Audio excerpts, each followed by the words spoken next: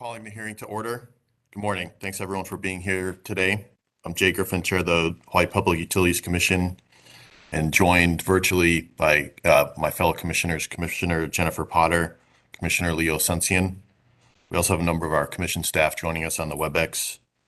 As we've noted in the past 2 days, this is an evidentiary hearing for the Public Utilities Commission docket number 2017-0122.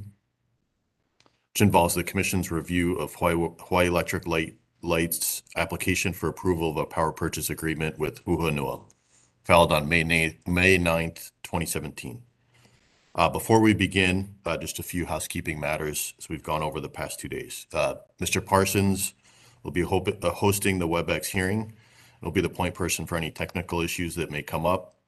In the event you encounter technical difficulties, please follow the instructions we've sent to the parties and participants titled Procedures for Addressing Technical Difficulties at Hearing. Again, to facilitate the timely start, we opened the WebEx at 8:30 this morning. Thank you all for being here. We'll continue to do the same. I will be taking breaks in the proceeding at the discretion of the presiding officer. Anticipate approximately 1 hour break starting at noon for lunch. And scheduled to adjourn approximately 4:30. That said, these times will be subject to the discretion of the presiding officer. As noted in the Commission's pre-hearing conference order, provisions set forth shall govern the hearing and post-hearing schedule. Commission's recording this hearing and making it publicly available on YouTube. It is critical for those listening via the live stream, as well as those who listen to the recording, to be able to hear clearly what each hearing participant is saying. Please speak slowly and clearly, and please respond to questions verbally so that the recording can capture your response. As we've said and reiterated both days, it's the Commission's strong preference to not close any portion of the evidentiary hearing, which would require us temporarily suspending the live stream on YouTube. Opportunity for redirect examination and recross shall be requested orally during the hearing and is subject to the presiding officer's discretion. With that, we will continue with the examination of Hu Honua's witness. John Miata, can you please identify yourself? I'm here. Do you solemnly swear or affirm that the testimony you're about to give will be the truth, the whole truth, and nothing but the truth? Yes, I do. Okay, let's proceed. Hawaii Electric Light is the first party for examination. Good morning, Chair, Commissioners, and members of the Commission staff.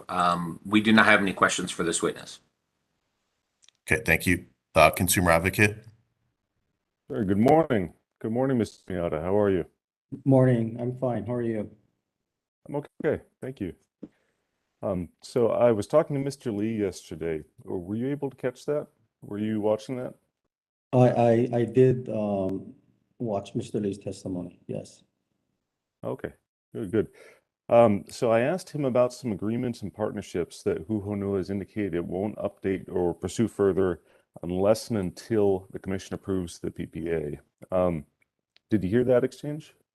Yeah, I don't believe that we won't Okay. do any negotiations until we have a valid PPA. It's more that when we do have discussions, the PPA, not having a PPA always comes up as a kind of like a roadblock, for lack of a better term, meaning that once we obtain a non-appealable PPA, we feel very strongly that we'll be able to acquire or at least extend, current agreements and actually obtain additional agreements for feedstock.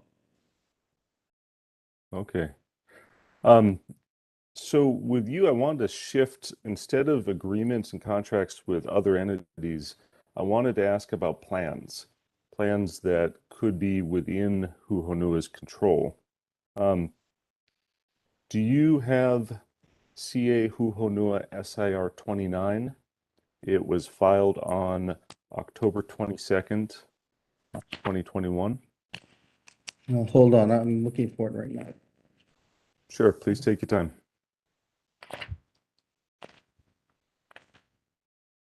Okay, I have it. Okay. Do you want to do you remember that response, or do you want to take a second to familiarize yourself with it? Could you ask the question first and then Sure. So I just wanted to clarify, is Hu Honua not going to draft a civiculture plan unless and until the commission approves the A&R PPA? Yeah, and yes, that's correct. And let me explain why. Until we get, an unappealable PPA, we, to be honest, we don't plan on going through the, um, I guess the exercise of developing, a silviculture plan, because a lot of it is gonna depend on, once we do get an unappealable PPA, then we'll go out and we'll have discussions, with the landowners. And based on that, once we get extensions and other agreements underway, then we'll come back and then structure and develop the silviculture plans. Because the silviculture plans are gonna be basically structured based on the, I guess, piece of property. Because it will matter where you plant, elevation, logistics on how do you get equipment there, et cetera. So, that's why we made that statement. It's not that we don't Okay. want to do one or we won't. We just, think that, we could do one, and then heaven forbid that we don't, have a non-appealable PPA. And again, a lot of it might be speculation in terms of which property we do first. We have to basically schedule it out and do what makes sense to us. Okay. This might be related, and please help me understand. If you can turn to Hu Honua's response to CA Hu Honua SIR 31A. It was in that same filing at the same date. It's 31A.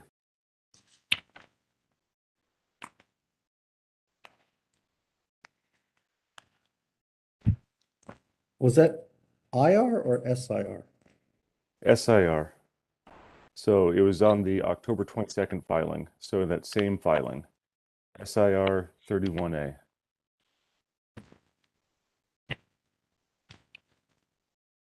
Okay, I have it. Okay. Again, I'll ask the question if you want to take some time to familiarize yourself with the previous response. Please go ahead. So is Hu Honua also not going to update the harvesting and replanting schedules unless and until the commission approves the PPA?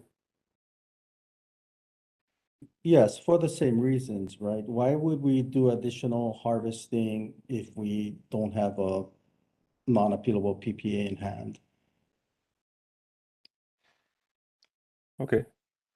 I want to turn to a response to an IR, and this one I'm actually co-counsel Julia Verbrugge is on today, and Julia, would you help screen share for that one, because that one actually might be a little hard to find. It was filed on October 21, 2021, but it is as an error, it's an unnumbered IR between 133 and 134, and that might be hard to find. So it's on numbered page 71 or page 75 of the PDF, or page 74. Okay, so I'm sorry, Council. Julia, would you please go? Can you please just clarify what IR number it is? It's unnumbered. It was by error, as you can see on the screen. It's between IRs 133 and 134. Okay, thank you. By error, it was unnumbered. Graciously, Hu Honua did respond. Julia, would you please go down to, I believe it's the top of page, I believe it's, yeah, right there. You can stop right there. So, Mr. Miata, if you see the second bullet point, conducted numerous discussions with a private landowner regarding Yes. approximately 6,000 to 7,000. Is that in reference to the same discussions with the landowner that Mr. Lee was discussing yesterday? Yes, it is. Okay, I just want to ask one clarifying question. To the extent that you can say, in those discussions, would replanting be allowed at this location? Yes. Let me clarify. So as Mr. Lee indicated, we're in discussions now or, in negotiations with them. And based on, I guess, there's requirement that we have a non-appealable PPA. They said initially, what we can do is give you, let's say, a 5-year license. And subject to performance, we'll be willing to negotiate a long-term lease. And would that affect replanting, the license versus the lease?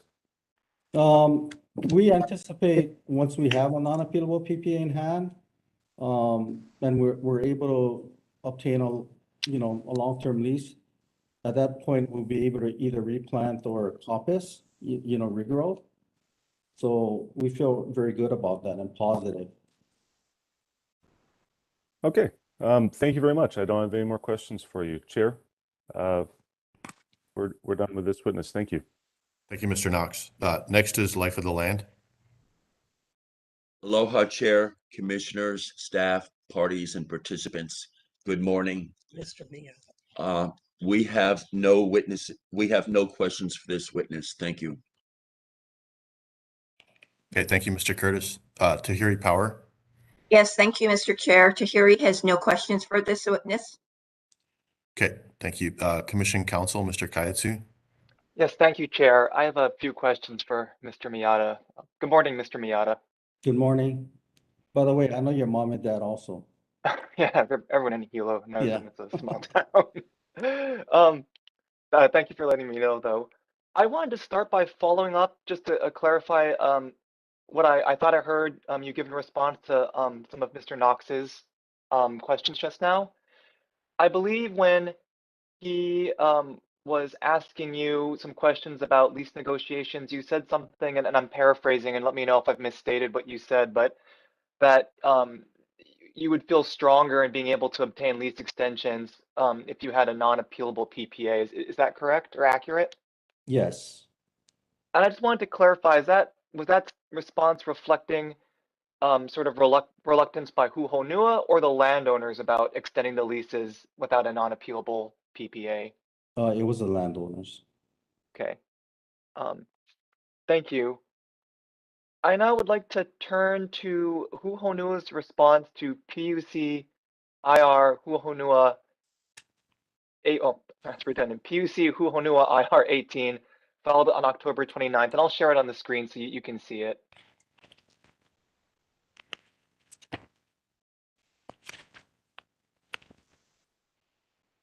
Do you see it on the screen? Yes. And I'm turning to subsection B in particular.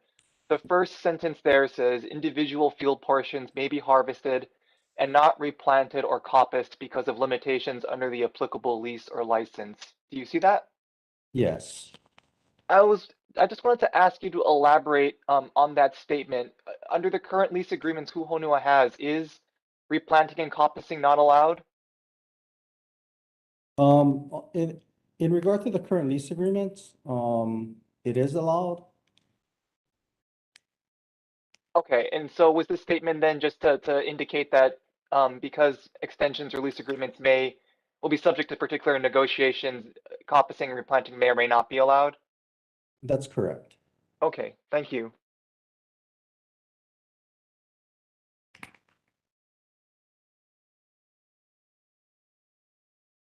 Jeremy, just give me a minute, please. Mr. Knox asked some of the questions I was going to go into, so I'm trying to streamline this for your benefit. I'd like to turn now to Hu Honua's response to PUC Hu Honua IR 48. And again, I'll bring that up in just a second for you all to see. This was filed on December 1st, 2021. What was the number, please? Oh, PUC Hu Honua IR 48.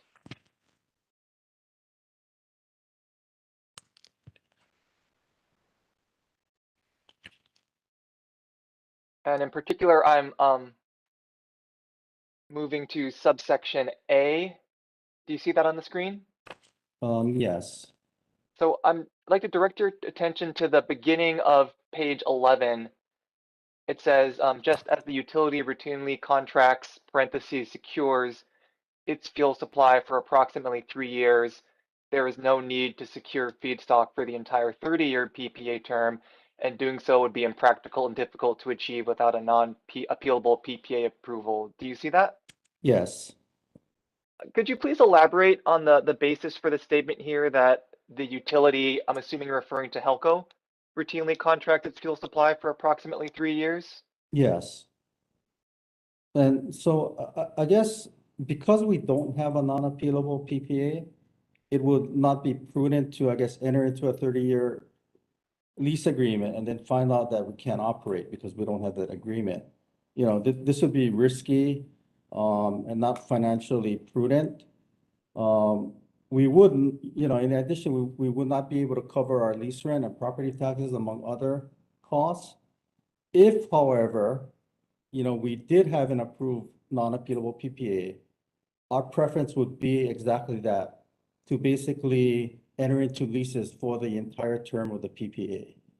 You know, but again, the distinction here is that if we had an approved PPA, so that we have assurances that we can recover our financial costs. I see, thank you. I'm going to stay on this one, but I'd like to move now to your answer to B here. In particular, the first sentence where it says Hu Honua could operate for approximately 9 years and 6 years with the feedstock levels it has, depending if it's at the Helco's production scenario or at Hu Honua's full committed dispatch. Do you see that? Yes. I just wanted to get some clarification.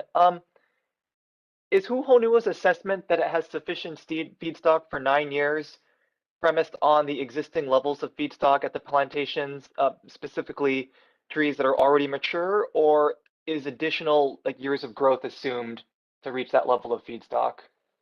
No, it's based on what we currently have. Okay.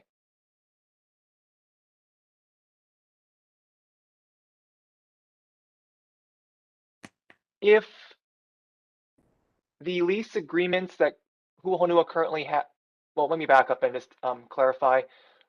You said you watched the cross-examination of Mr. Lee yesterday. Is that correct? Yes.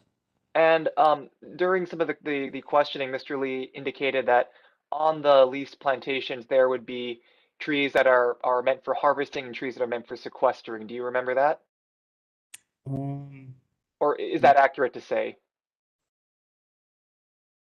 Sorry, could you repeat the question? Yeah, I think what I'm getting at is what I believe I heard Mr. Lee say yesterday, and what I believe I've seen in Hu Honua's response is on the plantation, there's a distinction between trees that are intended for harvesting for feedstock purposes and trees that are intended to trees that are intended to be designated for carbon sequestration purposes. Is that accurate?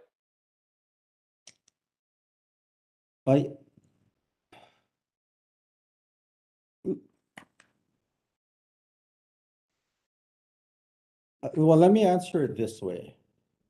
In regards to the plantations that we have, those trees are basically, I guess, grown for I guess, to be used as feedstock. But accordingly, they'll also be sequestering carbon. Okay, so if I'm understanding that response, on the current leased plantations Hu Honua has right now, the trees that are on there are currently sequestering carbon, but their ultimate intent is to be harvested for feedstock purposes. Is that correct? Yes, that's correct. Okay. All right, thank you for clarifying.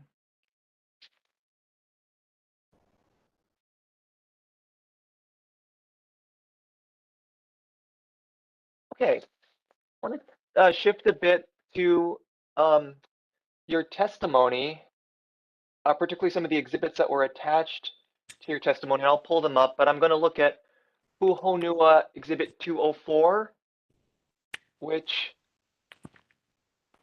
is, I'll share it in a minute.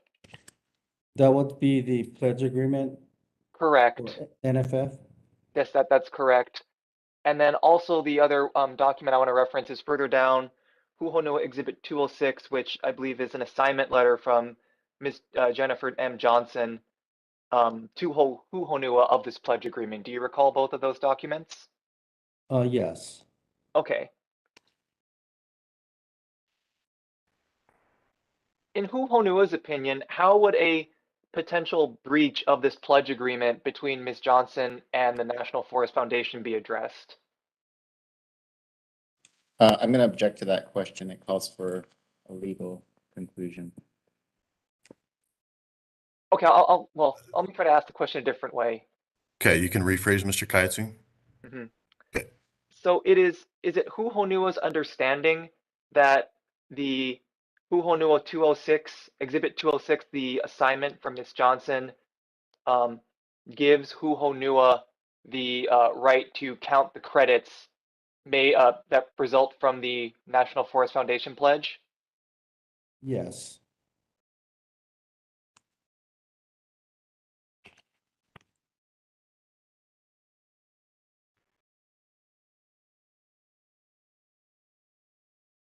Sorry, Mr. Chairman, I'm just thinking of this line of questioning in light of Mr. Yamamoto's objection.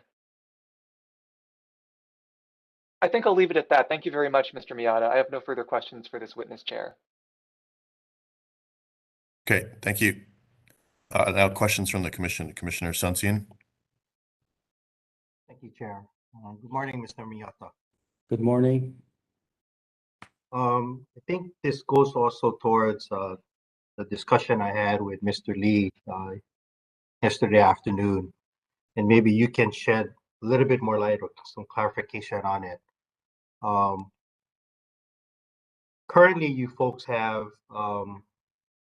as Mr. Kayatsu just recently showed, agreements with a number of entities in terms of the planting of trees. One with the National Forest Foundation. I believe you also have one with the Friends of Hawaii Volcanoes National Park, and others. I believe One Tree Planted agreement and the like. And I heard yesterday, right, the priority is basically planting more trees, right? Kind of like replacing what you folks harvest. Yeah, we plan to basically plant more trees than we harvest. I mean, that's our goal. And the priority, at least from what I heard, and maybe you can clarify, the priority is to plant at least on island first, and then, or at least within the state. That's correct. Correct? Okay. Yes. Has there been any thought of, right, obviously these agreements provide you folks with X amount of trees planted, which equates to some level of sequestration. Has there been any thought of other, say, forestry programs that you folks could get involved with? Yeah, actually, I'm not sure if Mr. Lee covered it. I think he did though, but we've been actively talking to some of the other, let's say, departments or divisions such as Dlnr in regard to the state's, 100 million tree goal of planting new trees. And we've actually had numerous discussions with them, to partner with them, and find out what kind of resources do we need to help them with seed germination. Is it financial backing? How can we go? And again, we've had several meetings throughout the last year or so with Mr. Masuda of Dlnr, to go over this. So yeah, we're definitely working on this along with other programs. Okay. And maybe let me get to the offset, right? The purchasing of offset carbon credits, I assume. And I know Mr. Lee said, right, that would be sort of like the last, lower down on the priority list, right? Yes. Plant the trees first. Any other related type of programs, especially in state, on island or in state. And then if you needed to, right, if for whatever reason you would look for carbon offset, to purchase those offsets. Has there been any thought of, doing that upfront, versus waiting until you do the inventory, right, and then figuring out whether you need to do it or not? I mean, has that ever been at least discussed, among you folks? Yeah,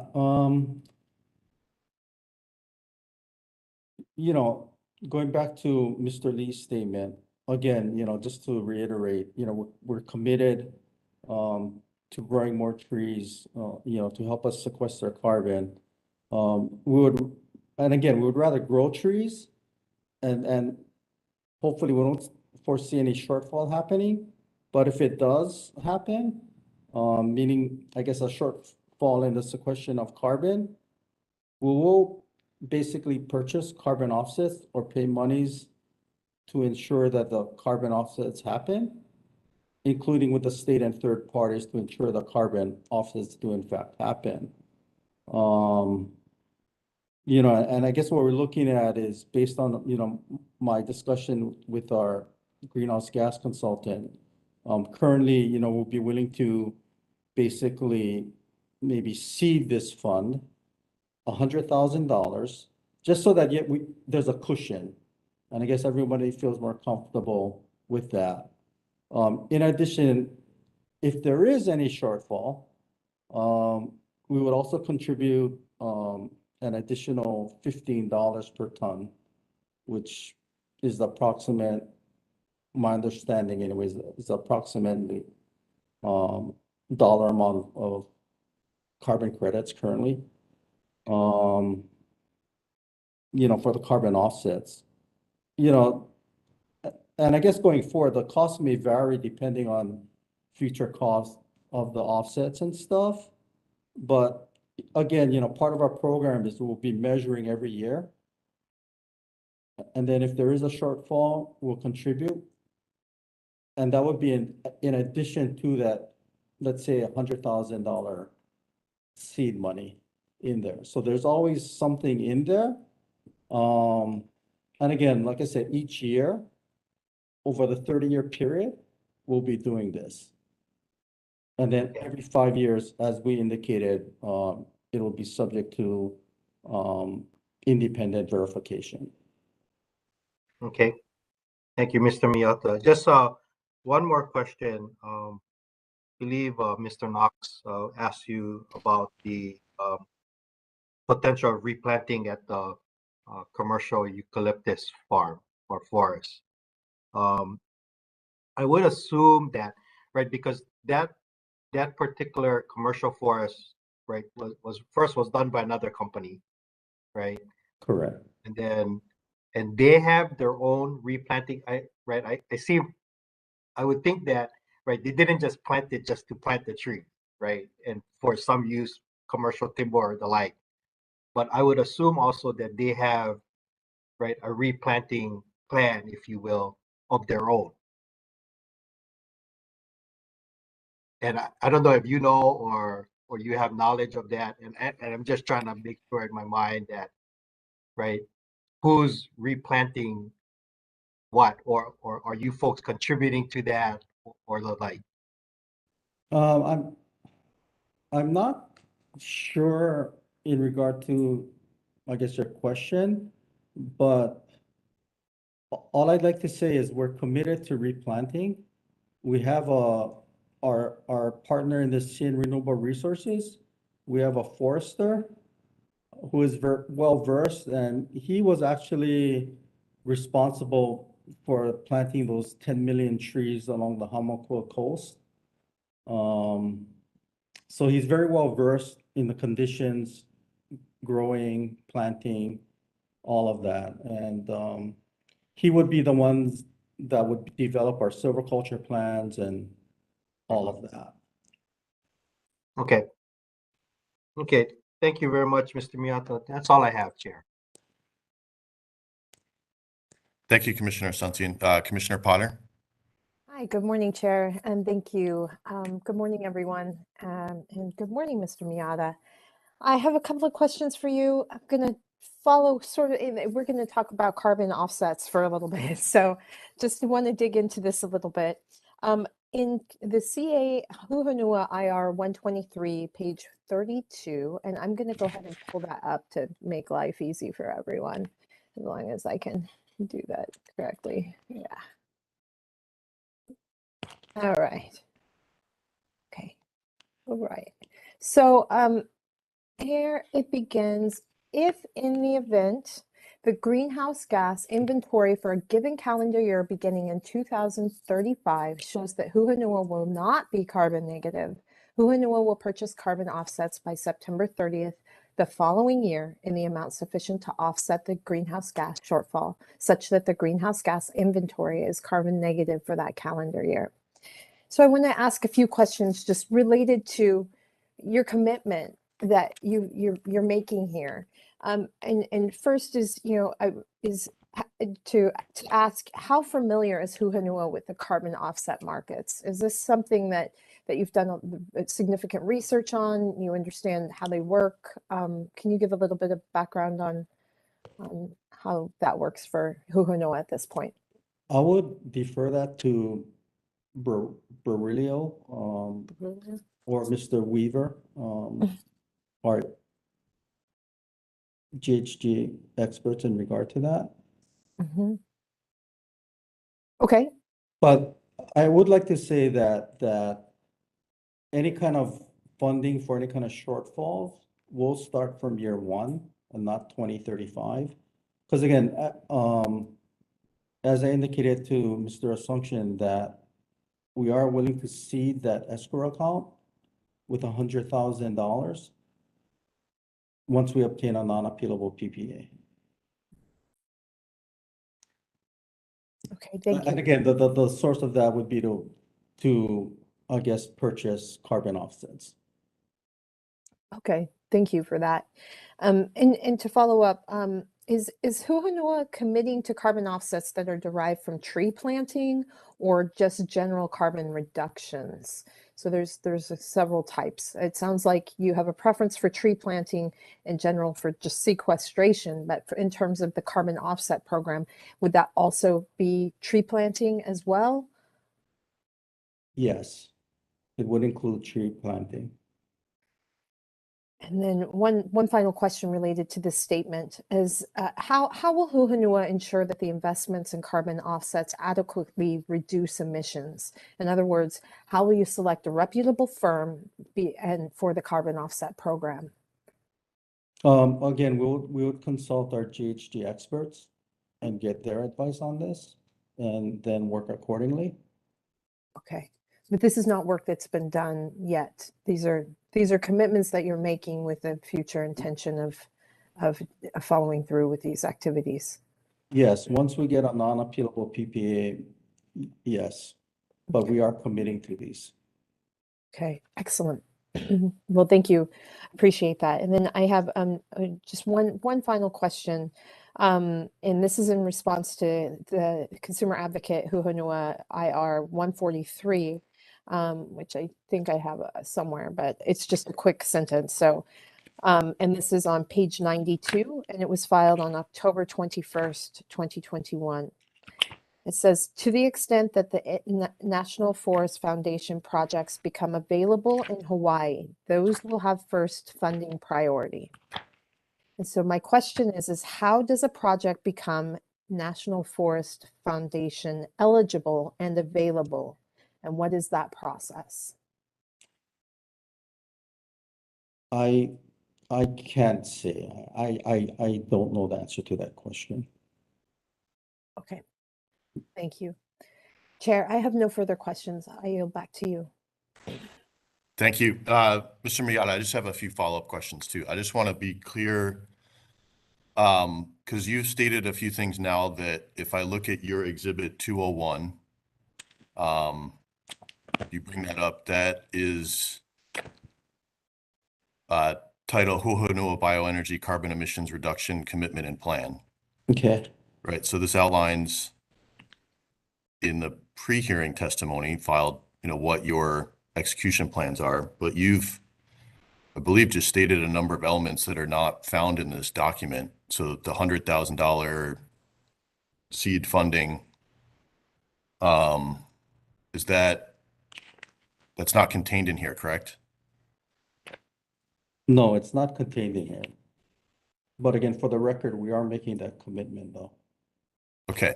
And that's intended to cover any potential shortfall in your carbon reduction commitments. That's what you're saying.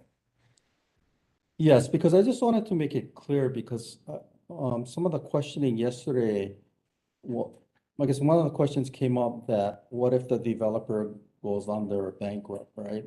What is the mechanism to ensure that there's funding to either purchase or, provide for the carbon offsets? So I just wanted to make it clear, this is our commitment for that vehicle.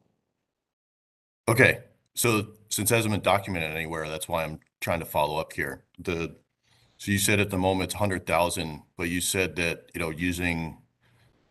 you're kind of using $15 a ton as a benchmark for the carbon reduction offsets. Is that correct? Currently, that's correct. Okay. So my math on the spot here, because I didn't have a chance to do it before, was that accounts for 6,666 tons, which is about a fifth of your commitment. Could Is you that- repeat that? I'm sorry. So $100,000 divided by 15, 6,666. Your commitment over the lifetime is 30,000 tons, correct? Or by the end of the term. Yes, So why, that's correct. But again, what we said was that that's just seed money, right? So when we do the annual accounting, any additional deficit, right, will provide for going forward. Again, if it's 10 tons that we have to provide for, 10 times 15, then we'll add that into the fund above the 100,000. So again, the 100,000 is just seed money, but each year, if there are deficits, it's just be cumulative, right? okay. There was no thought about trying to cover the whole amount from the outset.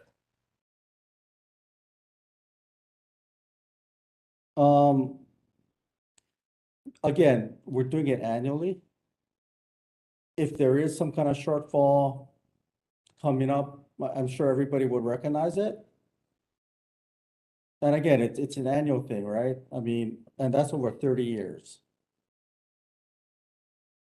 Okay, just to follow up, because you discussed the I believe it's commitment or strategy number 5 here with Dlnr. Use of invasive species as feedstock and partnering on reforestation efforts. Talks about an MOU. I think in your discussions, you said there have been, a number of discussions with Dlnr, but just want to confirm still that there's nothing signed yet, nothing concrete that the commission could review. No, I think in the agreement, if I look at it, it says with the state. And I believe the MOU was with Ed Sniffen of Department of Transportation. I'm talking about the one in your commitment here with Dlnr, it says. Sorry, but what are you referring to? Sorry, no, it's page 2, number 5.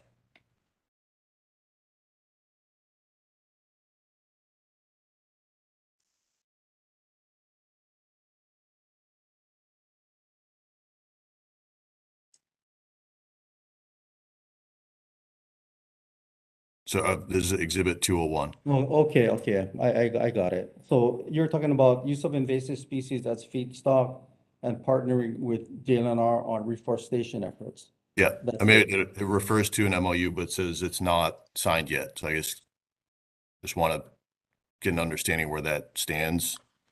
Yeah, we're still having ongoing discussions with them.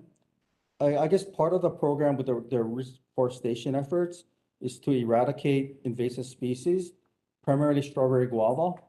And then so what we did in regard to that, and totally outside of the agreement, we partnered with Hawaii Forestry Industry on Hawaii Island, and currently what they're doing is they're doing strawberry eradication testing and trials, in regard to that. But we are, nothing concrete yet, but we do have ongoing discussions with them to start some kind of program.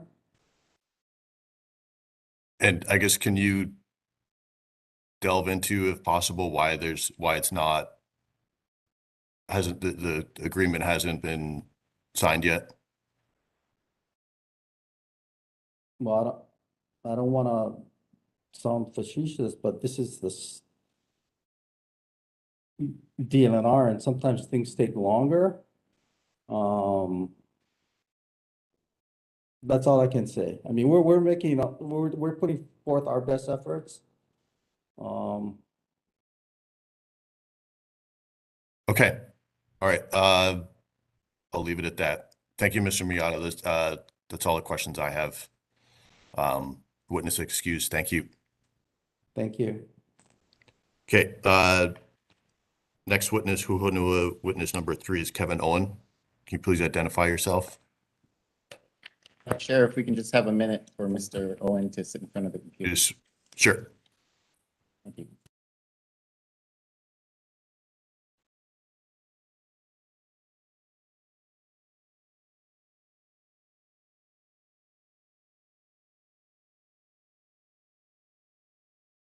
Mr. Yamo, why don't we take let's call it a 5-minute break. You guys can switch and get set up. Is that okay? Yes, Chair. Thank you. Sure. Let's call it 9:42. Let's reconvene here at 9:50. Okay, calling recess.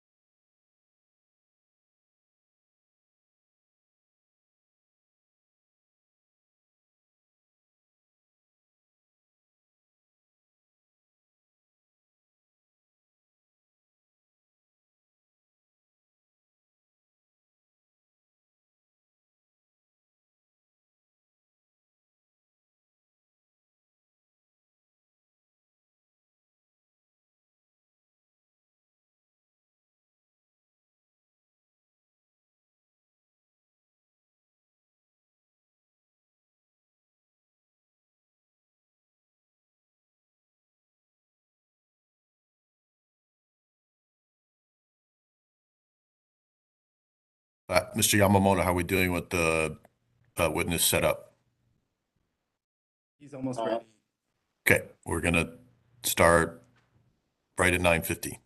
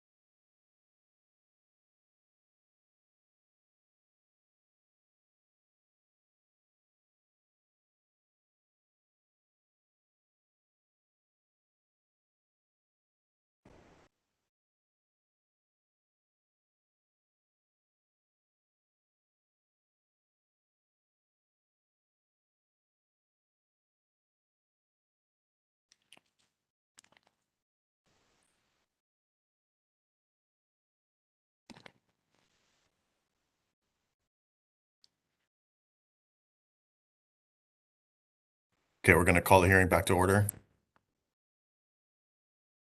Okay, thank you. Will Kevin Owen please identify himself? Present. Thank you. Do you solemnly swear or affirm that the testimony you're about to give will be the truth, the whole truth, and nothing but the truth? I do. Okay, first up is Hawaii Electric Light. Thank you, Chair. We have no questions of this witness. Okay, thank you. Consumer Advocate.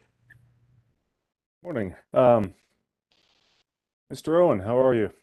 Good, good. A couple of follow on Mr. Lee yesterday. Mr. Knox, you were breaking up there for first part. Oh, thank you. Thank you, Chair. Mr. Owen, can you hear me clearly now? Yes, I can. Okay, thank you. I just wanted to follow up. Mr. Lee yesterday indicated that you might be the best person to ask about the technical specs for the facility. May I ask you about some of the technical specifications for the facility? Sure. Sure.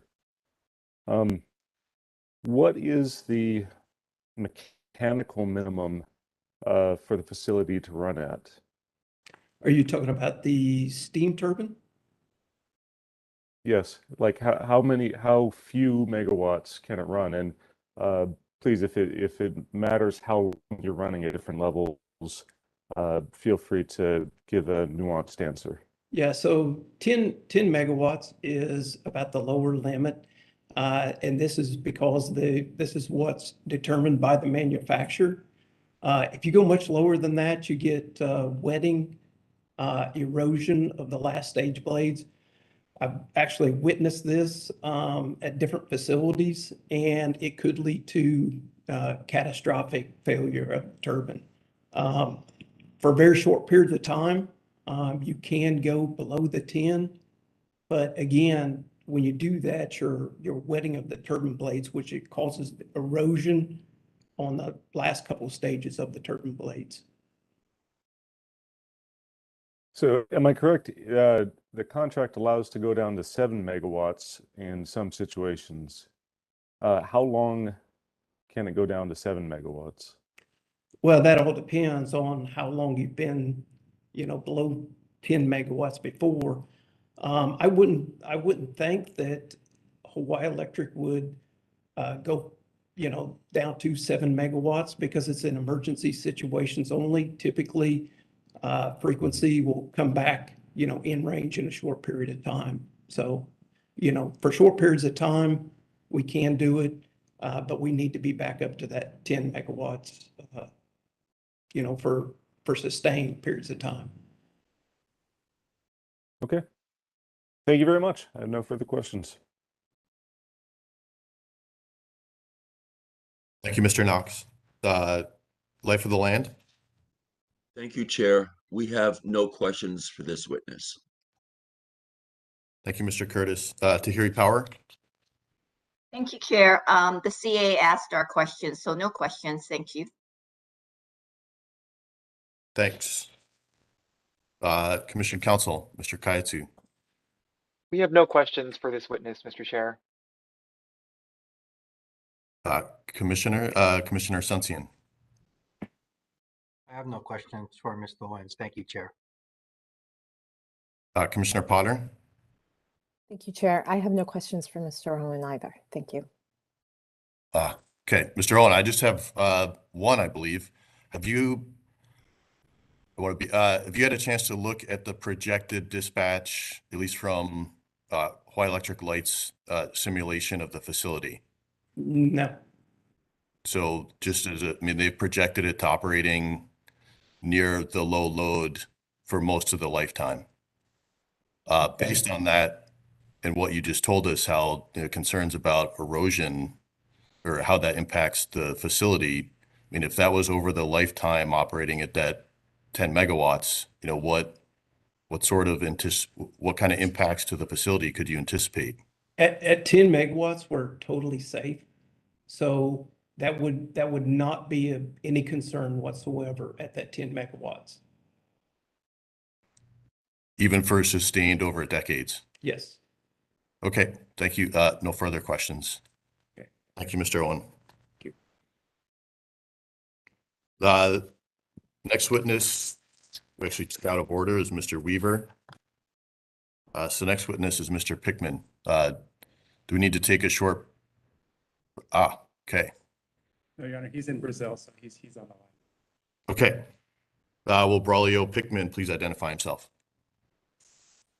And please correct me if I misstated your first name. Oh, I think you're on mute, Mr. Pickman. Yeah, you did it perfectly. That's fine. Okay, thank you. Do you solemnly swear or affirm that the testimony you're about to give will be the truth, the whole truth, and nothing but the truth? I do. Okay, thank you. Begin the cross-examination with Hawaii Electric Light. Thank you, Chair. No questions for this witness. Consumer Advocate. Good morning, Mr. Pickman. How are you? Good morning. Good morning. Morning. Based on my discussion with Mr. Lee, I understand that Hu Honua has been engaging in discussions with Dlnr regarding some managed forests. Can you confirm the type of tree that will be harvested from Dlnr managed land? No, I heard it's most. You heard it's most? Mostly strawberry guava. Is that correct? And is that the only sort of tree expected to be harvested? We don't have information on the specific deals that Hu Honua is discussing with partners. So our work is related to the methodology for calculate greenhouse gas emissions. It is related to the frameworks that were that served as a basis to make these calculations, and how to determine the sequestration, the verification activities, the offsetting activities. So it's more on the technical and methodological side, and less on the actual negotiations and activities that are being conducted.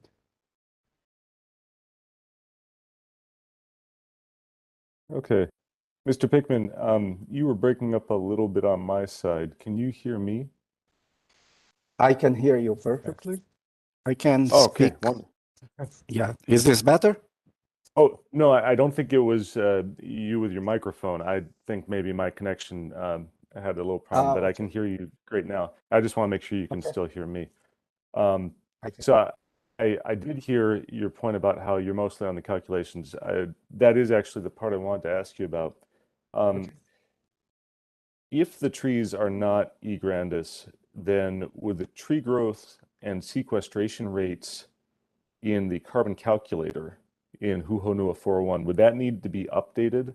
Would those calculations need to be updated? Yeah. So the calculations were based on actual numbers from a technical paper, peer-reviewed paper published by Mr. Reeves. I believe it was mentioned in one of the previous testimonies. And the factors that we use, like moisture content, the carbon content, it's all for grandis. But This is an Excel spreadsheet, and it's easily updated in case different types of trees are used. And the calculations, they are a model that is an ex-ante estimation of what's going to happen in the future. And that's why there is this requirement. It's something that we recommended and Hu Honua has accepted to measure the amount of trees and the content of carbon periodically. So the inventory, the annual inventory that will be conducted with external verification every 5 years will serve to replace the numbers that were estimated ex ante. But the calculations, they can be replicated with any different species, and the adjustments, they need to be based on values that are like the ones we used, peer reviewed and acceptable internationally and so on. Okay. When would Hu Honua and ERM update the carbon calculator? Would that be only if and after a commission decision on the application is made? I believe, or would as that be far, before? it depends. I think if you need to update, if anything changes, because right now, as you could see in the previous testimonies, there are lots of uncertainties, things that cannot be defined before the final decision. So, but as soon as you have an alternative scenario with good quality data, we can run the calculations in a different way.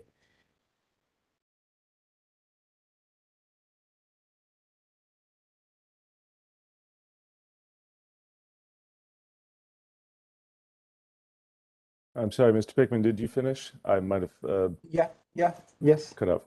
Okay. All right. Thank you. That's all my questions for now. Have a good day. Thank you. Thank you, Mr. Knox. Life of the land. Thank you, Chair. We have no questions for this witness. Okay, thank you. Tahiri Power. Thank you, Chair. We have no questions for this witness. Commission Counsel, Mr. Kayatsu. Thank you, Chair. We have no questions for this witness. Commissioner Sunsian. I have no questions for Mr. Pickman. Thank you, Chair. Commissioner Potter. Thank you, Chair. I'm just going to follow up from my question with Mr. Miata. Thank you. I asked him I asked him how familiar Hu Honua is with the carbon offset program, and how a reputable program would be, or firm, I guess, would be selected for the carbon offset program. Okay, so first of all, just to restate that there is no certainty that carbon offsets will be required. This is one last resort in case plantations, they do not work well. So there are many steps that come before of it. In terms of carbon offsets, I believe ERM has been advising Hu Honua. We have extensive experience with that, and we have been working with all the reputable systems. I can cite some for you. The Verast system, which is based in Washington, D.C., the gold standard that's based in Cape Town in South Africa. I personally participate on the Clean Development Mechanism that is now over and will be replaced by a new United Nations mechanism. I am a member of the methodologies panel. The tools that we use to calculate greenhouse gas emissions and removals of these projects, they are based in this UN mechanism. There is the American Carbon Registry, the California Air Resources Board.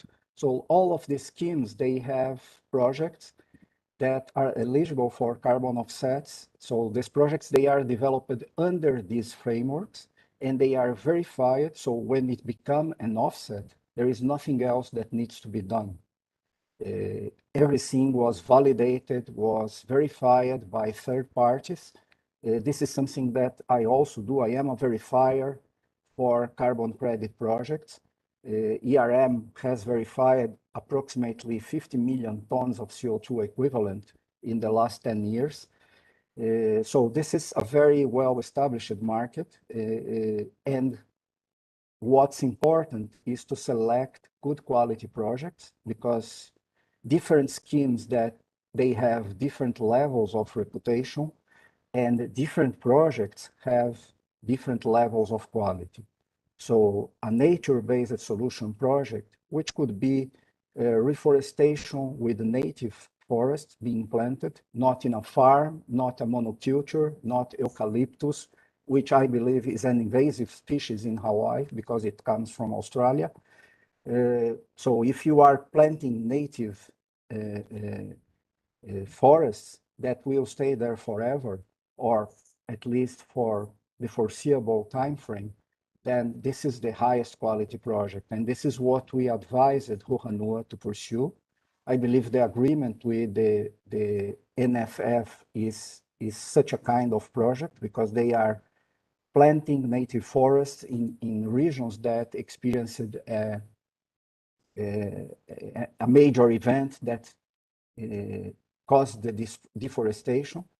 And those kind of projects, they are probably the most expensive ones, but these are the ones that we are advising Hu Honua to pursue, because then you are actually delivering something that will be permanent. It's not a commercial plantation that will be cut anyhow at any point in time, because the farmer needs to survive. So he needs to make money out of that biomass. And that's the best quality kind of offset that you can offer to compensate for the emissions that will be happening in case they happen. So these trading schemes, they are, with the exception of the United Nations schemes that is in a transition phase from the clean development mechanism to the new trading mechanism that UN will implement. All the others are operational, and most of them are focusing on nature-based solutions as opportunities for projects. So this is what we advised Hu Honua to pursue in case of need. Thank you. I appreciate your response. Okay. I have no further questions, Chair. I yield back to you. Thank you, Commissioner. Mr. Pickman, I have no further questions as well. So thank you for your time. You're excused. Okay, thank you. Okay. Next is Hu Honua Witness 6, Joshua Pearson. Speaking. Hi, Mr. Pearson. Do you solemnly swear or affirm that the testimony you're about to give will be the truth, the whole truth, and nothing but the truth? I do. Okay, thank you. We'll start with Hawaii Electric Light. Thank you, Chair. No questions for this witness. Okay, thank you. Consumer Advocate, Mr. Knox. Thank you, Chair. We have no questions for this witness at this time. Life of the Land. Thank you, Chair. We have no questions for this witness. Mahalo. Mahalo. Tahiri Power. Thank you, Chair. We have no questions for this witness. Okay. Commission Counsel, Mr. Kayatsu. Thank you, Mr. Chair. We have no questions for this witness. Okay. Commissioner Asuncion. Chair, I have no questions for Mr. Pearson. Thank you. Commissioner Potter. Thank you, Chair. I have no questions for this witness. Okay. Mr. Pearson, I have no questions as well. So thank you for your time. Okay.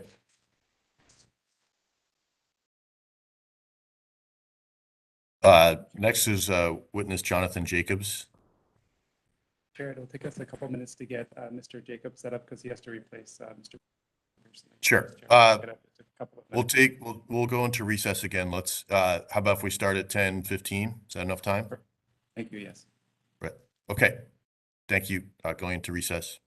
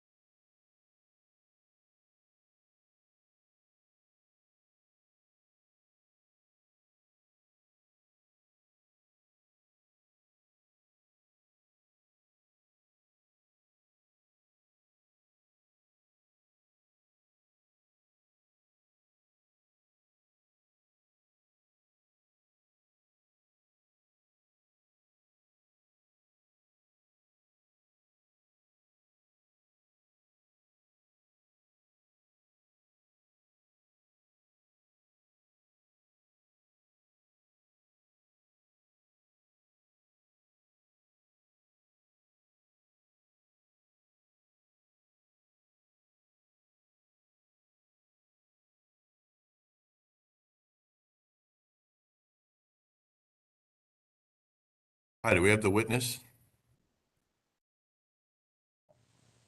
Yes, Chair. Okay, just one second. Let's. Okay. Calling the hearing back to order. Will Jonathan Jacobs please identify himself?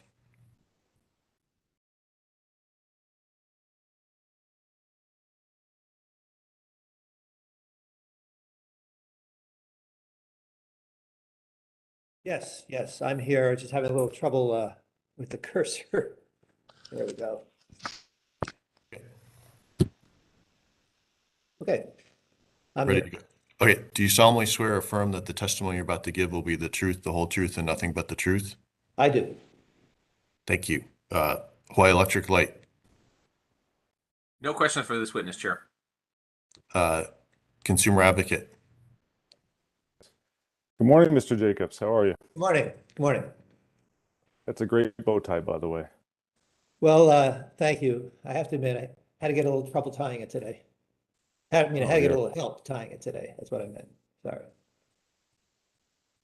I just wanted to confirm. So, are you the primary author and sponsor of Exhibit Hu Honua 701? Yes, I am. Okay. When you were putting that together, did you take Hawaii Electric Light's grid operations policies and system operations and dispatch policies into account when modeling the Hu Honua facility on the grid, especially in terms of dispatch?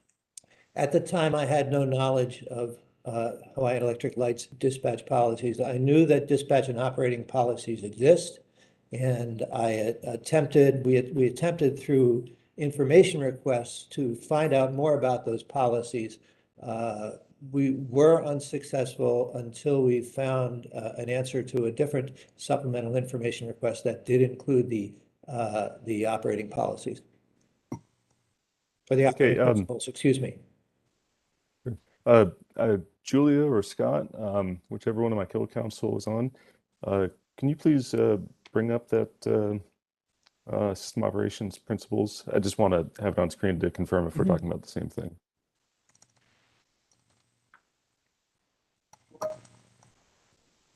That is it. That is it. Okay. Yes. I just As wanted you to. see, that didn't, well, I take it back. That came out, I think, in a different SIR, which referenced this SIR from a separate docket. Yeah, that's how I found it too. Did you have experience running a production simulation model?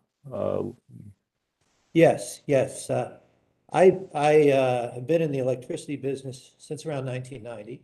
I started out at Pacific Gas and Electric, where I worked on a medium-term hydrothermal optimization system. As part of that, I had to calibrate the system to PG&E's ProSim production simulation model, and then I had to develop a simpler version of the model for use in the midterm hydrothermal optimization system. I continued working in the area of operations planning at Pacific Gas and Electric. I later became the director of market and financial modeling for an unregulated subsidiary, PG&E Energy Services. And in both cases, I had to deal with production simulation modeling, whether it be ProSim, or whether it be ProMod or ProSim or other pieces of modeling software. Since that time, since the year 2000, I have been a consultant with PA Consulting Group.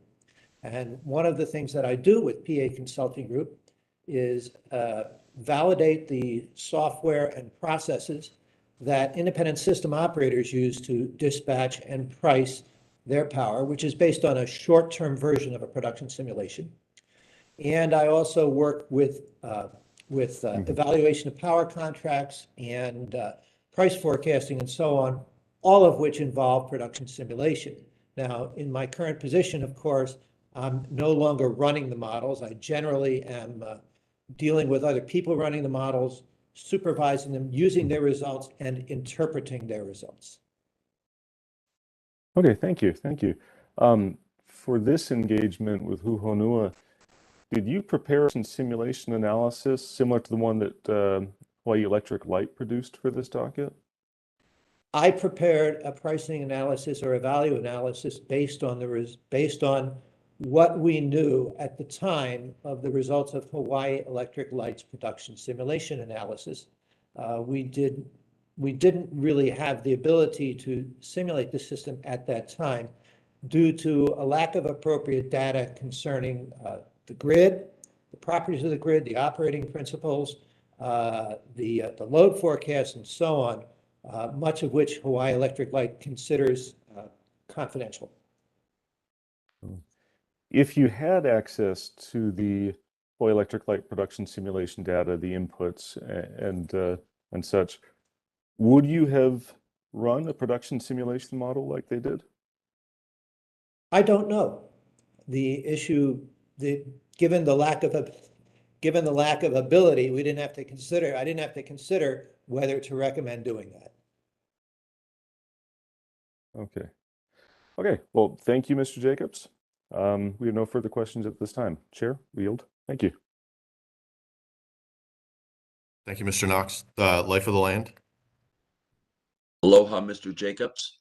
Aloha. Chair, aloha. And I like your tie also. Well, thank you. Mr. Chair, we have no questions for this witness. Okay, thank you. Tahiri Power. Thank you, Mr. Chair. Tahiri has no questions for this witness. Thank you. Commission Counsel. I just have a very brief follow-up question for this witness. Good afternoon or good morning, Dr. Jacobs. I just want to follow up on what I think I understand you said in response to the consumer advocate's questioning just now. So as I understand it, the consumer advocate was referring to Hu Honua Exhibit 701 that was attached to your testimony. Is that correct? That is correct. And you said you based it, I guess, on the data you had available at the time, which you later found was not necessarily aligned with Helco's operational practices. Is that correct? I based it on the data which I had available at the time. As I learned by listening to Mr. Yuentin's test cross-examination, at least one of the key operations practice is not modeled in the production simulation model. That by itself, that's not what I would call a defect in the production simulation model, because it's always important to consider with any model what you are using it for, what approximations are important, and what you should be relying on from the numbers of that model. All right, thank you. Based on the information that you now know at the present time, would you have made any changes to the modeling you ran?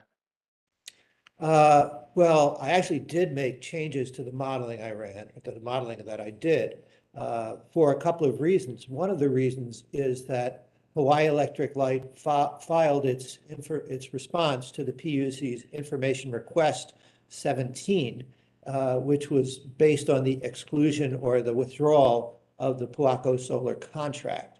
So I changed to incorporate the dispatch that they reported from that. In addition, when I prepared the testimony, I knew that Hawaii Electric Light had a simulation that produced 2,686 megawatt hours of energy from Hu Honua over 30 years. But I had no idea what the annual pattern of that production was. And I had to assume it was uniform each year because they didn't supply that information until they filed their testimony. When we got Information Request 17, when we got the response to PUC Healthco IR 17, that included the annual generation from Hu Honua under the Puako out assumptions, and I was therefore able to look at the annual pattern of costs in a much better way. Thank you for clarifying that, Dr. Jacobs. I have no further questions, Your Honor. Thank you, Mr. Kaitsu. Questions from the commission, Commissioner Sunsian. Chair, I have no questions for Mr. Jacobs. Thank you. Thanks. Commissioner Potter. Thank you, Chair. I have no questions for this witness. Okay, Mr. Jacobs, I have no questions as well. Thank you very much. You're excused. Thank you. Do we need to take another break to set up the next witness? Just a couple minutes, 3 minutes. Sure. How about 10:30? Okay, thank you, Chair. Thank you. All right, we'll go into recess till 10:30.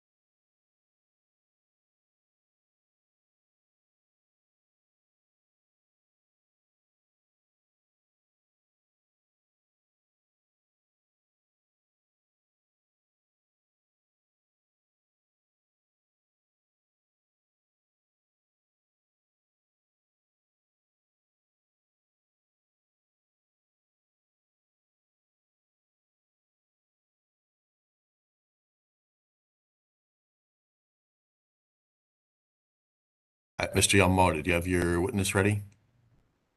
Yes. Okay, we'll start up in a minute. Thank you.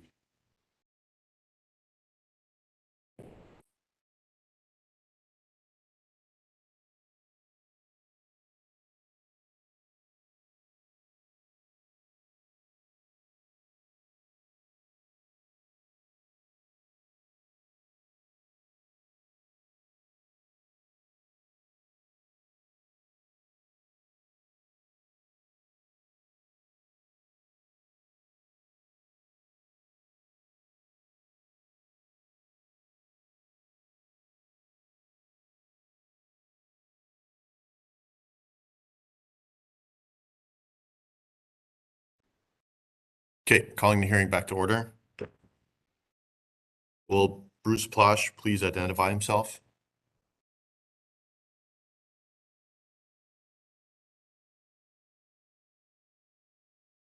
Hi, this is Bruce. Hi.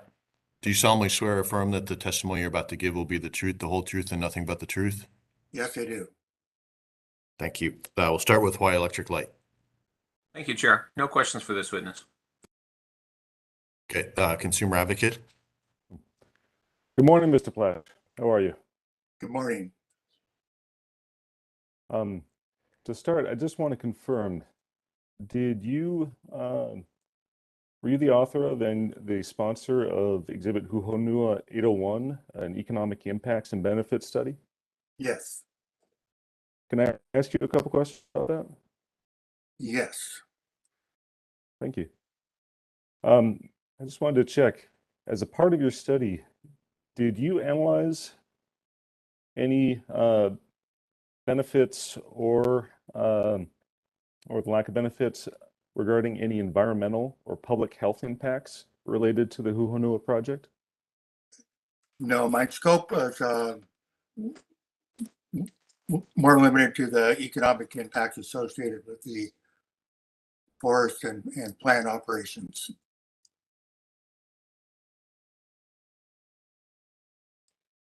I'm sorry, I had trouble just a second. Could you please repeat that?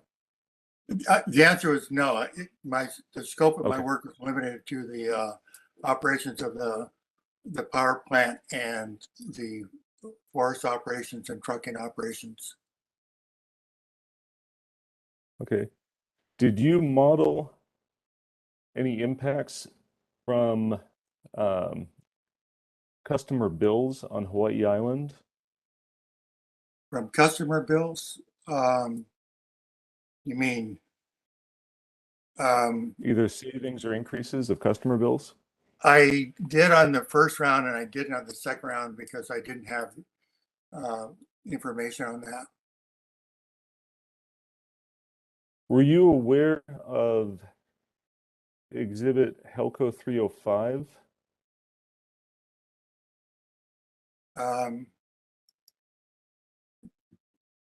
Hold on a second. I'm not sure which exhibit that is. Sure, I believe that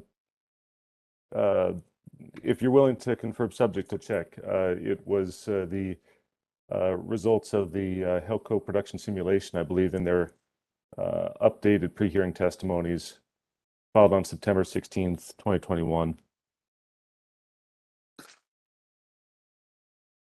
I don't think so. Okay. Can you Okay, clarify so that? You know, sure, the eco I was just simulation. checking. Yeah, I was just checking. Were you aware of the results from the updated production simulation that Helco did? Well, I know that there's a change in the dispatch, average dispatch from 11.7 to 11.8 dispatch. Is that what you're referring to? Because of glucose solar being dropped out? No, I was actually more focused on results a few steps further having to do with projected customer bill increases on Hawaii Island and how that might have affected your model for economic impacts on Hawaii Island. I did not have access to that when I did my analysis. Okay, if you had, would you have incorporated that? I probably would have, yes. Okay, and how do you think that would have affected your results? I think based upon what I know now from some of the testimony from Hawaiian Electric, from Helco, I think I would have asked quite a few questions about their price assumptions because the operations of the Hawaiian Electric system and the impact on consumer billing and consumer savings will depend heavily on the price of oil. And what I mean by that is when the price of oil is low and based upon economic dispatch, as described by Helco, it's going to be less expensive for Helco to import oil and generate electricity by burning oil or diesel fuel, and to run Hu Honua, our purchase power from Hu Honua at the minimum dispatch. And that would mean that there would be a negative consumer savings, in other words, a higher bill than would otherwise be the case. With the price of oil that is much higher, as the price of oil starts going up, you reach a point, a threshold point where everything reverses, and it makes it so it's cheaper for Helco to purchase power or electricity from Hu Honua and at the maximum extent possible. So it'd be an abrupt switch and burn less fuel oil or diesel oil to generate power using the Helco generators. At that point, the bill would be less than it would otherwise be, and there'd be consumer savings. And the amount of the consumer savings could be quite large depending on the price of oil. I was a bit surprised when I heard Helco testify that they only had one assumption or one projection for the price assumptions. And I think it would have made much more sense to run a number of scenarios to find out where the price would cause a switch, so that you go from a low dispatch to a high dispatch with Hu Honua and affect the consumer savings. And especially, there is a major change in energy policy between the last administration to the current administration. The last administration put less emphasis on global warming and more emphasis on maximizing production of oil and gas. The current administration is far more concerned with global warming and de-emphasizing production of oil and gas. That's clearly affected prices. What's happening in Europe is affecting prices. So I think it would make a lot of sense to rerun the simulation models using updated price projections and run a scenario of, a number of scenarios on different prices, and try and determine whether, the magnitude of consumer savings, plus or negative under various scenarios. Mr. Plash, just two things occurred to me that I wanted to clarify to see if I understand. Now, Hawaii Electric Light has an RPS whereby by 2045, it needs to hit 100% renewable energy. And so will be, in order to comply with that, burning less and less oil over time. So would the price of oil in the later years, and noting the 30-year contract would go past that 2045 point, would the price of oil actually affect, in your view, things like dispatch of the facility as much in the later years? I think it depends on their system. As I recall from Helco's testimony, they plan to do, excuse me, I have to put this on mute. If my understanding is correct, they plan to burn biodiesel fuel, and I think that's probably going to track the price of oil. And if you notice in their exhibit the price of diesel oil in the later years was 75% higher than the price of oil. So I think the answer is the price of oil will make a big difference. Okay. Well, for especially the earlier years, I just wanted to check. You talked about customer savings relative to an alternative. So in the scenario you were talking about where the price of oil and oil foundation goes, I think I followed about how a bill more based off of increased Hu Honua dispatch might be relatively lower, but in absolute terms, Can I interrupt you? wouldn't that just be comparing?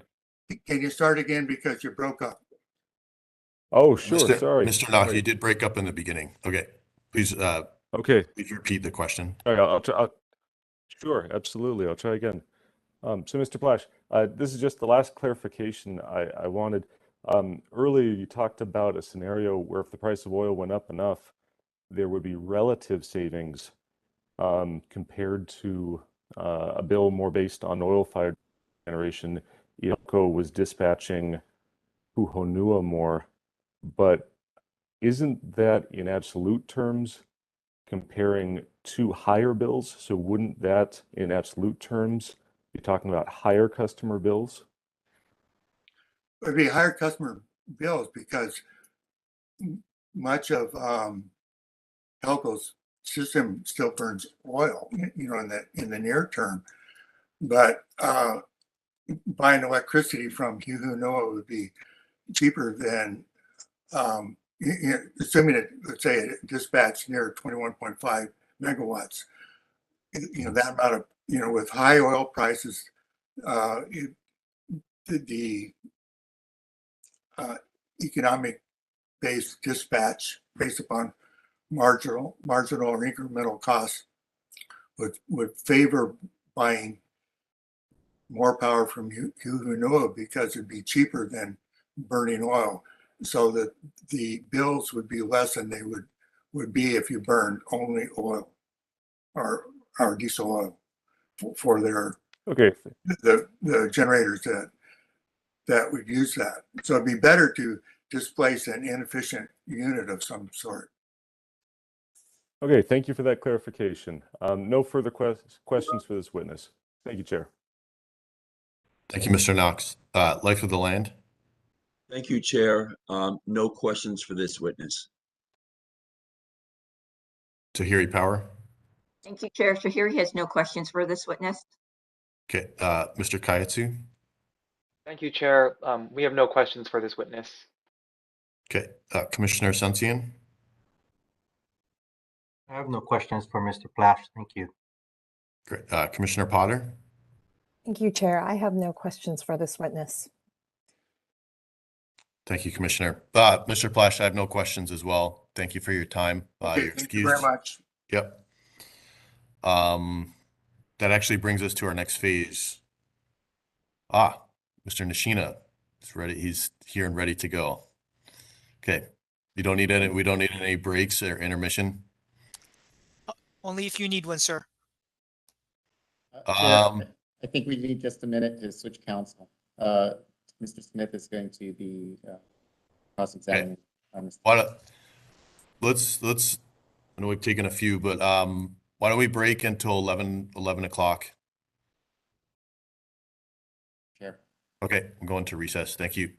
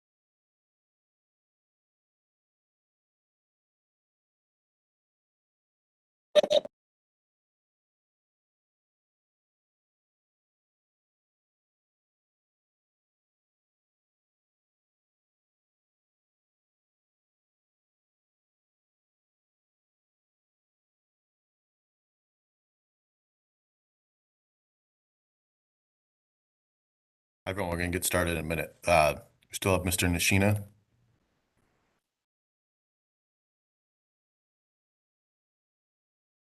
Good morning, Chair. Morning. Okay, calling the hearing to order. Will Dean Nishina please identify himself? Good morning, Chair. This is Dean Nishina with the Division of Consumer Advocacy. Do you solemnly swear or affirm that the testimony you're about to give will be the truth, the whole truth, and nothing but the truth? I do. Thank you. We can begin with Hawaii Electric Light. Thank you, Chair. Good morning, Mr. Nishina. Good morning, Mr. Stewart. Thank you. In your testimony, which was filed as CA ST-1, starting on page 14, you discuss Hu Honua's request for preferential rates under the Hawaii Revised Statutes Section 269-27.3 and discuss whether it's a valid request, correct? Yes. And in your testimony, you cite to a decision issued by the Commission in the Energia docket, which was decision and order number 33945, issued in docket number 2015-0324, correct? Yes. Okay. And you would agree that the Commission's decision had already been issued prior to the request for preferential rates submitted by Hu Honua in this docket? In 2017-0122, yes. And to your knowledge, since the Commission's decision in the Energia docket, has there been any material change to the terms of HRS 269-27.3? Not to my knowledge. Okay. What about any material change to any administrative rules relating to that statute? I am unaware of the Commission adopting any rules as it relates to that particular statute. What about any subsequent decision of the Commission amending or revising the terms of the decision and order issued in that docket? Are you aware of any such decision? I am unaware of any decision that amended that particular decision and order. On page 15, you cite to the guidance that the Commission offered in that decision and order.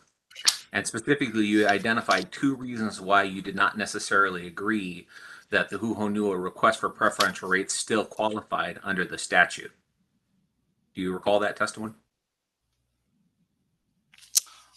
Yes, actually, I think I cited the Commission's guidance starting on page 14, continues through page 15, and as you state, I offered two reasons why I had questions or concerns with the request for preferential rates in this proceeding. Okay, and one of those concerns had to do with the contribution to the RPS, and another one had to do with the project schedule, correct? Yes. Yeah. Regarding the RPS contribution, your concern was that it had not been updated since the 2017 request. Is that correct? Yes, that's in the testimony. Okay. And you would agree that the RPS contributions or the anticipated RPS contributions of the Hu Honua project have been updated in the testimony of Christopher Lau, submitted as Helco T2? Yes. Okay. Regarding the project schedule, you're not testifying or arguing that there was no project schedule submitted at the time of the request for preferential rates. Is that correct? Yes, I think my testimony clarifies that the schedule that was offered earlier in this proceeding may need to be updated.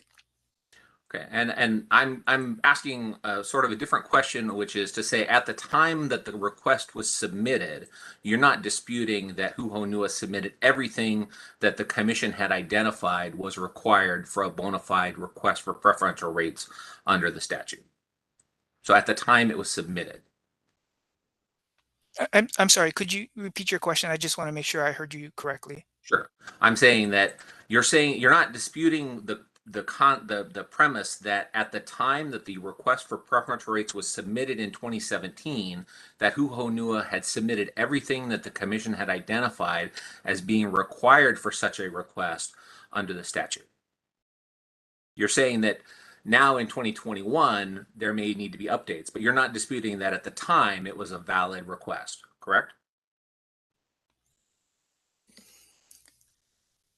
If I understand your question, my testimony is not disputing that it was a valid request. My testimony did point out that there may need to be updates, as well as there may need to be additional information to be provided to allow the commission to make an informed decision, so that there would be a good precedent as it relates to if the commission were to decide to grant the request for preferential rates, as this would be the first instance that such a request would be granted. Okay, thank you. Next, I'd like to discuss the rest of your testimony regarding the preferential rate statute. You would agree that in the Energia docket, the commission interpreted the preferential rate statute, including the legislative history, and determined that there was a de minimis agricultural connection was all that was required to be a bona fide request for preferential rates, correct? That is my general recollection, yes. Okay. So in your testimony, you then state that you are requesting that the commission change the law or change an interpretation regarding the level of agricultural connection that's required to be a bona fide request for preferential rates, correct? Chair, objection. I'm sorry, could you might be mischaracterizing. I can, Mr. Knox, can you please restate your objection? I think Mr. Stewart might be mischaracterizing Mr. Nishina's testimony a little bit. Mr. Stewart, can you point to the citation that supports your question?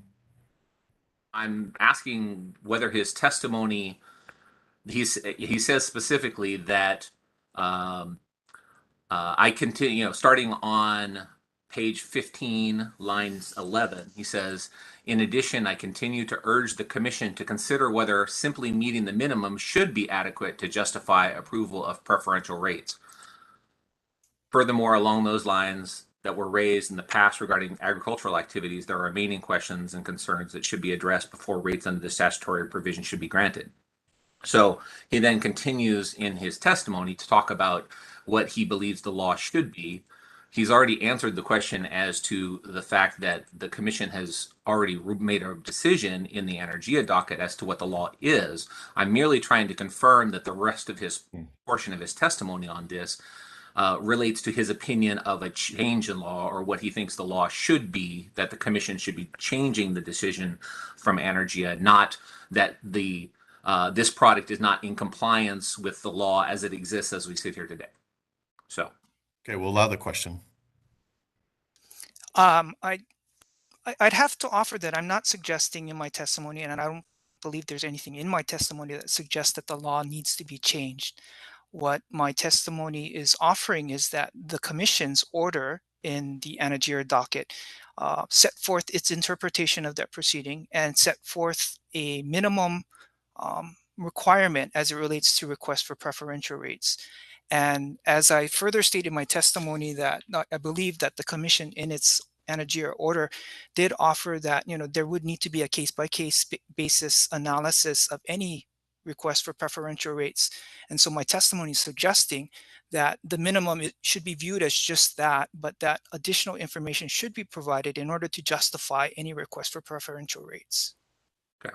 So you're not articulating that a minimum would be insufficient, and if the commission were to apply that same standard from the Energia docket, that it would be improper by the commission merely stating your opinion as to whether or not this particular case on this set of facts would be applicable. Is that correct? I think that's generally correct. I'm offering my recommendation to the commission as it relates to what I believe would best protect the public interest in any request for preferential rates, and especially in this particular instance. Okay, thank you. On page 13 of your testimony, you state that the commission should evaluate community concerns in regard to this project, correct?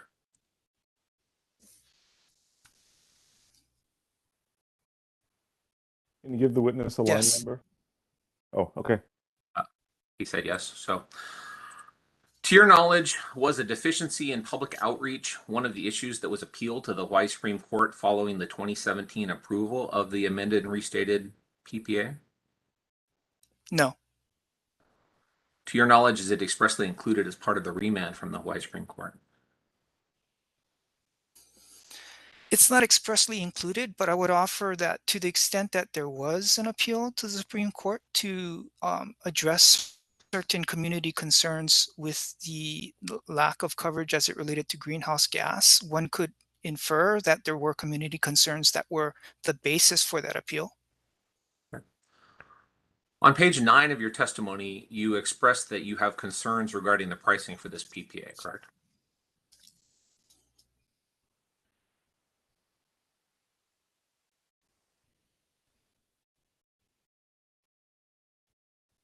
Yes, that is one of the locations within this proceeding where our office has expressed concerns with the price associated with this contract or the proposed PPA.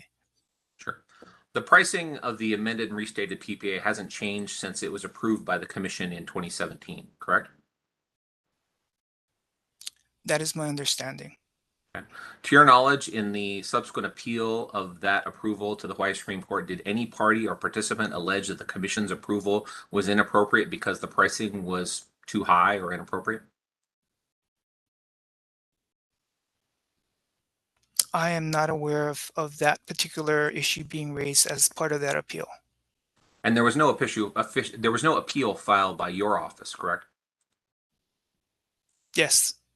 And you would agree that as a party, your office had the ability to file such an appeal? Yes. Chair, okay. Okay, I don't have anything further. Thank you. Okay, thank you, Mr. Stewart. Next is Hu Honua. Thank you, Chair. Morning, Mr. Nishida. My name is Jesse Smith. Sorry, it's hard to hear you, Mr. Smith.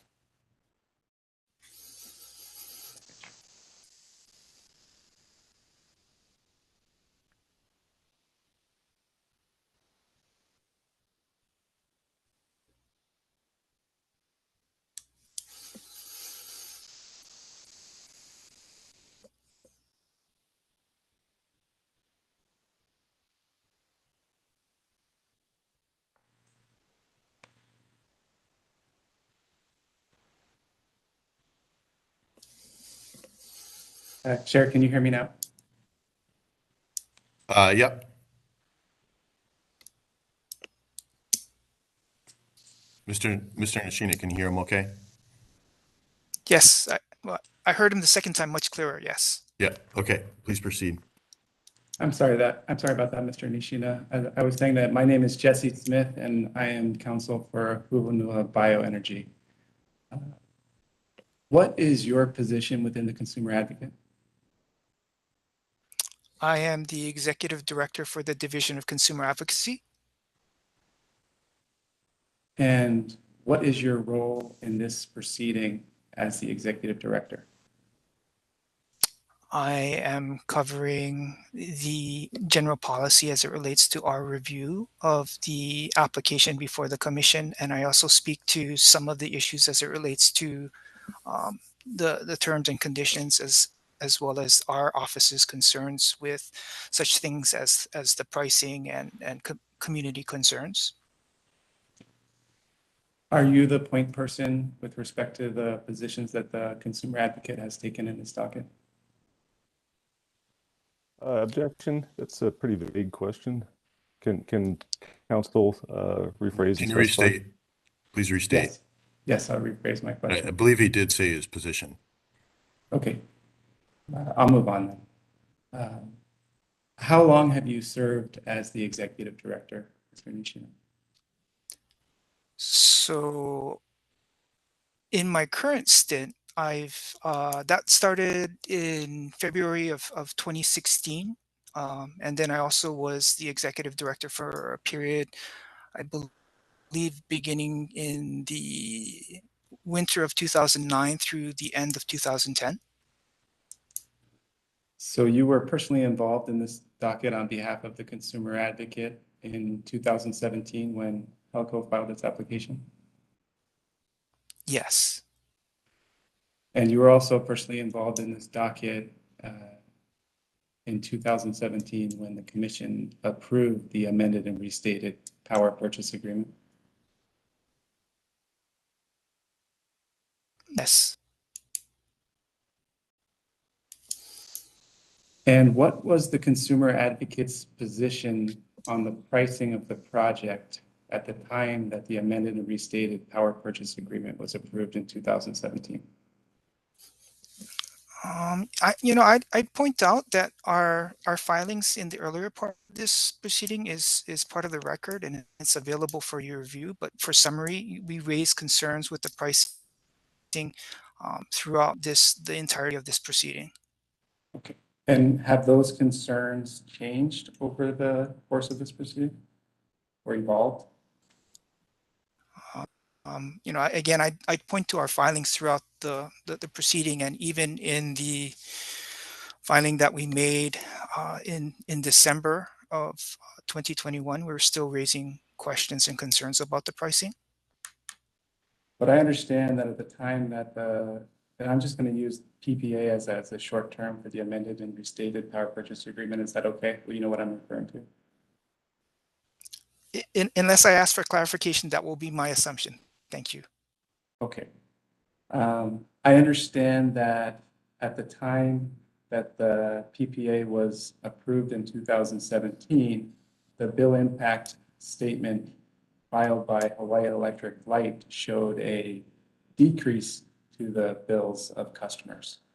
Given that, what was the consumer advocate's concern in 2017? Well, first, I guess I'd have to point out that that's involving the earlier phase of this proceeding, which I wasn't sure that was the scope of this particular hearing. But that being said, I can offer the summary that my recollection of when that particular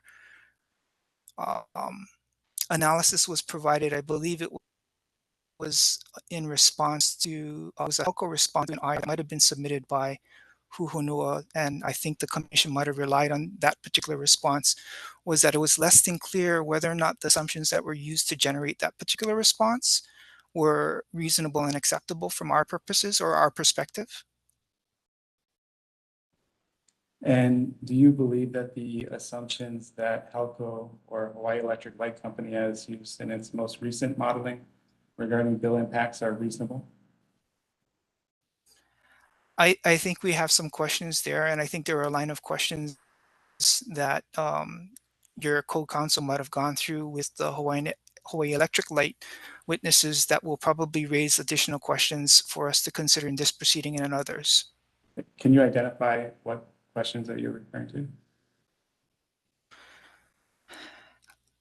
I think there were a number of questions, and to go through each of them at this point, I don't have them off the top of my head. I assume you're listening to the same questions. I was, and I'm not asking you for a photographic memory. It's not a memory test. I'm just wondering, without reciting what the specific questions were, if you could recall specific areas of inquiry that you're referring to. Well, one of the things that stands out is that there are areas of inconsistencies with respect to whether you're looking at what assumptions and inputs were used for production simulation model in this proceeding versus a different proceeding. And also, what should be assumed as it relates to future resources when you're looking at some of those production simulation modeling. Does the consumer advocate believe that projects should be considered beyond their termination of their power purchase agreements?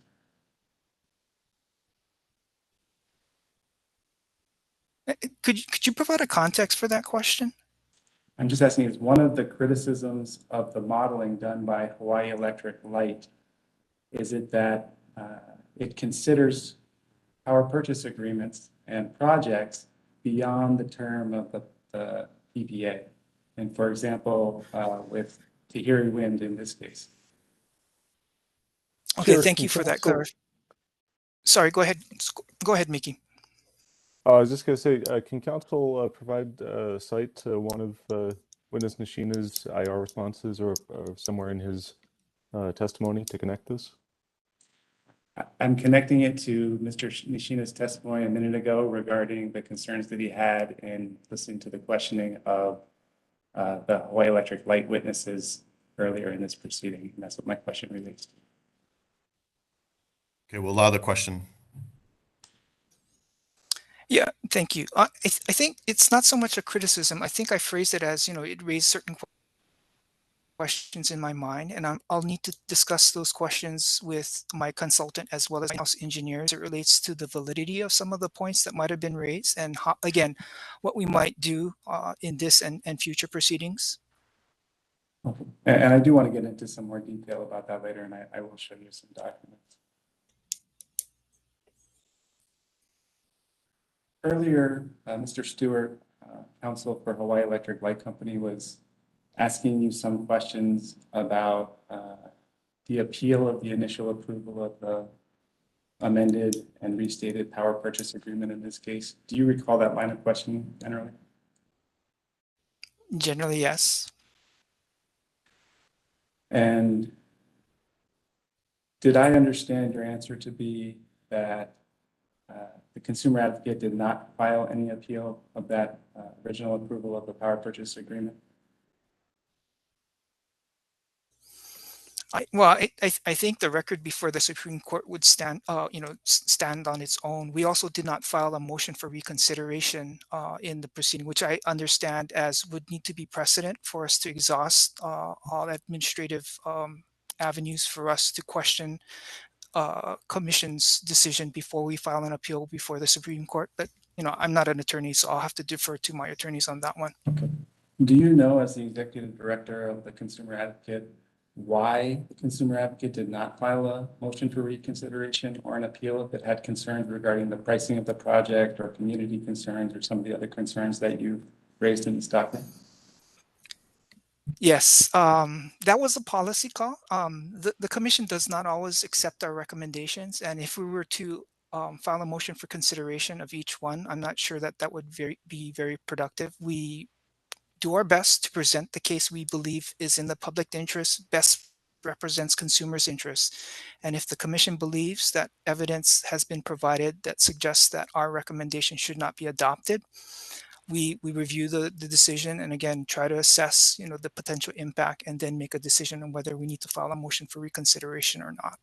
So in Hu Honua's case, you determined that not to file a motion for reconsideration or file an appeal. That would be a fair assumption that we did not file a motion for recon.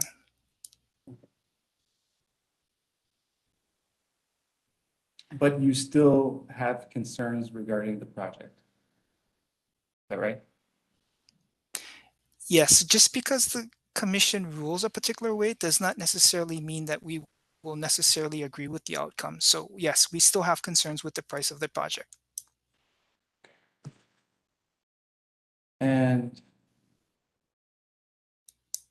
I believe in your response to Mr. Stewart's testimony, you confirmed the consumer advocate's understanding or your understanding that the price of the project has not changed since 2017. Did I hear that right?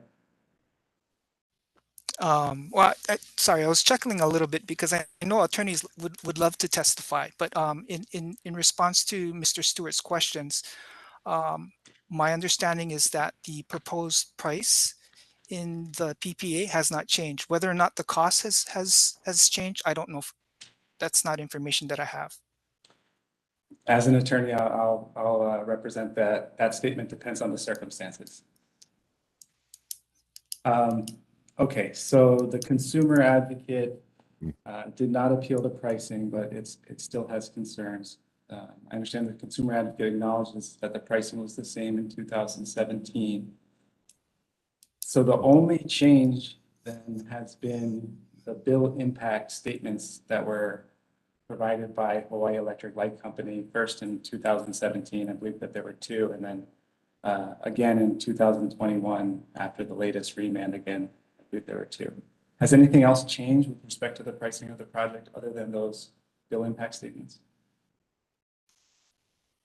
Well, if I might clarify, again, my understanding is the pricing of the PPA has not changed. The analysis as it relates to the potential impact in terms of bill impact, yes, those have changed because different inputs or assumptions have been used. Okay. And some of those assumptions were that certain projects, renewable projects, would extend past the PPA term, correct?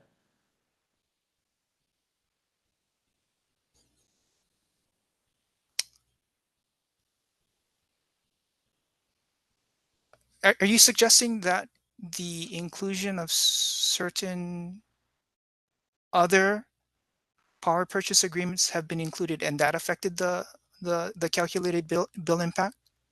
No, that's not what I'm suggesting. Sorry, I'm just trying to get your question quickly. Okay, I'm Sure. sorry. Could you restate your question? I'm just trying to clarify that one of the assumptions was the assumption that certain renewable energy projects like the Erie Wind would continue to operate beyond the terms of their original power purchase agreements.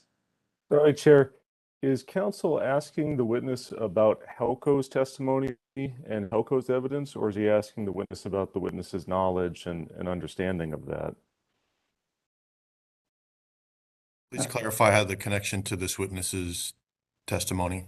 Yes, Chair. I'm just trying to clarify the witness's prior testimony on Erie Wind and how that was one of the issues that came up in Mr. Yamamoto's questioning of Helco's witnesses that the consumer advocate was concerned about.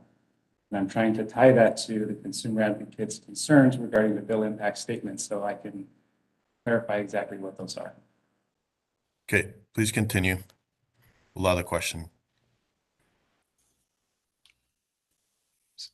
So yeah, I'm not sure that I testified as it related to Weary Wind. Again, our concern was with the proposed pricing and the potential impacts on customers. Okay. What is the consumer advocate's position with respect to Hawaii Electric Light Company's treatment of its plan to convert certain steam-operated plants to biodiesel in 2045? Does the consumer advocate have a position with respect to those plans? No, we don't have a position on that yet. We are aware that that type of proposal has been included in past, say, the power supply improvement plans. And I think at this point, we acknowledge that those plans are there. But until we actually see an application before the commission that suggests that the current thermal plants will be converted from using, say, fossil fuel to a biodiesel, we haven't stated a formal position. Okay. And Hawaii Electric Light Company's plans to convert to biodiesel in 2045, those certain plants. Do you know if those have received commission approval? Sort of as I just stated, until the application's been filed, and as far as I know, it hasn't. We haven't stated a formal position on it. And I can't recall exactly the context, but I believe that Commissioner Asuncion had brought up the metaphor of a chicken and egg. So is that sort of the chicken and egg problem? I'm sorry. I think I remember that exchange. I'm not sure if it was specific to the plan to convert the thermal plants to use a different fuel or fuel switching. Okay. But in other words, to clarify your testimony, because those plans have not been submitted and those requests for approval have not been made, the consumer advocate is unable to take a position at this time. Yeah, I think it's fair to say that we haven't taken a position on the plans to convert the thermal plants, the ones that are currently being fueled by fossil fuels to biodiesel. We'll wait for the application to come before the commission, and we'll probably evaluate the reasonableness in the context of other proceedings situated grid binding dock. Okay. And you are familiar with and are have participated in that document as the executive director of the Consumer Advocate? When you say that document, I assume you're referring to the docket within which the integrated grid planning process is occurring? Yeah, can council specify, please? I'm sorry, I said docket, but I think that there was a technical glitch. So I meant docket, not document. Mr. Smith, you are getting kind of fainter as we go on here, but let me get a little bit closer. I think I'm going back. Was the question clear enough for the witness? I just wanted clarification because I believe his reference was that docket or document, and so I just wanted to clarify, and that was my question, whether he was referring to the docket within which the integrated grid planning process is occurring. And if that is what he meant to refer, then yes, our office is a party in that proceeding, and I am aware of it.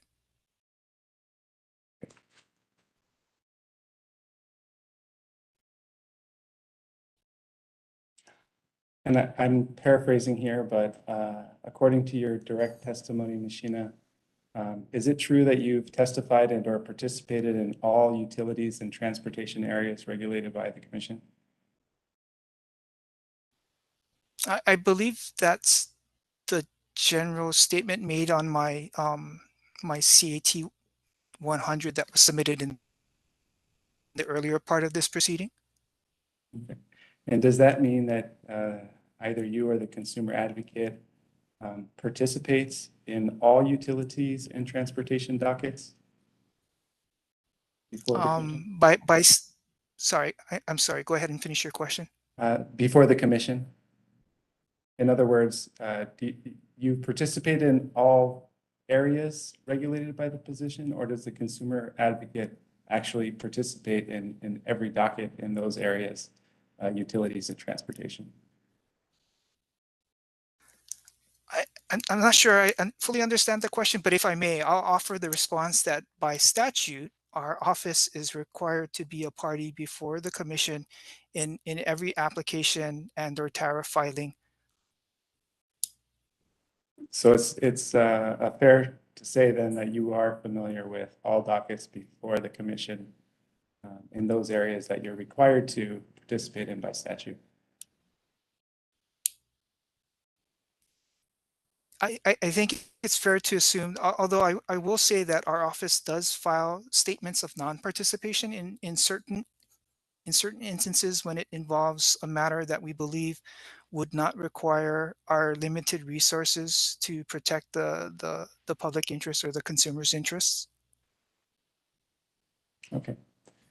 In your pre-hearing testimony filed on September 16, 2021, you state that the purpose of your testimony is to summarize the consumer advocate's recommendations regarding the relief sought by Hawaii Electric Light and its application seeking approval of the amended and restated PPA between Hawaii Electric Light and Hu Honua. Is that a fair summary of your testimony or the purpose of your testimony?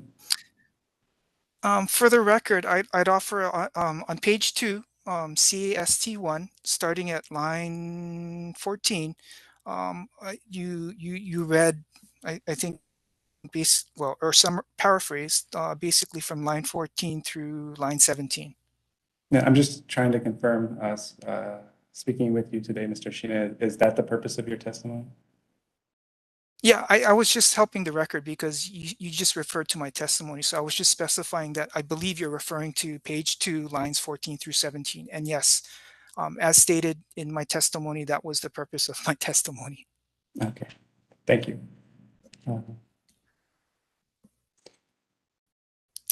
In your testimony, this would be CAT1, page 17, line 39, filed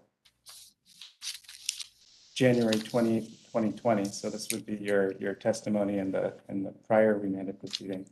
You indicated that the consumer advocate previously was not able to evaluate whether there would be a consistent available supply of biomass because Hawaii Electric Light and Hu Honua had not yet provided an executed contract for biomass.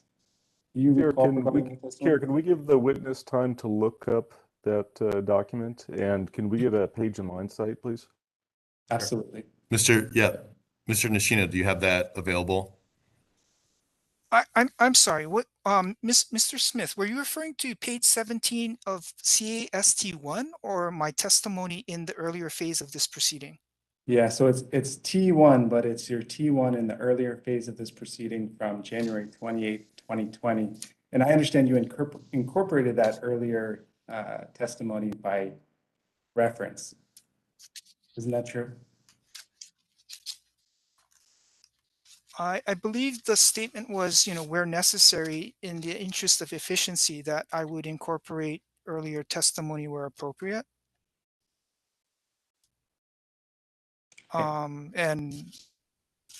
Even with understanding that this hearing was supposed to focus on the current phase, I do have a copy of CAT1. Okay, can you turn to page 24 and look at lines 7 through 9?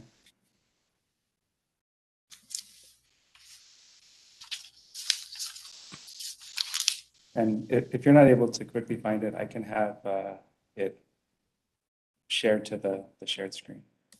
Just to confirm, you said CAT1 page 24, lines 7 through 9? Yes, so this would be page 24, lines 7 through 9. Just so there's no confusion, and I want to make sure that we go through this as quickly as possible, I'm going to share that from the CDMS.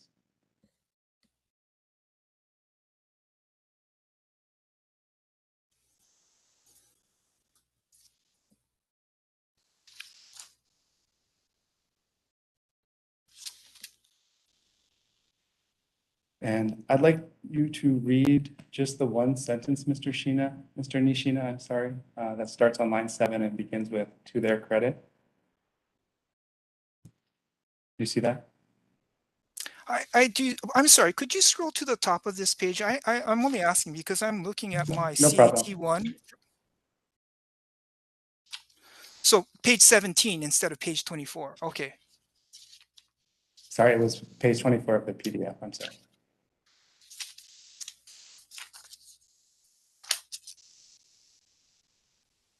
Okay, so you're asking me to look at the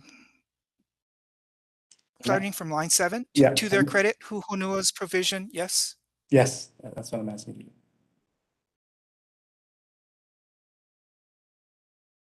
you.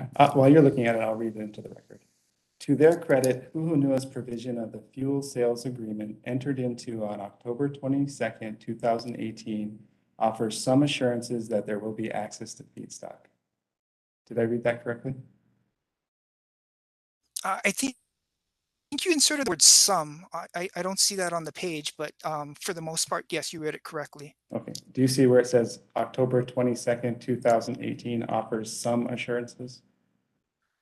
I'm sorry. I thought I heard you say there will be some access to feedstock, but yes, I see offers some assurances that there will be access to feedstock. Okay. So the consumer advocate acknowledges that Hu Honua has provided evidence in this docket that it does have access to feedstock. True? Yeah, if you're just looking at this particular part of my testimony, it's acknowledging that there will be access to feedstock. If you read the rest of the testimony, I think there were questions about whether or not there would be sufficient feedstock to provide some assurances as it relates to the availability of the unit. But yes, this specific part of my testimony does acknowledge that there will be access to feedstock.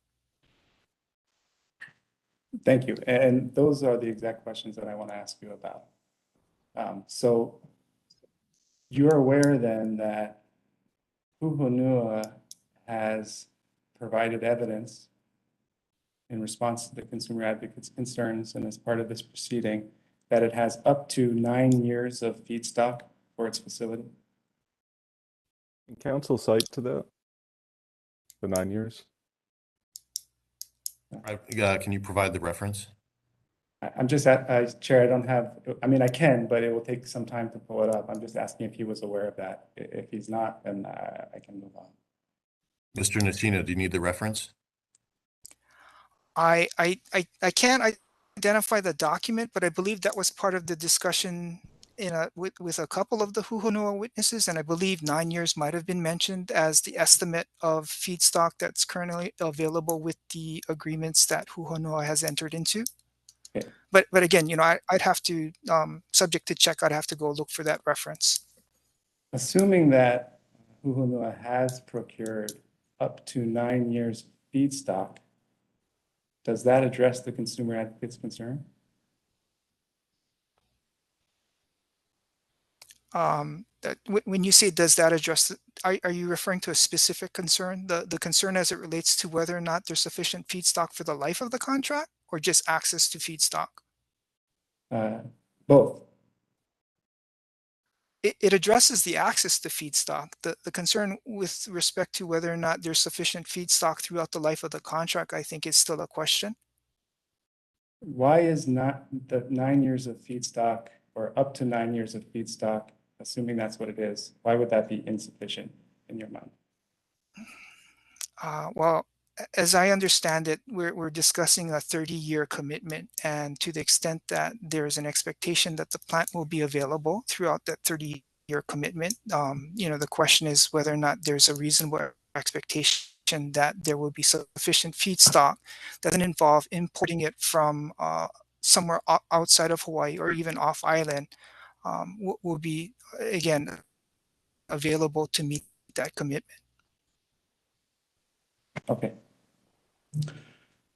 So is it the consumer advocate's position that Hu Honua should have contracts with landowners so that it can confirm that it has feedstock available for the full 30-year term of the power purchase agreement?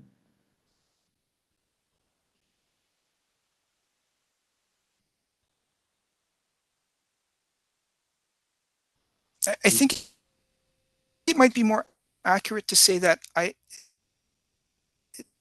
it's our position that Sorry, Mr. Nishina, you're applicant, breaking and up. in this Can you particular instance, Hu please repeat? Honua, should provide the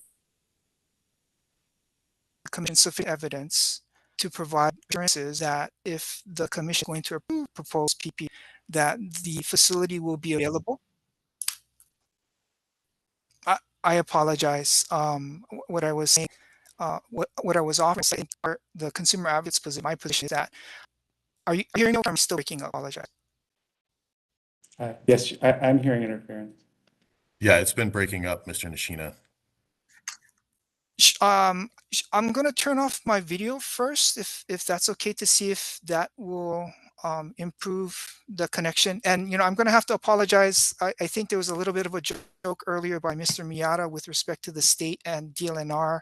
I am in the Department of Commerce and Consumer Building, so our network connection is what it is. But again, let me start with my video.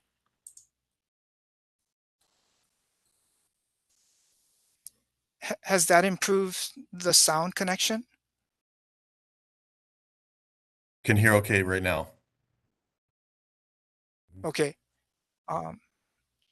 Let me know if I break up.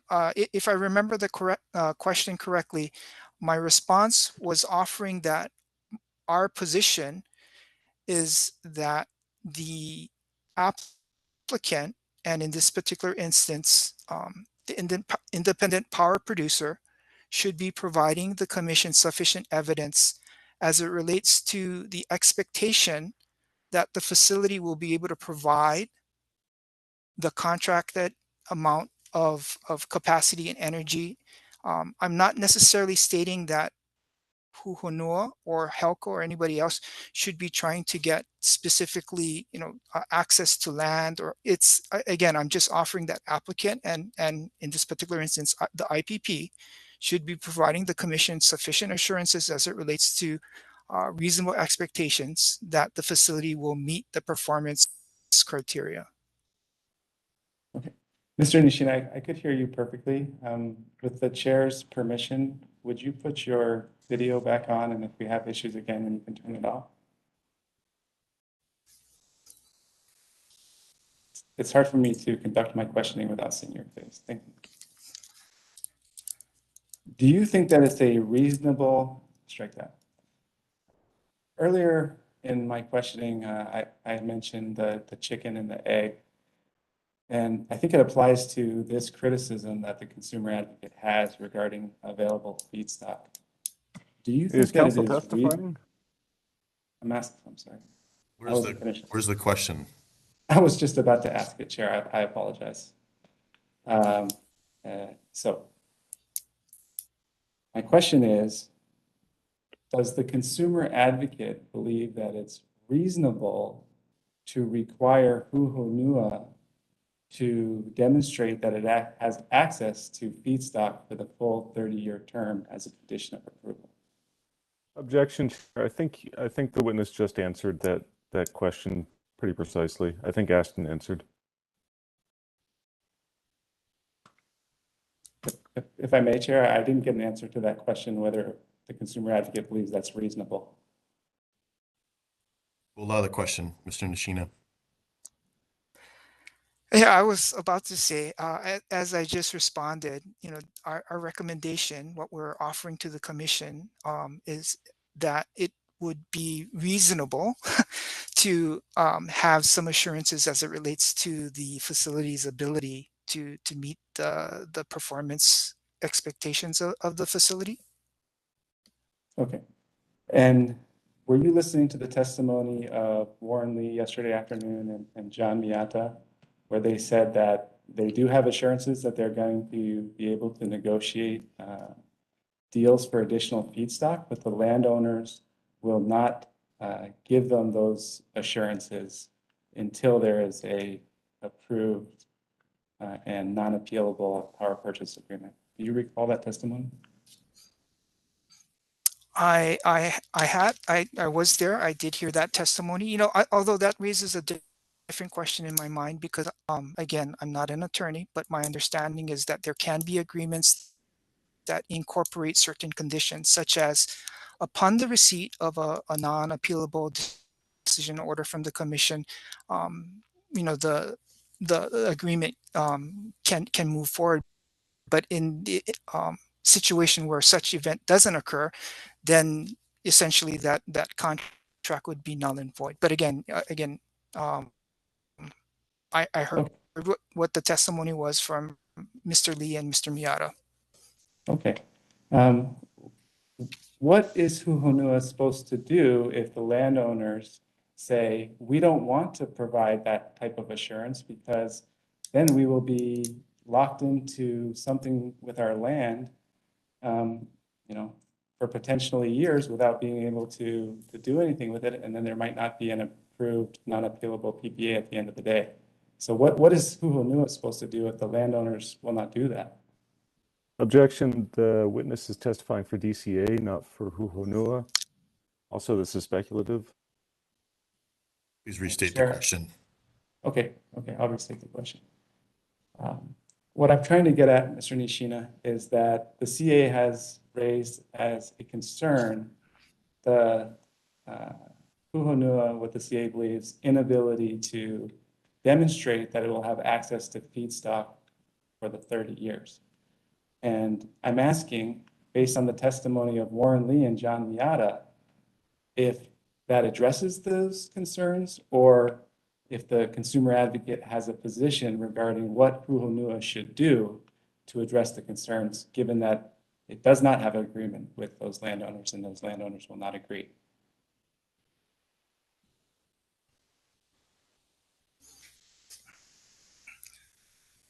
Okay, if I heard you correctly, there's two parts to that question. So the first part to your question is whether or not the testimony by Mr. Lee and Mr. Miata addresses the questions or concerns, and the response to that would be no. The questions and concerns would still remain.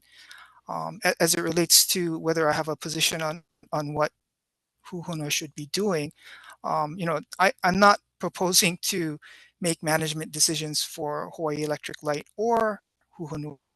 What I'm suggesting is that in order to provide the commission some assurances that if they were approved this power purchase agreement, that there is reasonable expectation that the facility would be able to meet the performance criteria. Otherwise, I'm going to turn around and ask a question.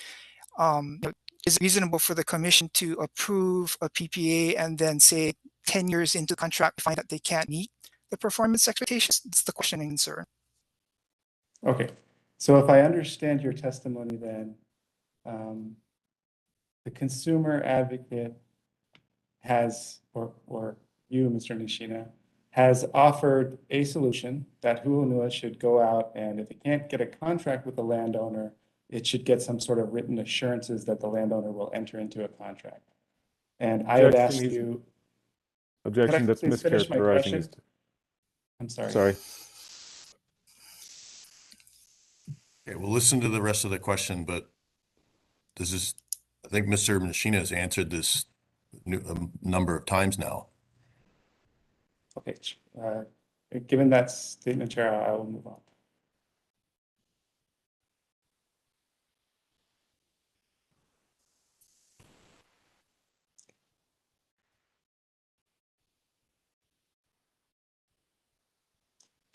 Mr. Nishina, are you aware that under the amended and restated power purchase agreement, Hu Honua is only required to have 37 days of fuel on hand?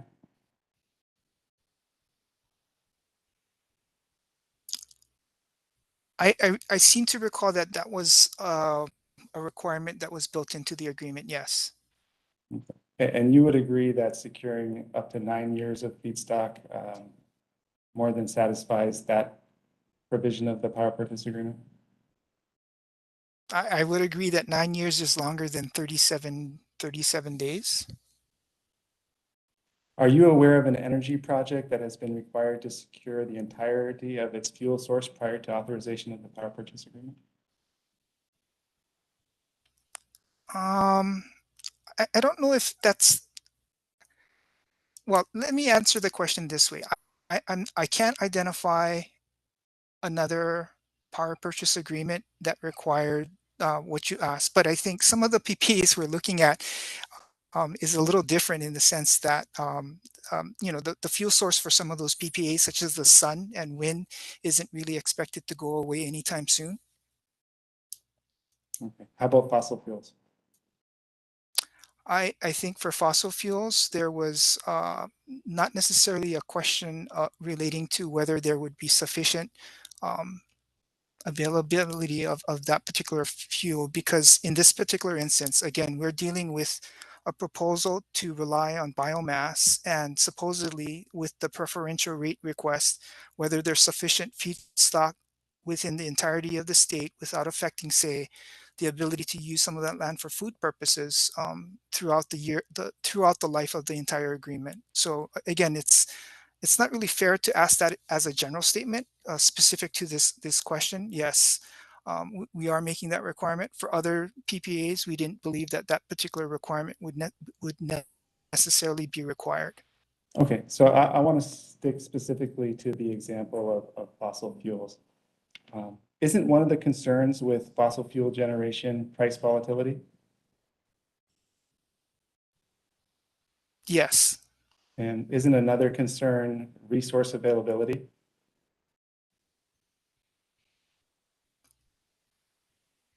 I'm not sure that that's. I'm sorry. Yeah. Let me rephrase my question. Let me rephrase my question.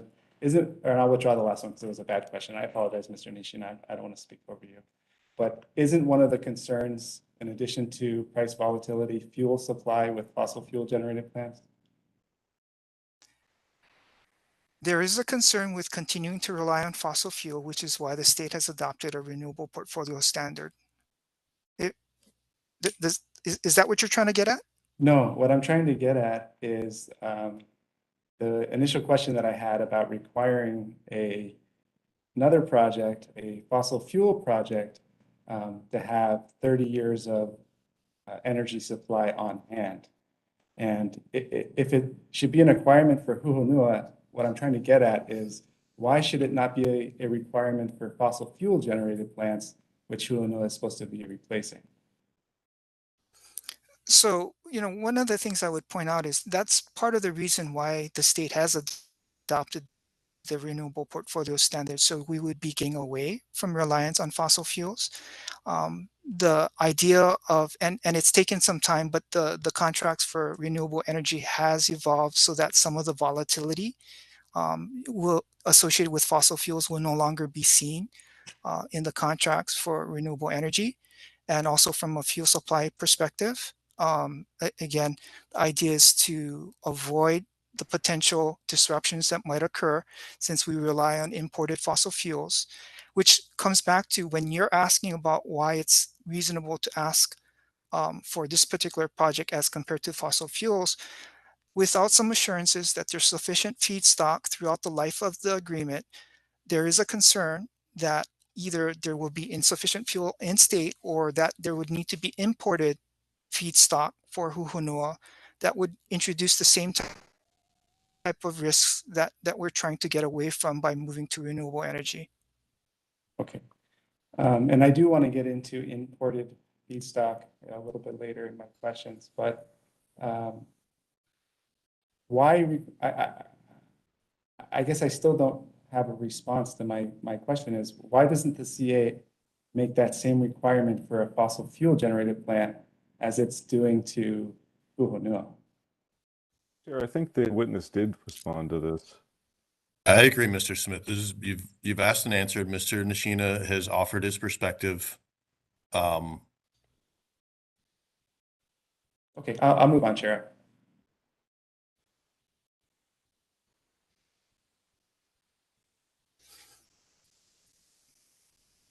Okay, Mr. Nishina, can you at this time turn to CAIR 50C in this docket that was filed on October 21, 2021, and I will try to share my screen. Sorry, is that Hu Honua CAIR 50C? Yes.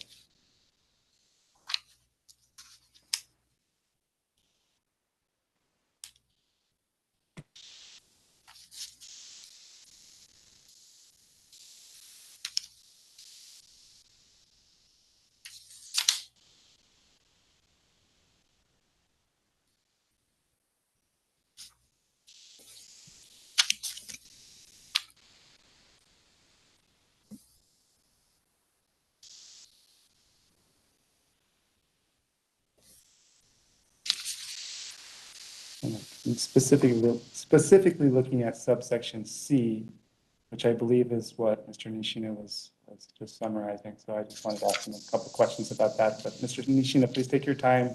For these questions, I'm only going to be asking you about subpart C. So if you want to look at subpart C in your answer, that's fine.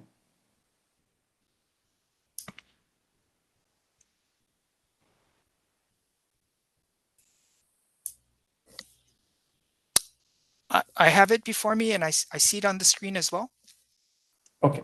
And while you're looking at it, I'm just going to read into the record the second sentence. So please take a minute to review it while I do that.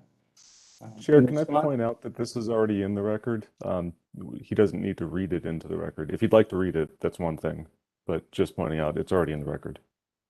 I mean, I'm reading it. Mr. Smith, would you like to read it? I would like to read it, Chair. I think it does help Okay.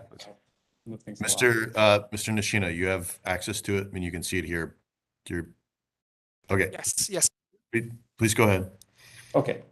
In response to this information request, subpart C, you state that, quote, if a project may rely on fuels that are not clearly sustainable for the life of the project and may require importing feedstock, this project would be substituting the fuel supply risk associated with importing fossil fuels for the risks associated with importing the feedstock related to that project.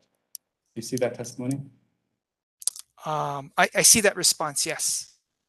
Okay. And did I get that right? Yes. Did I read that correctly? Okay. Yes. And was that generally the concern that you were stating in response to my earlier question? I think that encapsulates the earlier discussion we were having, yes. Do you agree then that a project that relies on locally harvested feedstock would reduce the risk associated with importing fossil fuels? In general, yes.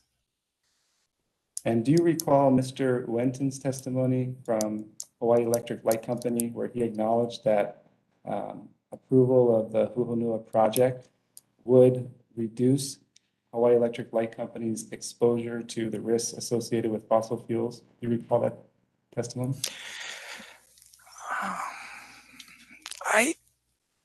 I believe that, sorry, Mr. Winton's cross-examination took a while. I think that might have been part of it. Okay. And are you aware that Hu Honua has proffered testimony, warranly in this proceeding and as well as testimony in this docket, that it plans to source all of its feedstock locally on Hawaii Island, and that the need for sourcing feedstock outside of Hawaii Island would only arise as a last resort due to an emergency shortage on Hawaii Island outside of Hu Honua's control? Do you recall that testimony? I believe that was part of the discussion in Mr. Lee's oral, in his testimony, yes. And we already confirmed that you're aware that Hu Honua has provided testimony that it's secured up to 9 years of feedstock, correct?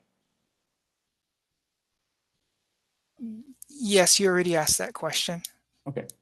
And this includes eucalyptus feedstock from Pahala, Paauhau, and Hamakua, covering in excess of approximately 11,266 acres, correct? Ms. Nishina, would you like a site for that? Sure, I can give you a site.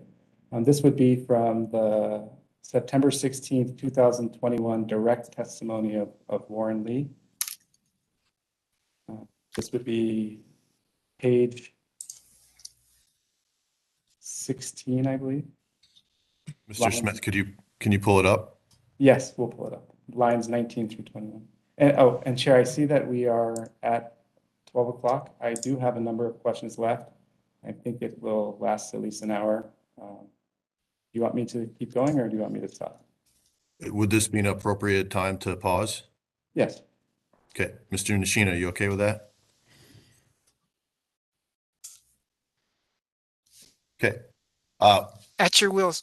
We'll go into recess for lunch. We'll start back up at 1 o'clock. Thank you all. Thank you. Recess.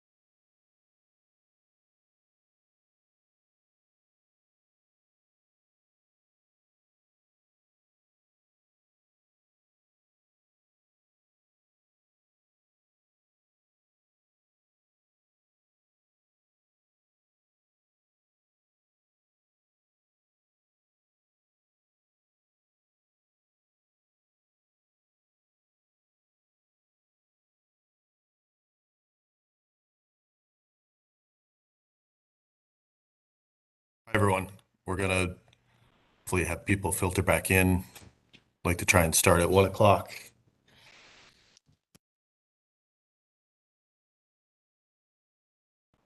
Do we have Mr. Nishina? Afternoon, Chair. Afternoon.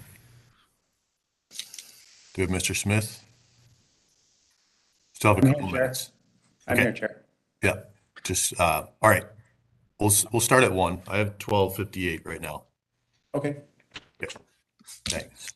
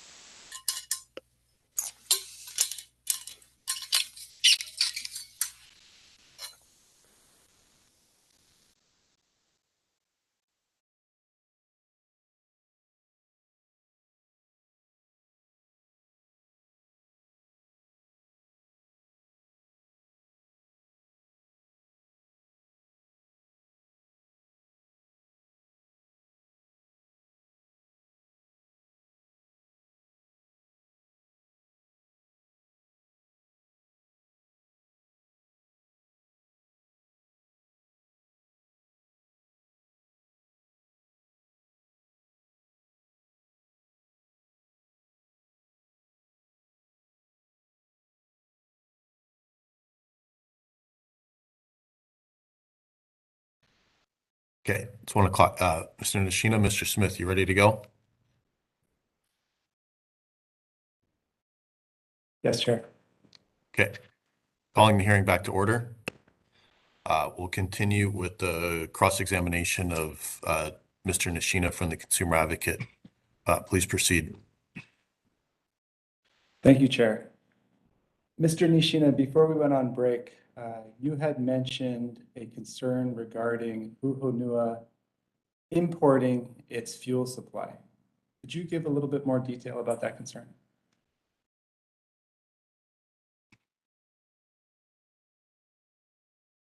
Mr. Nishina, you're muted. I apologize. Can you hear me now? Thank you. I think we expressed our concern with the fuel being imported in both testimony and the responses, but just to summarize, the concern is that, without some assurances that there's sufficient fuel for a facility to operate throughout the life of the contract, they're basically concerned with the impact on the grid. Does your concern encompass GHG emissions or Hu Honua's greenhouse gas study that it's been performed for this docket? So now you're delving into a different area. But if you're asking about the GHG analysis, I would offer that we do have a witness that discusses GHG, as well as questions regarding whether the GHG analysis should include fuel costs associated with importing fuel or not. Okay, are you prepared to answer those types of questions? Because I do have some questions about this issue, importing fuel supply, and it relates to GHG. Are you prepared to answer any of those type of questions, or are those more, or should I direct all of those questions to, is it Ms. Daigle?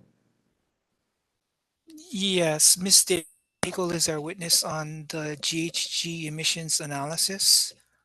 If you'd like to ask further questions about the policy aspect of whether or not there's risks associated with importing fuel, I could probably address those. Okay. We'll skip over it for now, and then I'll try to focus my GHG questions to policy type questions for you, and then the more specifics, let me know and I can defer those to Ms. Stagel. So sticking with just for a couple more questions on the issue of the fuel supply and importing feedstock. And you testified that you had heard the testimony of Mr. Lee. Do you agree with Mr. Lee that having an unappealable approved PPA could potentially facilitate more agreements with landowners for additional feedstock? Do you agree with that statement? I think that calls for a little speculation on my part as it relates to what landowners would be or would not be willing to agree to with a conditional aspect into the contract. But I did hear Mr. Lee's testimony. And does it sound reasonable to you that it's difficult to get additional agreements, particularly commitments for the full 30-year term until there is a non-appealable power purchase agreement? I don't know. I haven't had those type of discussions with landowners and whether or not they would be willing to have an agreement that has a condition with respect to, in the event a non-appealable DNO is granted, then the lease agreement would occur, or whether or not they would not be willing to accept that in a contract. I haven't had those discussions. Okay, and I want to circle back very quickly on an issue that we were discussing before the break with respect to fossil fuels and whether you're aware of any fossil fuel project that was required to demonstrate adequate fuel supply for the entirety of the project. And I believe that part of your answer was the state's renewable energy goals and the state's goal to move away from fossil fuel, and that's why Hu Honua should be held to a different standard. I know I didn't quote you directly, but is that generally what you were saying? Some of that is, yeah, what I had said, yes. Okay. Now I want to focus specifically on biodiesel. Are you aware of any biodiesel projects that have been required to demonstrate adequate fuel supply for the lifetime of the PPA?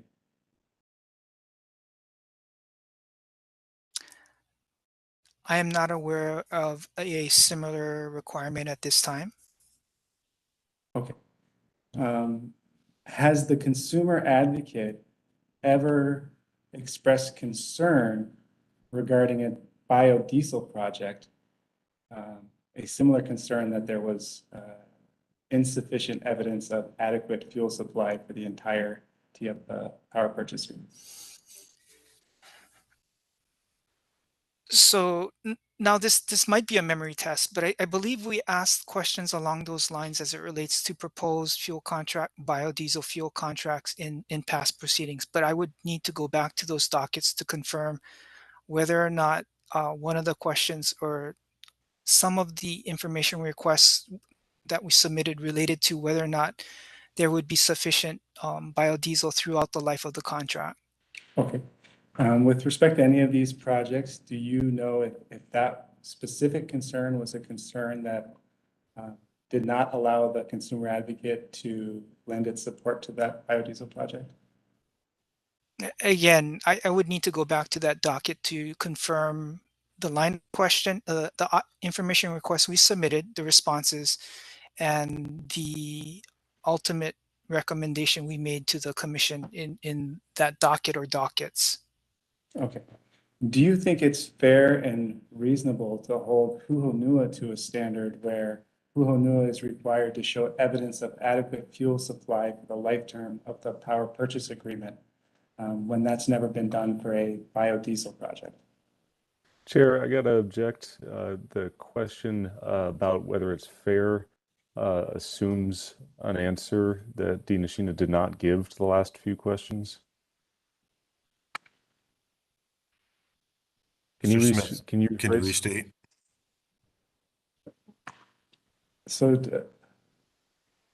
This was Mr. Nishina's condition, Chair. I'll try to restate the question, but I'm just trying to get at, given the fact, okay, let me rephrase the question. Mr. Nishina, given the fact that you are not aware of this condition ever being imposed on a biodiesel project, do you think it's fair and reasonable for the consumer advocate to be imposing this condition on Hu Honua? I'm sorry, I need to renew the objection. It's given the fact. Mr. Nishina's responses did not establish a fact. He said that he doesn't have the perfect recall for exactly what was said in those dockets. Chair, I'm not asking about what is said in those dockets. I'm just asking whether this condition that's being proposed by the consumer advocate, whether Mr. Nishina thinks that it's fair and reasonable. That's all. We'll allow the question, Mr. Nishina. Within the context of this proceeding, yes, I believe it's reasonable for us to offer this recommendation to the commission. And, I would defer to the commission to determine whether or not it believes it is fair and reasonable to accept the recommendation that we've offered as it relates to ensuring that there's sufficient feedstock throughout the life of the agreement to ensure that the facility will be able to meet the performance requirements. Okay. And if Hu Honua was able to satisfy this condition of the consumer advocate or satisfy this concern, then would the consumer advocate withdraw its objections to the project? That was one of a few questions and concerns that we've raised. So if that particular question or concern is addressed, that would remove that particular question or concern. Okay. And do you recall Mr. Lee's testimony that it would cost Hu Honua millions of dollars to secure that feedstock? Do you recall that testimony? I believe that when asked, he offered, I'm not sure that that was necessarily offered up as an analysis, but I believe he did offer that testimony. Do you believe that it would be fair and reasonable to require Hu Honua to expend millions of dollars to secure additional feedstock if the consumer advocate is still going to oppose the project? I would offer, as I mentioned, I think it's reasonable for our office to have offered the condition we did. It's up to the commission to determine whether or not it believes it's fair and reasonable and whether to adopt that recommendation. I would also offer, to the extent that the Hu Honua is entering into a purchase power agreement where they're receiving compensation that I assume is paying not only for the cost of the project, but also for the feedstock, that it's to obtain the feedstock throughout the life of the agreement, just as, there's a commitment that's going to be entered into it with respect to the company, Hawaii Electric Light, will need to pay Hu Honua through the life contract and pass those costs on to the customers to ensure that the customers be able to get what they want in terms of reliable electric service. Is it the consumer advocate's practice to offer conditions to the commission that are not fair and reasonable? Objection, that's argumentative. Abstain. Okay, I'll move on.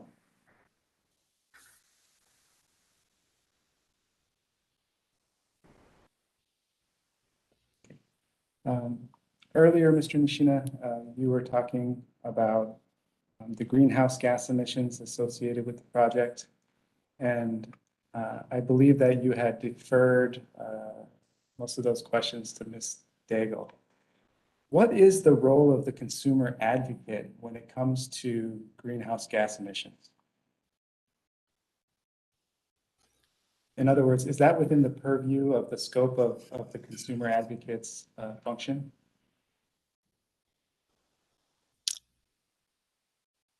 In general, I view the role of the consumer advocate to assist the commission in its decision-making process. And to the extent that it identifies issues, we will do our best to help ensure that the record before the commission includes the information, data, analyses that would be useful, that we believe that the commission might find useful in making an informed decision. So as it relates to GHG, we will do our best to provide analyses or data or recommendations that we believe, again, help the commission reach a decision that might be in the public interest and in the interest of consumers.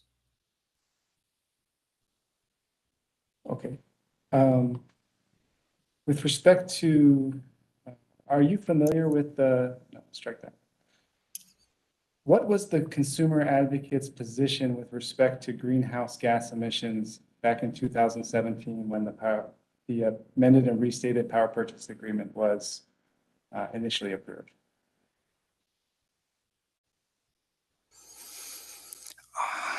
Do you have a site in mind? Do you have a site in mind to? Mr. Smith, can you point to the specific testimony from Mr. Nishina or their office? Sure, I'm only asking what the position of the commission was. And I believe that asking for a site is attempting to prove a negative, because if they didn't take a position, I won't be able to show you a site. So I don't know if I'm able to do that.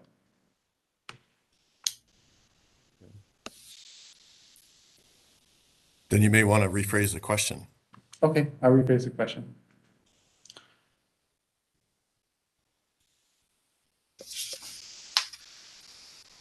Did the consumer advocate take a position with respect to greenhouse gas emissions in the 2017 proceeding that resulted in approval of the power purchase agreement?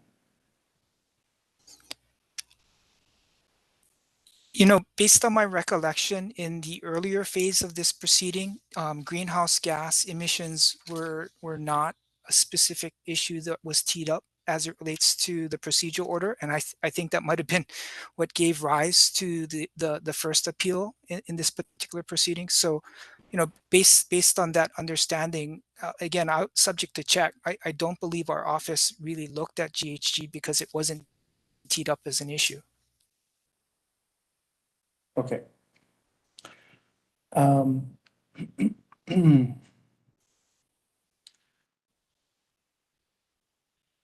So if your office didn't look at the issue, then is it fair to assume that you didn't raise any concerns, or your office didn't raise any concerns with respect to greenhouse gas emissions?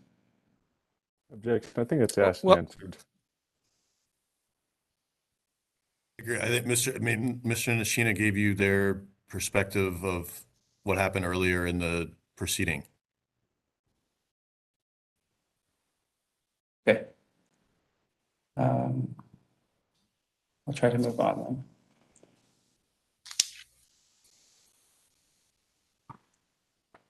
Has the consumer advocate ever taken the position that greenhouse gas emissions from a biofuel project should be considered carbon neutral? Has the consumer advocate ever stated that position?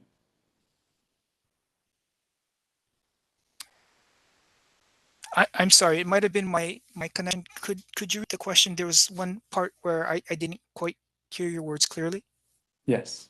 Has the consumer advocate ever taken the position that greenhouse gas emissions from biomass or biofuels are carbon neutral?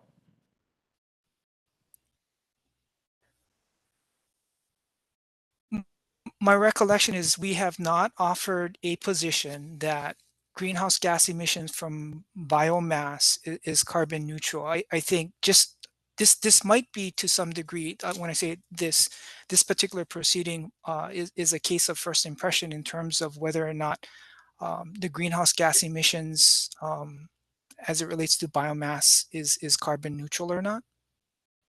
Okay.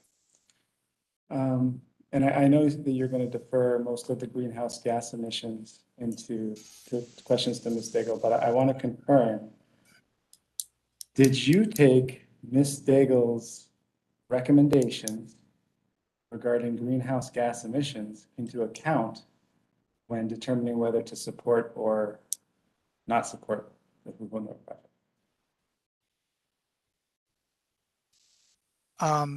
Yes, I considered the analysis and recommendations from both witnesses in this proceeding. So I did have discussions with Ms. Daigle with respect to the analysis of the greenhouse gas emissions analysis provided by both Hawaii Electric Light as well as Hu Honua.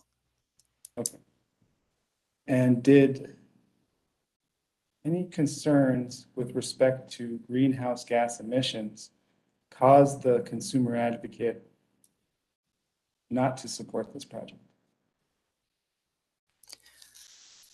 And just so that I can clarify, you know, the position that we've offered is that there are remaining concerns and questions, and that, you know, if applicant Hawaii Electric Light and Hu Honua could provide additional support for the commission, especially as it relates to certain commitments to address some of our concerns, then, you know, that's something for the applicant, Hawaii Electric Light and Hu Honua, hopefully would step up to help provide support for the particular project.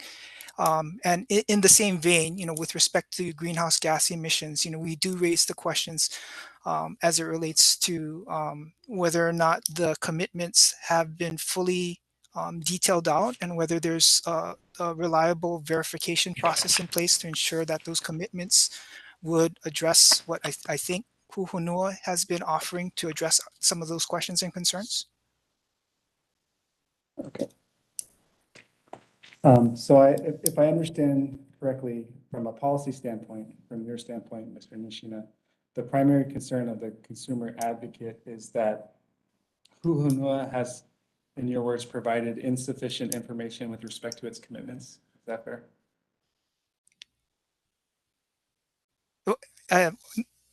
Again, not to parse words, but one of the concerns we've raised relates to the commitments. Just as there were questions, I think, that were being asked in the form of cross by our attorney, other parties, and even the commission, as it relates to better understanding what Hu Honua has offered up as commitments to address some of the questions and concerns related to greenhouse gas and other things. Yes, that's still our position, that we believe that there's firming up that could be done, should be done, to give the commission sufficient assurance and information as it relates to, if it approves the project, what it should be able to reasonably expect in terms of commitments. Okay. And have you reviewed the project GHG analysis, and are you familiar with the commitments that Hu Honua is making? I read the filings when they first came in, but you know, I didn't see it as my role to necessarily dig into the same level of detailed analysis that I was anticipating would be done by other witnesses. Fair enough. Do you have a general understanding of what Hu Honua's commitment is? Can you specify a little bit which commitment? I'm talking about the commitments that Hu Honua is making with respect to sequestration in this docket.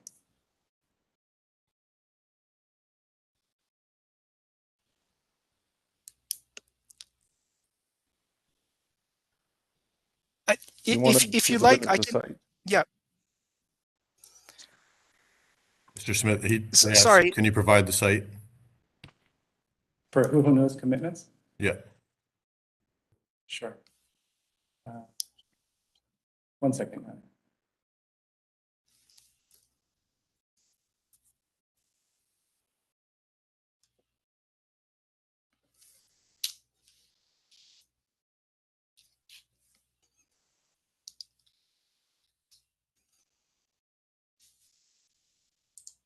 Yeah. Also, actually, while you bring it, Mr. Smith, can you sit closer to the? Yes, I'm sorry. Yeah. Okay. While my colleague is bringing up the document, let me just ask a few questions in the interest of saving time. So, are you aware that Hu Honua is committing as a condition of approval of this project to grow more trees than it harvests? Are you aware of that commitment? Yes, I believe that's one of the commitments that Hu Honua has made. Okay. And are you aware of Hu Honua's commitment to be at least 30,000 metric tons carbon negative by the end of the term of the amended and restated power purchase agreement? Yes, I'm aware that that was the commitment that Hu Honua has offered. Okay. And are you aware that as part of these sequestration efforts, Hu Honua will be sequestering carbon by regrowing its commercial feedstock, the eucalyptus trees, as well as replanting other trees, including native forests? Are you aware of that commitment? I'm aware that there was a planting trees in part for fuel purposes. I think that might have been the subject of some cross between Mr. Kayatsu and I forget which Hu Honua witness it was. And also that there's a commitment. I think further down there's a copy of a letter um, of a commitment from Mr. Johnson, and as it relates to growing additional trees, if that's what you're referring to. Yes. So just very briefly, are you aware of Hu Honua's commitment to the National Forest Foundation, through Jenny Johnson, to grow 3.25 million trees within the first 5 years of the power purchase agreement? Is that one of the and I'm sorry, I had the number wrong, 3.125 million. Well, I can see it on the screen right now as it relates to, and whether it was exhibit HHP 201 or not, but it says that, now it's moving around, but it was saying that commitment growth 3.125 million trees. So when you read that on the screen, was that the first time that you became aware of that commitment? No, because I read it when it was filed. Are you aware of Hu Honua's commitments under the Hawaii Volcanoes National Park Agreement and the One Tree Planted Agreement? I recall reading that the first time that I reviewed the filing.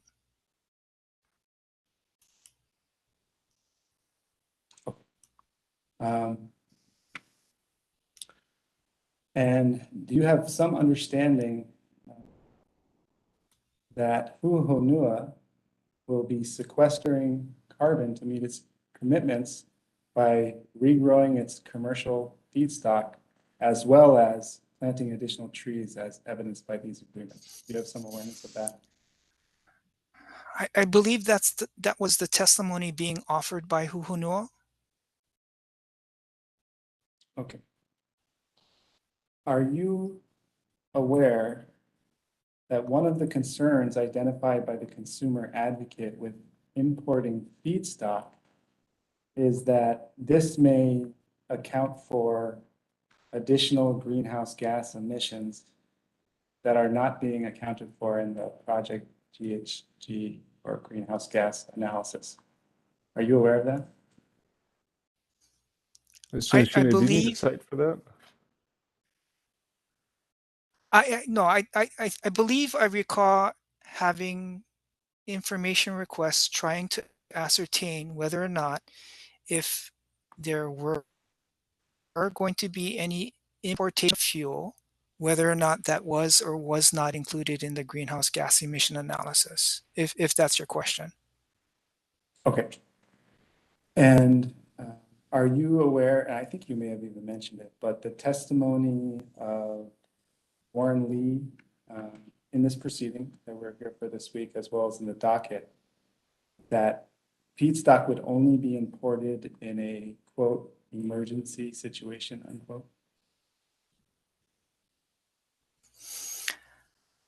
I believe, well, no, I heard that in the cross-examination as well as read, and I believe our office had asked some information requests to get a better understanding of that. And I may be wrong. I'd need to check. I think we were, if not in an information request, I think it was maybe asked in a question whether or not that could be something to be included in the agreement to, one, define what emergency conditions might include, as well as I believe one of our recommended conditions was that if there were a need to import fuel from the mainland, whether or not the commission would consider imposing a condition that would not allow the preferential rate to be collected from customers, because at that point we're dealing with feedstock that's no longer associated with agricultural activities within the state of Hawaii.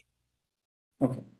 But do you agree that given Hu Honua's commitments with respect to carbon sequestration, it would never be in Hu Honua's financial interest to import feedstock?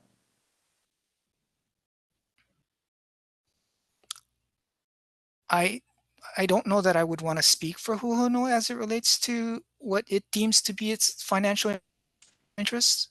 Okay, let me see if I can clarify the question. So under Hu Honua's carbon sequestration commitments that we were just reviewing, Hu Honua has committed to regrow or sequester more carbon than the trees that it harvests to use as biofuel for its project. And Hu Honua will sequester that carbon, according to Dr. Weaver and the other witnesses that have testified, by regrowing its commercial feedstock and additionally growing other trees. So if Hu Honua were to import feedstock, then it would not get any credit for the sequestered carbon from the trees that it's regrowing, and would need to either grow additional trees or buy carbon credits. Do you agree that that would not be financially viable? Objection, argumentative, and kind of cumulative too. Mr. Smith, it's not clear where this is identified from Mr. Nishina's testimony. Okay. You're asking him to speculate on your operation. No, I'm trying to get to his criticism regarding the imported fuel. So let me see if I can find a response. I'll move past this for now. Okay. We may come back to this when I can show you an IR response. You had just mentioned concerns with respect to whether Hu Honua has provided sufficient information with respect to these commitments. Mr. Nishina, can you identify what those concerns are?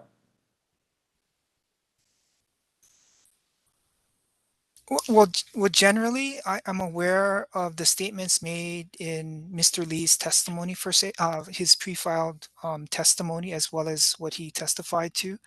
But I think, again, the details of those commitments, how those commitments could be verified to ensure that the benefits expected from those commitments would be realized. I think, generally, that's the concern that still remains. Okay. And are you aware that one of the commitments that Hu Honua is making is to issue annual reports and then have a third-party verifier ensure that it's making its commitments? Are you aware of that testimony? I've heard that.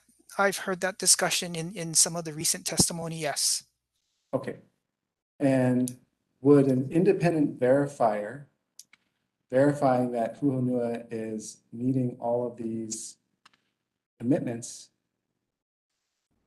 address consumer advocates' concern? Or does that address the consumer advocates' concern? Thank you. I think, again, I've heard some of what was being discussed. I would need to, I apologize. I tend to be somewhat cautious, would like to make sure that all of the details have been laid out in order to, before making a recommendation or a conclusion. Okay. And is it the position of the consumer advocate that Hu Honua should be setting the parameters of the independent verification process, or that that should be done independently?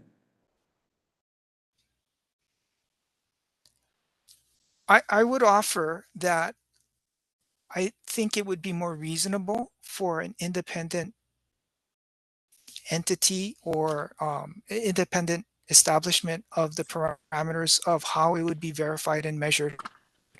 But to some degree, you know, and this is maybe a question that I have with respect to, you know, whether or not, you know, the commission would view that as a reasonable commitment, whether or not, you know, it would have the comfort it would need to have the assurance that if they were to approve the power purchase agreement, that this independent, well, the annual as well as the 5-year audit, you know, it sufficiently meets the concerns as it relates to whether or not the benefits as it relates to the commitment to sequester carbon has or will be reasonably met. Okay. Would the consumer advocate be satisfied if Hu Honua reported the amount of locally sourced feedstock used in each year? When you say satisfied, I believe that it would be reasonable for Hu Honua to identify the amount of local feedstock that was burned, as well as if it's importing any feedstock to identify that as well. In fact, I believe that might have been part of the recommended condition as it relates to if Hu Honua is, for whatever reason, required to import feedstock, that should be reported, and that would be used in a prorated fashion to determine what, you know, whether or not preferential rates would be allowed. And are you aware that in response to the consumer advocate's concern that Hu Honua has offered to do that? And when I say that, I'm talking about an annual locally sourced feedstock report. I believe that was something that has been discussed. Okay, and at least with respect to that concern, does that address the consumer advocate's concern? To the extent that there's a verifiable annual report that identifies the local feedstock that's been used and or grown, that would address that specific question or concern, yes. Are you aware that Hu Honua has committed to develop a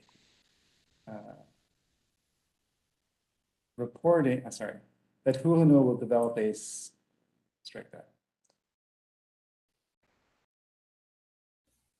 Are you aware that Hu Honua has committed to file community outreach reports regarding community outreach activities to provide timely information on efforts to address remaining community concerns?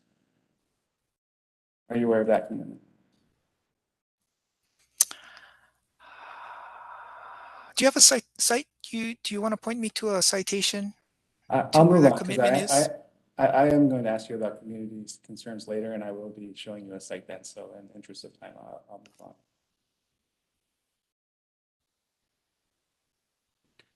on. I'd like you to take a look at CA responses to Hu Honua CAIR 40. Did you say 40? I believe I'm going to try to, so there's no confusion. I'm going to ask that this specific IR be published. 1 moment, please. Mr. Smith, can you move closer to the computer again?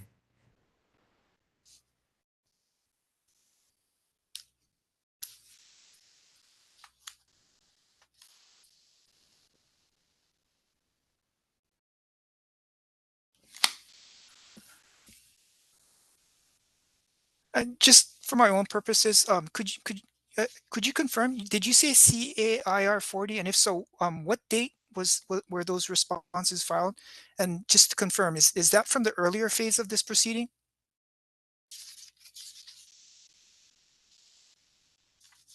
Jesse, we can't hear you.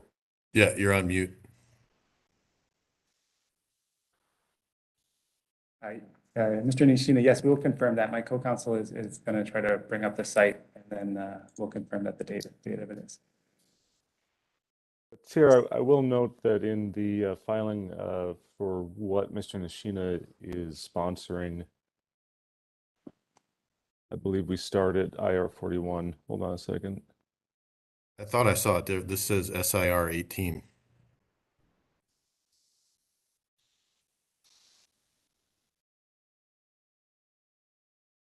Yeah, Mr. Nishina is sponsoring for this portion CAIR 41 to 52.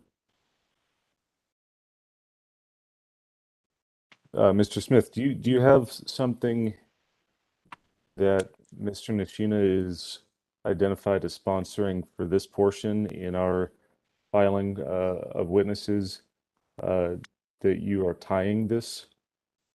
No, to? Mr. Knox, if you're representing that Mr. Nishina did not have any hand in crafting the response here, then we will reserve these questions for Ms. Daigle.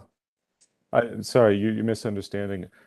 I'm not suggesting that he didn't have a hand in crafting it. I'm just saying that the commission, I thought, made kind of clear about the scope of this proceeding. And if you're looking at things in the docket before that that are referenced or tied to something that a witness has sponsored for this portion of the proceeding, that's one thing. But if you're just going off to something from previous portions that was not referenced in something sponsored for this portion, or you're not comparing it to something in this portion, then I'd argue that it's out of scope. Well, let me just speak from what I saw. That was SIR 18, and Witness Daigle is the sponsor of that. Okay, I'll move on.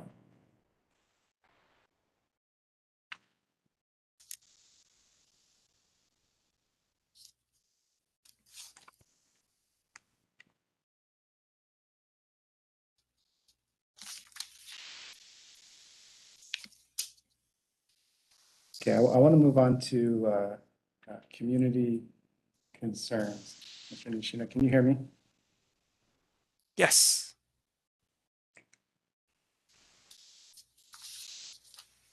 In your pre-hearing testimony filed September 16th, 2021, this would be CAST1.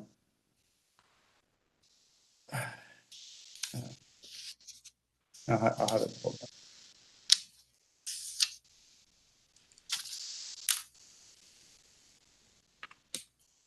You state that if the commission believes that inadequate evidence has been provided to sufficiently address community concerns, which include environmental and health concerns, then Hawaii Electric Light and Hu Honua should improve the record on these matters to facilitate the commission's review.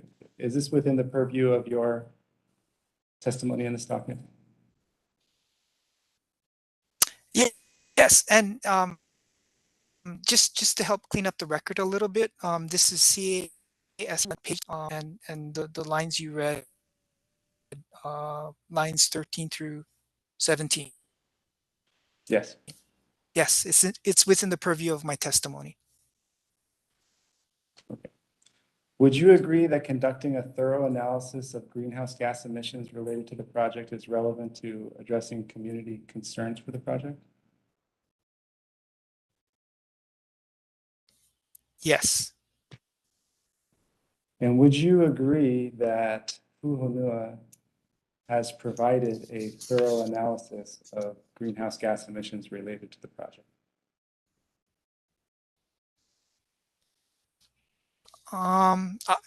You know, I think, and I hate to do this to Witness Daigle, but I'll agree that an analysis was provided. Whether or not there are questions and concerns, depending on your perspective, I think maybe, you know, so with respect to your use of thorough, that's where I'm hedging a little bit, but I agree that, you know, Hu Honua has provided a greenhouse gas analysis. Okay, and then wouldn't you at least agree then that Hu Honua has taken steps to address community concerns relating to greenhouse gas emissions in the context of environmental and health impacts of the project? I would agree that the analysis has been provided. Whether or not the outcome of those analyses suggests that there's a greenhouse gas emission issue and whether or not sufficient, and maybe this gets into the offsets that we were discussing earlier, whether or not that's sufficient. Just doing the GHG analysis, I don't think should be sufficient grounds for the commission or the community to say that all concerns have been addressed. Okay. And we discussed a little bit ago the commitments that Hu Honua is making with respect to the project. And I believe that you said you still have concerns with how those commitments will be carried out. But do you agree that if they are carried out, that that is a community benefit and would address at least some community concerns? I mean, based on the hypothetical, or the assumption that the commitments will be met, yes, that would be addressing some of the concerns as it relates to greenhouse gas emissions. Okay.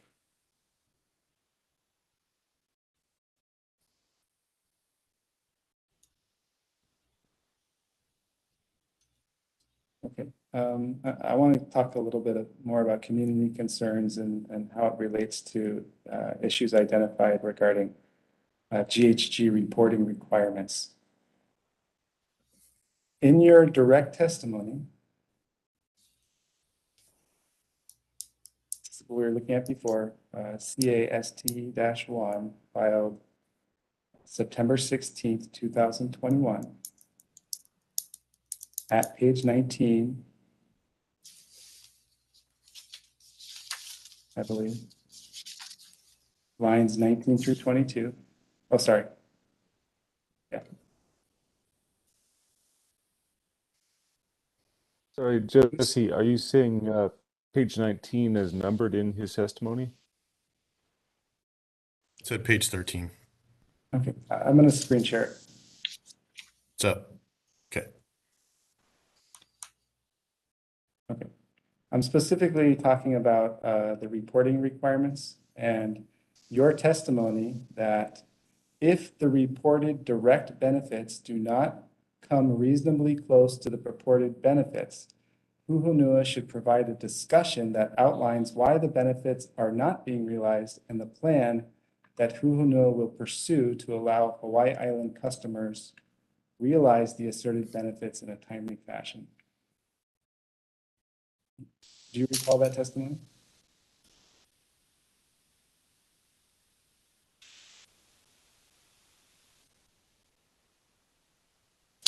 I'm sorry, what page are we on now?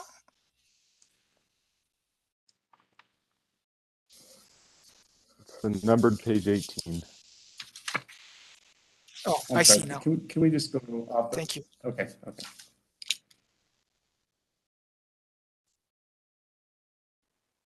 And my only question, Mr. Nishina, is do you agree that a direct benefit from this project would be from Hu Honua's ability to provide renewable energy that displaces fossil fuels while also committing to be 30,000 tons carbon negative cumulatively during the term of the power purchase agreement?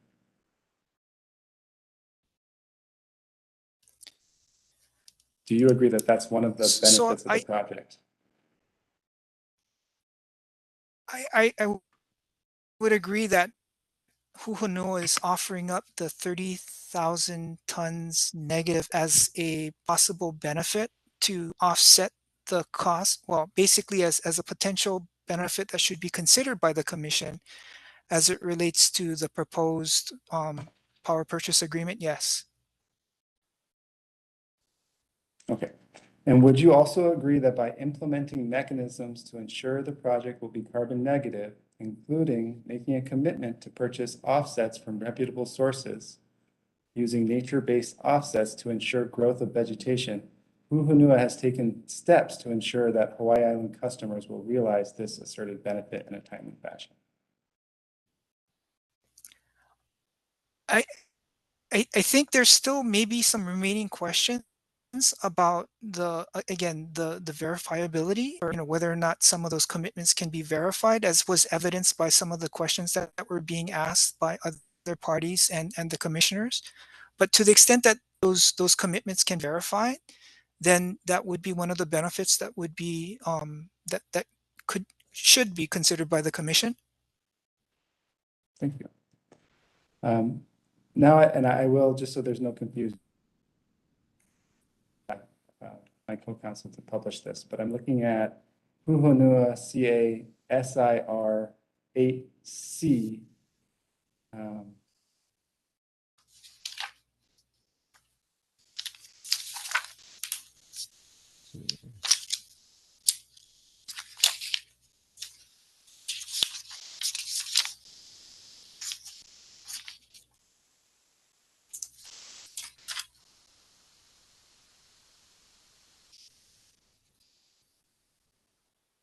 SIR 8C.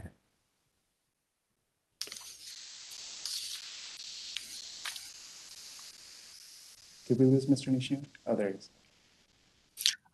Actually, I think the network connection might be on your side this time. Oh, okay. Okay. I just lost your video for a moment, but I see you now. I'm going to ask you specifically questions about the response to subsection C.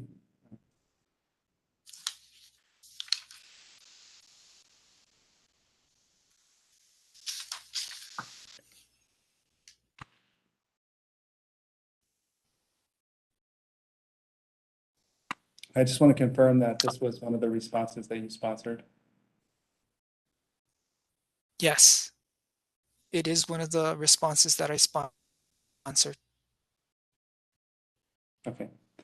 And in that response, do you see where you state that since the Hu Honua facility, if the amended and restated power purchase agreement is approved, will be a part of the community of Hawaii Island, there should be a desire by Hu Honua and the utility to be a good community member and to address community concerns throughout the operation of the facility. Did I read that correctly? Yes. Okay. And I believe that we've already discussed Hu Honua's efforts to be a good community member, including its pledges to be 30,000 megatons carbon negative, the agreements that it entered into with Hawaii Volcanoes National Park and One Trees Planted, the 9 years of locally grown feedstock that it has secured on, or up to 9 years on Hawaii Island. Mr. Lee's testimony that Hu Honua is willing to collaborate with state agencies, including Dlnr, the County of Hawaii, and Hawaii Electric Light, to use invasive species of woody biomass as feedstock, the commitment to replace those invasive species with native legacy trees such as koa and sandalwood, and the ability of the project to provide high skill and high paying jobs in East Hawaii Island. Do you believe that these are community benefits?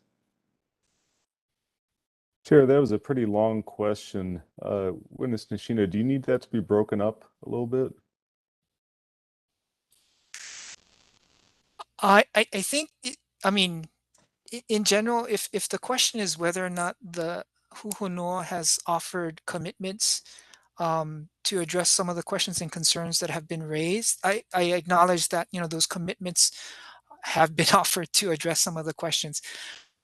Whether or not, you know, all of the community members, and, you know, I think as part of the role of the consumer advocate, we're supposed to represent a fairly broad, diverse group. It's not as if we only represent residential customers or commercial customers. And even within residential customers, you have a number of different viewpoints. And so, you know, whether or not it's fair to say it would address all community concerns, I apologize if I'm paraphrasing your question, but I would offer that I don't know that I personally can speak that the commitments that you might have ticked off and I apologize because I can't tick off all of the ones you named, would be sufficient to address all community concerns. I'm not prepared to make that statement.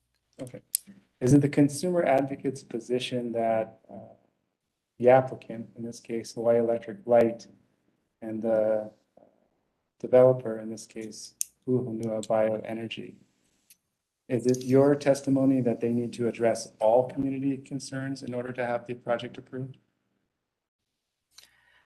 Well, I can tell you it is my preference and this is just maybe a general statement, it is my preference that any utility and any developer seek to address all concerns so that we do not have to have a situation where a community member, whether we're talking about a single person, a subset, or all of it, feels as if they're not being heard and feels compelled to either complain to a legislator or the commission. Do you agree that it is important that Hawaii Island residents and community members have the ability to voice their opinions regarding the Hu Honua project? I do believe it's important for community members to have an opportunity to voice their thoughts, questions, concerns, and opinions about the project, yes. Okay. And do you agree that while a portion of the community may share life of the land's concerns, another equally substantial portion of the community, or probably more substantial portion of the community, supports the project and developers of renewable energy? Object. I'm going to rephrase the question. Do you agree that while a portion of the community may share life of the land's concerns, another portion of the community supports the project and developers of renewable energy? So actually, if I can, I'm going to rephrase my response a little differently. I think that there's a good chance that there's a portion of the community who opposes the project and a portion of the community who supports the project for various reasons, different reasons, and there may be within each subset different groups that support the project for certain reasons, and within the subset of those that don't support the project have different reasons. So, whether you're going to lump them in, and, again, I don't know that it's necessarily fair to say that they agree or disagree with, say, Life of the Land or any other group, but again, there's a diverse group of opinions within any community. And how does the consumer advocate balance these competing interests? So, I would offer what we're trying to do is provide the commission the full breadth of what may be offered. And, we won't, and the commission is able to read the public comments on its document management system, as well as the newspaper and whatnot. And, we'll generally refer to whether or not there are concerns or, general support. And I believe that was noted in, if not our testimony, in the pre-hearing statement of position, that we acknowledge there's support and there's also opposition. Okay, but you acknowledge that the Commission's public comment process is one reliable method that Hawaii Island residents and others can voice their opinions regarding PUC dockets, including this one? And so I'm smiling and chuckling a little bit there. I think the Commission's public comment process is an opportunity for the public to offer its opinions. I mean, I don't want to open a can of worms, but there was a little bit of an issue with respect to the public comments earlier in this proceeding. But I do acknowledge that the Commission's public comment process is a very important part. Whether it's through an email to the commission, or whether it's through a letter, or whether it's a call. Okay. And other than the public comment process, is there any other benchmark that the consumer advocate uses to measure community concerns? That is our primary way. Besides, there are times, and there are certain requirements depending on the type of filing where the commission should hold a public hearing where additional public comments or opinions can be heard, besides the normal process where you send in a letter or email or a call. And that's another medium through which we will try to do our best to assess the public's opinion of a proposed rate case, project, or application before the Public Utilities Commission. Okay. Have you personally or directed anybody in the consumer advocate to determine how many public comments there have been in support of the project and how many comments there have been in opposition? Objection. This is beyond the scope of his testimony. Chair, his testimony has raised issues regarding community concerns, and I'm just trying to figure out how he determines whether there are community concerns sufficient to not support the project. So I think And it's directly Chair, relevant to his testimony. Chair, we are aware that Hu Honua has letter bombed the public document section. And the fact that they are pouring in repeated letters does not mean that more people support their project. Okay, Mr. Curtis, you're not the one answering the question. We'll let, oh, please answer the question, Mr. Nishina. So as I understand the question, it was whether or not I personally or I had someone on staff review the public comments. Can I ask, are you asking specifically as it relates to what's on the commission's document management system? Yes.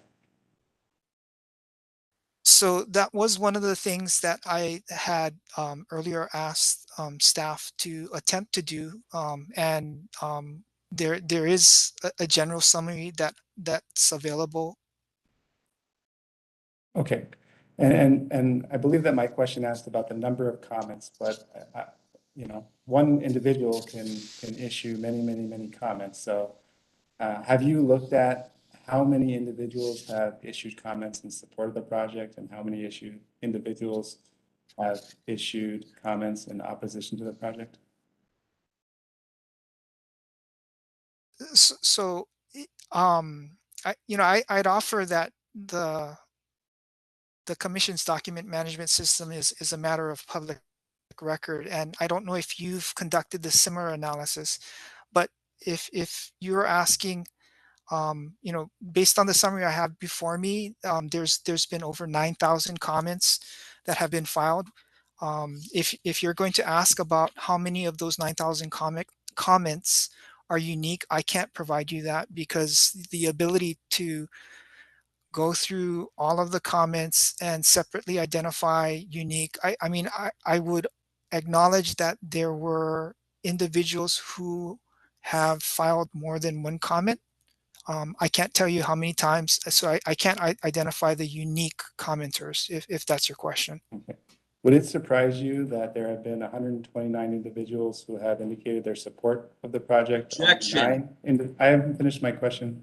To only 9 individuals who have indicated opposition to the project. Smith, where is this in Mr. Nishina's testimony?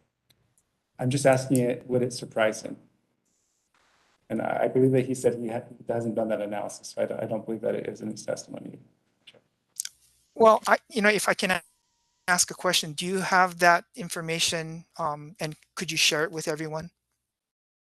This was done by and it's not publicly in the docket. It's something that we have done. So there's no testimony. This is not something that he can cite to or review.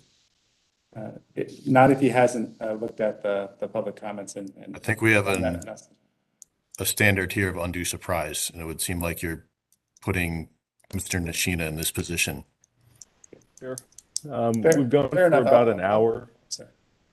We've gone for about an hour to stretch. Can I just check with my witness if you'd like to take a short break?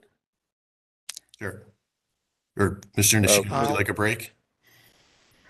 Well, I am getting older. I don't think I need a bio break right now. I appreciate your attention, though, Mr. Knox. But if the commission would like to take a break, I'm certainly open to it. Well, let's take a break. We can come back at 2:15. Okay, great. Thank you. Thank you. Thank you.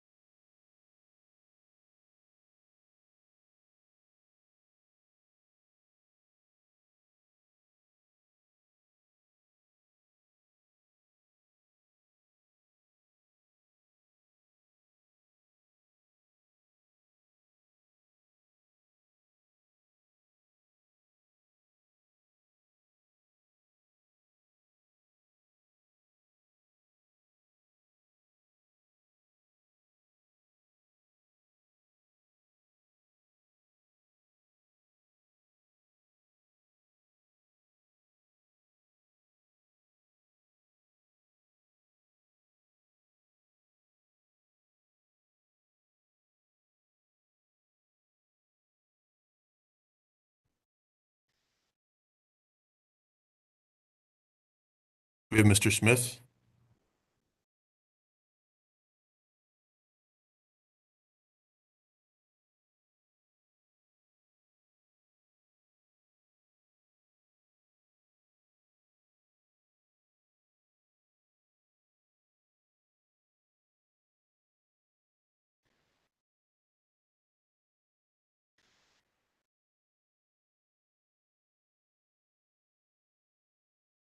Mr. Nishina and Mr. Knox, are you ready to go? Yes, Chair. Okay. Mr. Smith?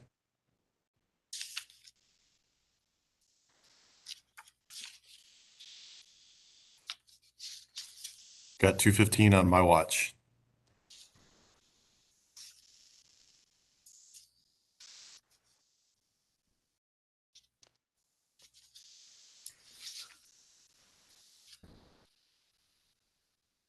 My video, there it is. I apologize, Chair, I had to use the restroom. All right, with that, calling the hearing back to order. Continue with the examination of Mr. Nishina. Thank you. Wait, we just lost our counsel. There we go. Okay.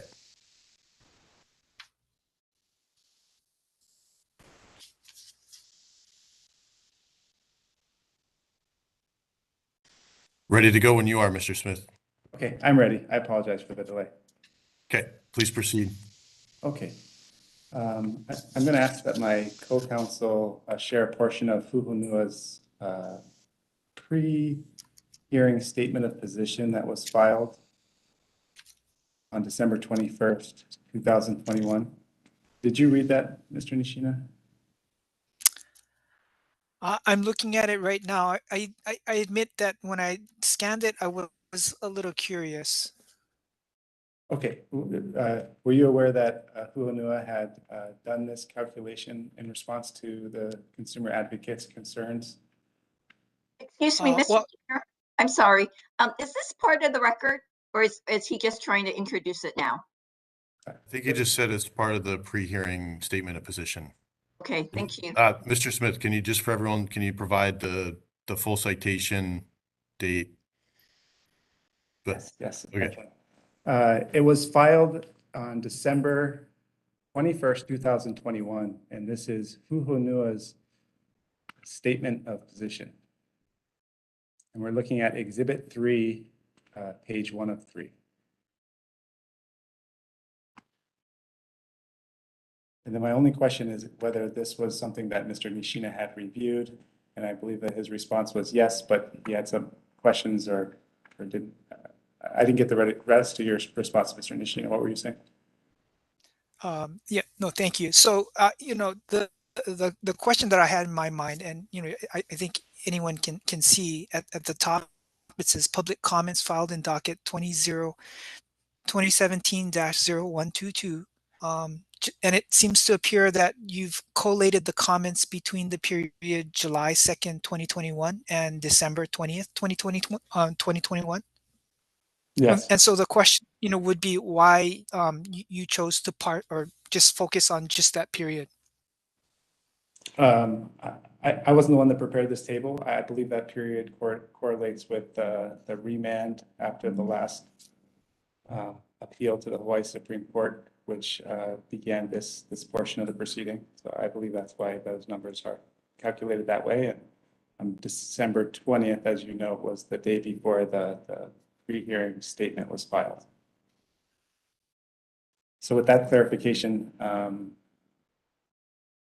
did this help to address the consumer advocates' concerns regarding public comments and community concerns?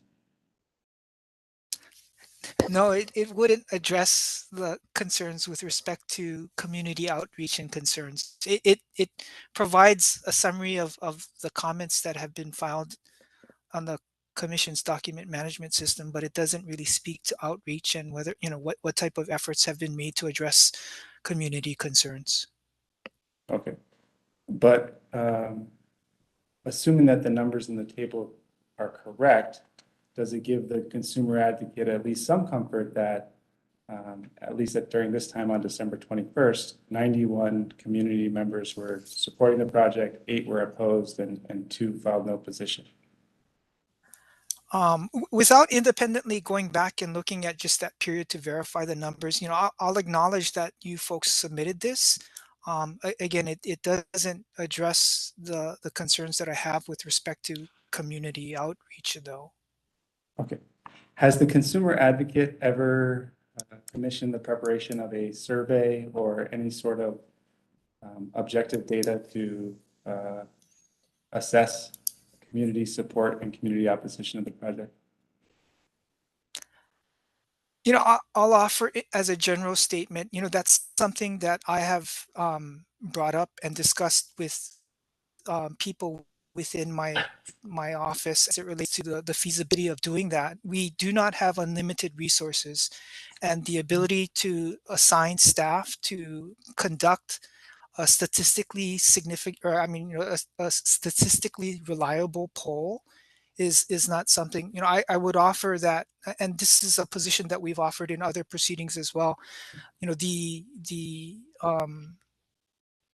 applicant should be trying to conduct sufficient community outreach to identify concerns and then address those concerns. Just taking poll and getting a head count, and we've offered this in other proceedings as well. We're not trying to encourage a letter writing campaign, because that isn't necessarily going to address the concerns that may be raised as well. It's a matter of actually trying to go out and having those discussions with the community, as opposed to just saying, well, we went out, we took a poll, and this is the count. Okay, so if those types of surveys were to be done, or that type of objective evidence were to be put into the record, is it the consumer advocate's position then that should come from the applicant or the developer? The position we've offered is that it may be something, and I think it's even offered within either the context of one of my responses, and I can look for it if you'd like, but we offered that it should be the utility, the developer, and or the landowner. Because to the extent that the landowner is leasing the land, they're going to have to live with their neighbors too. So there should be outreach by those three entities to evaluate, identify, and hopefully address concerns. Okay. Next, I'm going to ask that my co-counsel publish the survey that was commissioned by Hu Honua. It was attached to Hu Honua's statement of position that we're just referring to as Exhibit 4. This was a survey done by Anthology. Did you review this survey? I read it the first time when I reviewed the filing. If there's a specific thing you'd like to go over, please provide the citation. Okay. Are you aware that this survey showed that more than 70% of the community is in favor of the project? And I'll have my co-counsel go down to the portion of the survey. I see that in the page that's currently on the screen, yes. Okay. Do you agree that the survey determined that more than 7 in 10 residents, 73%, have a favorable opinion of the Hu Honua project? Objection. I think he's asking pretty much the exact same question twice. Mr. Smith, can you rephrase? Yes. Were you aware of the results of this survey? And those are that more than 7 in 10 residents have a favorable opinion of Hu Honua. A large majority of Hawaii Island ratepayers, 70%, feel the project is important to them. And nearly 2 in 3 Hawaii Island ratepayers, 65%, overall did not express any concerns about the project. Were you aware of those findings?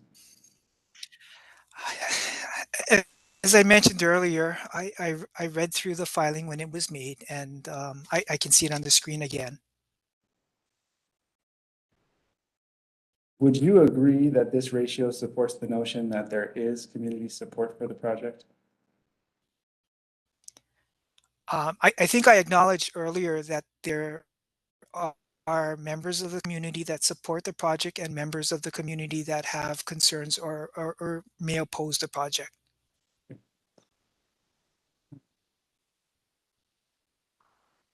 Are you aware that Hu Honua has submitted testimony and documents in this proceeding regarding its investment in the project or the amounts that it is invested in the project? Mr. Nishina, would you like cites for that? Yeah, my response was going to be, I believe such statements have been made, but if there's a specific citation that you'd like to point everyone to, I can try to find it. Okay, well, I don't want it to take everybody's time. So it is in the statement of position, and we can take the time to locate that. But in the interest of time, are you aware that Hu Honua has made the claim that it has invested over $500 million in this project since the approval of the original power purchase agreement? Subject to check. We'll take that as a statement. Okay, and does that statement sound familiar, subject to check? Subject to check. Yes. And do you agree that in meeting its renewable energy goals, Hu Honua, the state of Hawaii has had to rely on developers of renewable energy projects like Hu Honua to meet these goals? The developers are one of the important stakeholders that Hawaii will need to rely upon, including the utility as well as homeowners. And this or includes building owners or property owners. And this includes both local and out-of-state developers? Developers in general, yes. Okay. And are you concerned about the message that it would send to developers if the commission changes its mind and decides not to approve the project? Beyond the scope of his testimony. Can I finish my question, please? Continue, Mr. Smith, but again, the focus on Mr. Nishina's testimony. Okay. And the relevance of this line of questioning is that the consumer advocate has stated its opposition to the project. And I want to know if that's a concern of the consumer advocates based on its opposition. And I don't think I've received a response to that question yet. But I'll rephrase.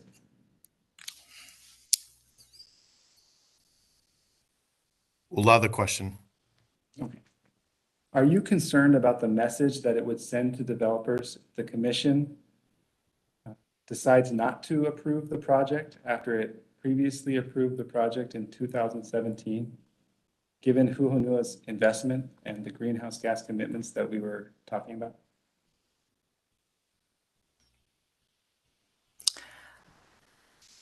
So, as the executive director for the Division of Consumer Advocacy, my main focus continues to be on the potential impact on consumers. As it relates to the question you're asking with, and I'm sorry, I may be paraphrasing this now, whether or not I have a concern with the message that developers may take away. One, and I know you rephrase your question, again, it may be parsing words, but in terms of what we've offered I've offered in my testimony as well as in our pre-hearing statement of position, we are saying that we have questions and concerns about whether or not there's sufficient benefits to offset the potential costs and adverse impacts on the consumers. And as opposed to using the word oppose, I'm fairly certain we offered up that we have questions and concerns about whether or not sufficient evidence has been provided by the applicant and the developer to provide the commission sufficient assurances that the proposed PPA is in the consumer's interest. And so we have offered some conditions. It's not that we're opposed to the project. We have concerns with the potential impact that this project will have on consumers. Okay, and I appreciate that clarification. So the consumer advocate is not opposed to the project per se then, is that right? I can restate what I just No, said if you okay, like. no, I'll withdraw the question. I think you stated it clearly.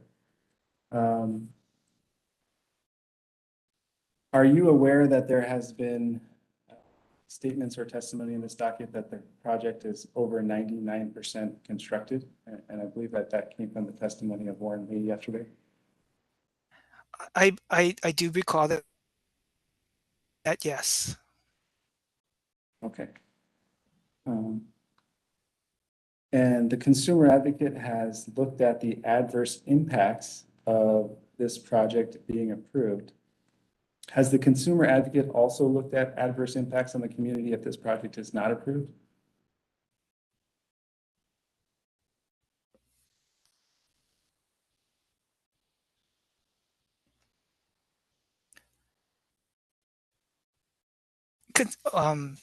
Sorry. So if I understand the question, the question is if the project is not approved, have we attempted to assess what the adverse impacts may be on the community? Yes. And so I think you're basically trying to restate the question you asked earlier about whether or not our office has considered the potential impact of the commission not approving and the message that this may send to developers and now the community. And so from the perspective of the community, I assume you're talking about some of the purported benefits relate to the fact that if the project is approved, Hu Honua facility stays in operation, that, and I forget the exact numbers, I'd have to go back and look, but there are a certain amount of direct jobs in Hu Honua. There's been an estimate of jobs that may be created as it relates to forestry. And I believe, again, the testimony that I've offered is, making sure that there are conditions, if the commission is inclined to approve this project, to ensure that the benefits that would be accrued to Hawaii Island and the state exceeds the costs that will be manifested in the increased utility bills. Okay. Thank you for that explanation. In your testimony, and I believe also in Consumer Advocate's statement of position, and I can find it if you like, but the interest of time and trying to move this along, I recall one of the concerns, and this is a community concern, had to do with another potential appeal if this project is approved. And I believe you had specifically mentioned another potential appeal by life of the land. Do you recall making that statement generally? No, I do not remember making a statement saying it would be life of the land filing an appeal. I believe what I stated was trying to ensure that we avoid situations where the community or any other party may seek to file an appeal again. Okay, and one of the things that you And if you brought up like, was, we can go through the record just to confirm. Sorry, if you like, we can go through the record to confirm that. I'm fairly certain that I didn't specify a party as likely filing an appeal. okay, and we can do. I know the outcome of the commission's decision, which I don't. Oh, I understand.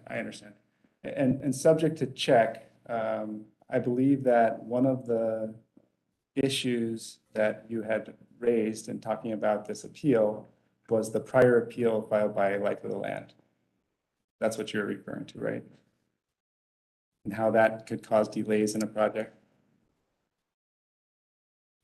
I think I was speaking in general. Anytime a commission decision is appealed, not necessarily referring to Life of the Land. But I apologize. Were you going to clarify your question?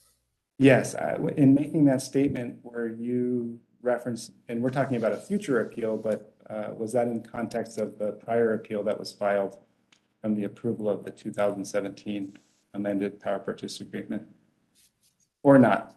And it was more of a general statement. okay. Can you think of any scenario if the power purchase agreement is approved where Life of the Land would not appeal, given the speculation? Mr. Smith. Objection calls for speculation. Okay. I'll save that question for Mr. Curtis. I'll move on.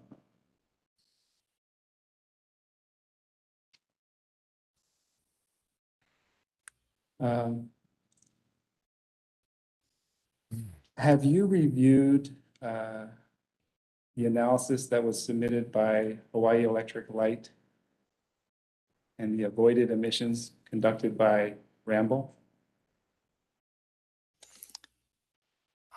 Similar to the response that I provided earlier, I did review the filings by Hu Honua as well as Hawaii Electric Light, but that's not my area. My testimony doesn't speak to the analysis conducted by Ramble. Okay, and I will get into those questions with Ms. Daigle, but just from a high-level policy standpoint of the consumer advocate, did the consumer advocate agree with the avoided emissions report, or did it have concerns about the avoided emissions contained in the Ramble report? If I recall correctly, we submitted information requests trying to get a better understanding and to clarify certain questions or concerns we might have had with that analysis. But you know, again, that question may be more appropriate in terms of the specific questions and concerns directed to Ms. Daigle, and I apologize again for having to defer that, but that was not my area of testimony. Okay, and no problem. I'll generally defer these questions to Ms. Daigle. I just want to confirm though, are you aware of the Ramble report's conclusion that with Hu Honua coming onto the grid, there will be 1.4 million megatons of avoided CO2 emissions by the end of the project? Are you generally aware of that conclusion? If you want to point me to a specific location in the report, I can verify that number. Okay, and I apologize, I misspoke. It should be 1.4 million metric tons, not megatons. Metric tons. Again, it may be good for all of us to look at the same report just so that we can confirm the number you're citing. So, okay. And I'm talking specifically about table 2.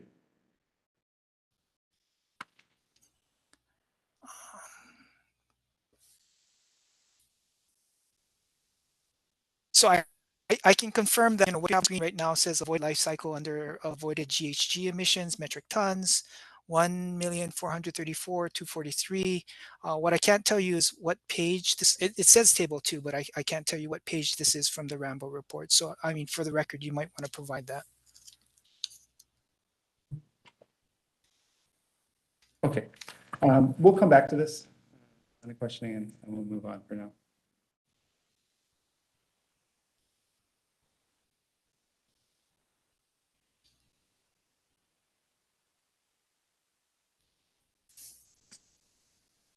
Okay, at this time, I'd like my co-counsel to publish and share Hu Honua CAIR 41A. This was filed, this is the consumer advocate's response. It was filed on October 21, 2021.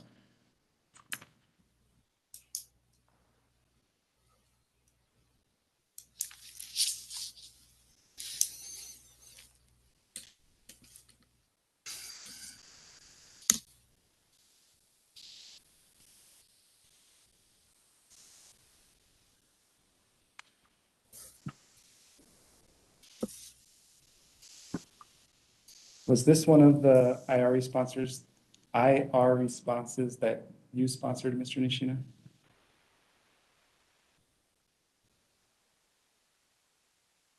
Yes, it is.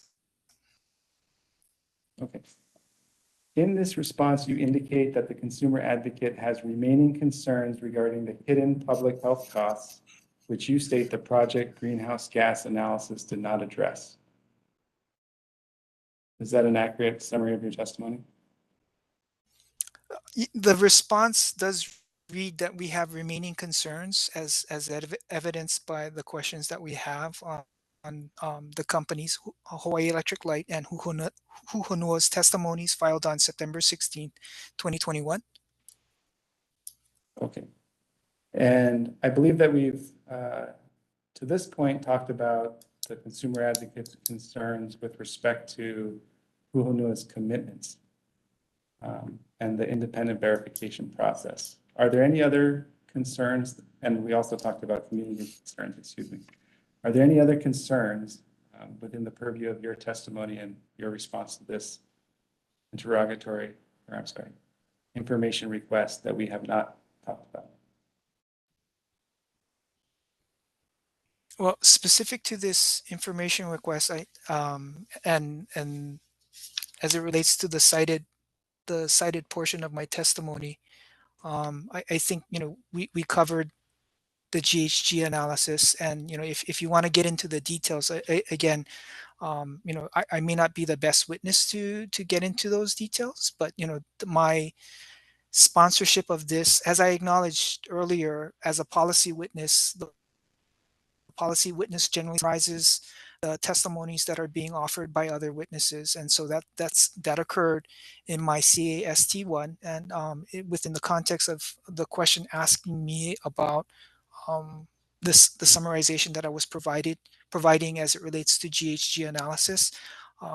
The more specific questions as it relates to the questions and concerns as it relates to the GHG analysis wasn't in my testimony, though. Okay, that's fair.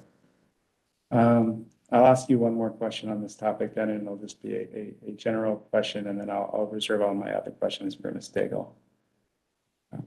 Assuming that Hu Honua is able to meet its commitments, and that they're enforceable, as Hu Honua has indicated in its testimony, do you believe that these commitments address the consumer advocate's concerns regarding hidden costs of greenhouse gas emissions, long-term environmental and public health costs, assuming that the commitments can be enforced and are met? Based on the assumption that the commitments are enforceable and verifiable and whatnot, it would address the concerns as it relates to the GHG, the greenhouse gas emissions, excuse me. Whether or not it fully addresses all health and environmental concerns, though, that portion, and I apologize, as was set forth in our not our testimony, in a filing, and I forget the exact date. We had a witness looking at the health and environmental concerns, separate to but somewhat related to GHG, because witness Daigle is focused, and just to make clear, she did her analysis was of the GHG analysis. She was not responsible for the health and environmental concerns. So when you say, whether it would address all our health and, all our questions and concerns with health and environment, we did raise some questions, but we did have to strike that. So, whether or not it'd be fair to say it addresses all concerns, I'm not sure that it would be fair to say that. Okay. You were speaking of another witness. Was that witness that you're speaking of, Ms. Daigle? I wasn't clear who you were talking about. You said another witness was going to look at this. We actually had a witness submit testimony, but in our motion to strike, because that particular witness found employment elsewhere, and none of the witnesses that we had on this case was able to basically step into that witness's shoes, we filed a motion to strike. Okay, so you struck that witness's testimony? Mm-hmm. And that witness was speaking to health and environmental concerns. Have you reviewed the direct testimony of Jonathan Jacobs, Dr. Jacobs, who was here earlier, that was filed on September 16th, 2021, relating to his calculation? Sorry, no, go ahead. Relating to his calculation of the social cost savings that would result from the project GHG emission reduction. Are you familiar with that? I read it when it was filed. Mr. Curtis, please don't interrupt. Sorry, Mr. Nishino, we couldn't hear what you said. Nope, that's all right. Just to restate, I said I read it when it was filed, yes. Okay. And to speed things along, subject to check, Dr. Jacobs estimated social cost savings of $68 million in a low dispatch scenario. That would be enough to offset about half the monthly bill increase. Subject to check on the numbers, do you generally recall that conclusion? I do not generally recall that conclusion. If there's a site, we can bring it up, and we can go over that that testimony by Dr. Jacobs. Okay, and is that testimony something that you had reviewed? And did the CA take a position on it? I'm sorry. I read all of the filings when they're made. Unfortunately,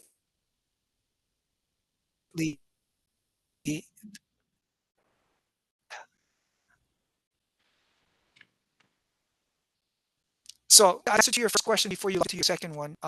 Again, to restate, I read all of the filings in the docket that were made, and you had a follow-up question. Yes. Does the consumer advocate have a position with respect to the social cost savings of the project as outlined in Dr. Jacobs' report? I do not have anything within my testimony or in the responses that I've sponsored as it relates to that particular assertion. Okay. And is there another witness from the consumer advocate that would be a more appropriate person to ask these questions? No. Are you aware of Dr. Jacobs' conclusion where he estimates social cost savings of $132 million in a full dispatch scenario? Subject to the check, are you aware of that conclusion? Again, if you'd like to bring it up, we can go over that specific testimony. Okay.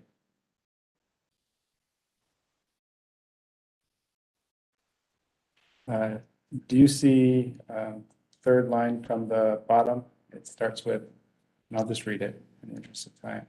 In the full dispatch scenario, that social cost savings is $132 million. Do you see that conclusion? I do. Okay. And does the consumer advocate have any opinion or position with respect to Dr. Jacobs' conclusion about social cost savings in a full dispatch scenario? I would have to reserve offering an opinion because, absent the opportunity to have some analysis as it relates to the support behind that, I would prefer not to offer an opinion. Okay, so at this time, the consumer advocate has no opinion with respect to the social cost savings opined on by Dr. Jacobs. Yes. Okay. I'll move on.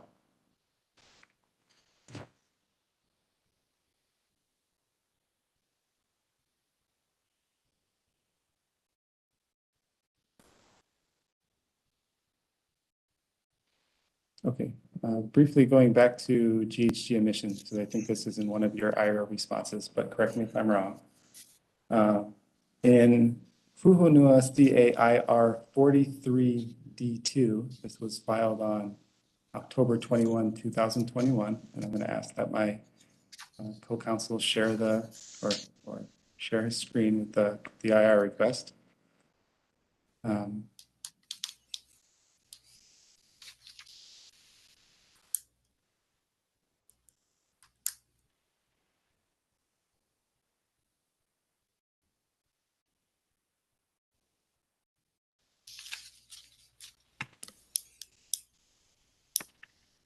Can you go back to the top, please, so we can make sure that this was a request that was sponsored by Mr. Nishina? All the way to the top, please, so we can see the number. Okay. Mr. Nishina, is this one of the responses that, or IR responses that you sponsored? Yes, it is.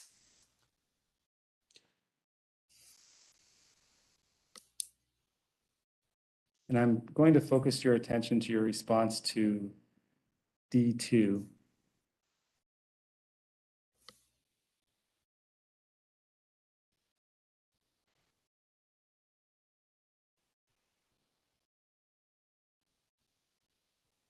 Okay, wherein you state, and I quote, how the unit may be used or dispatched has a direct impact on the potential GHG emissions, and this has direct and material relevance to the Commission's review in this proceeding.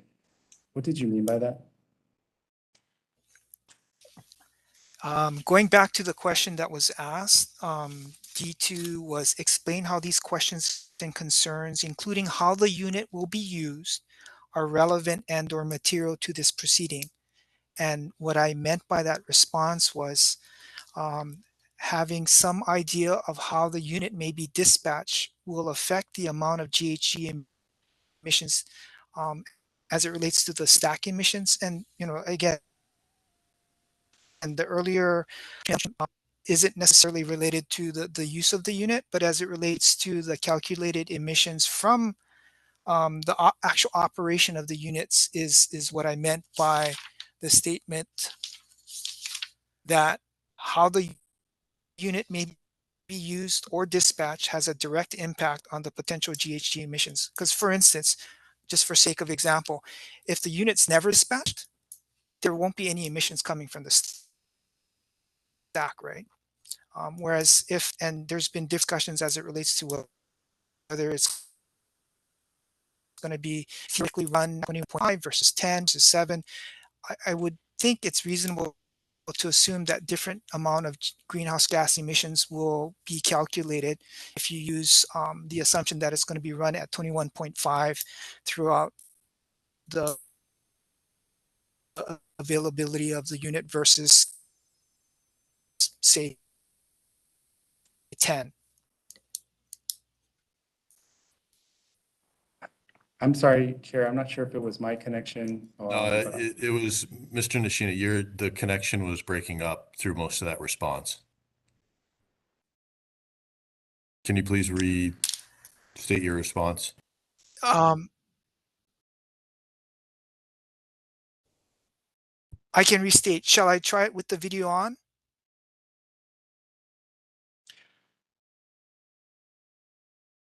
I think maybe let's try. Mr. Smith would prefer that. I know we went through this Let me turn before. on video and I'll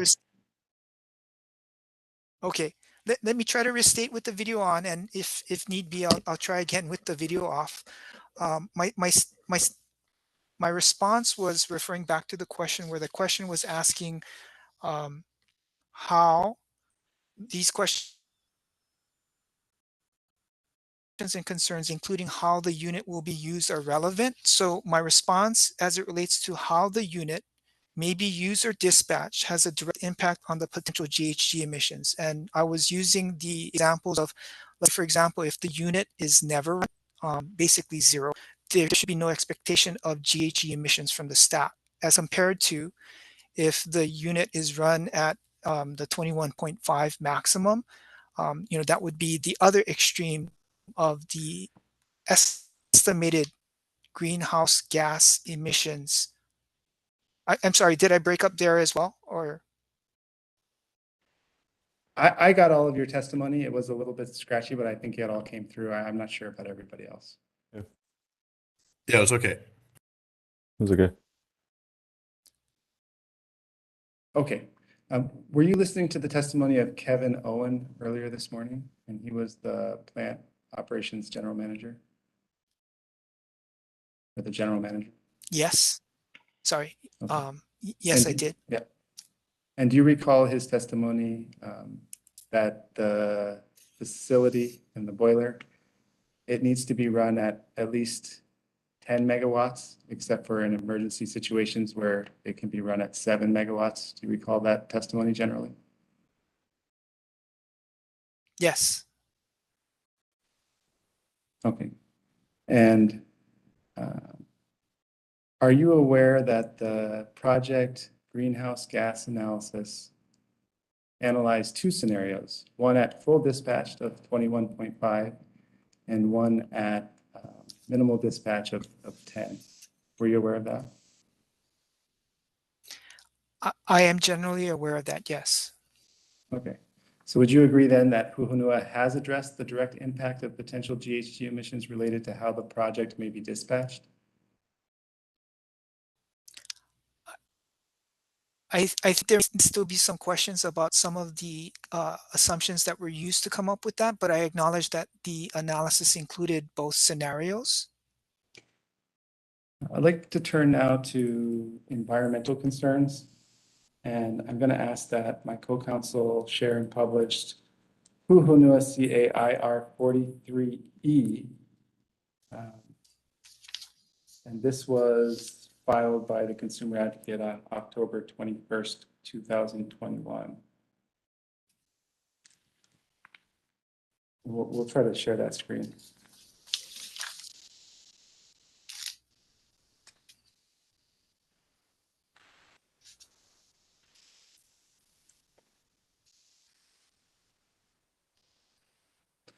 And the question relates to environmental concerns. And in this information request, Hu Honua had asked that the consumer advocate please identify all, quote, other environmental and health impacts, unquote, referenced above, and how each of these other environmental and health impacts are relevant to the statement of issue. Do you recall that information request? Did you author the response? Yes. Okay. Now we'll turn to the response.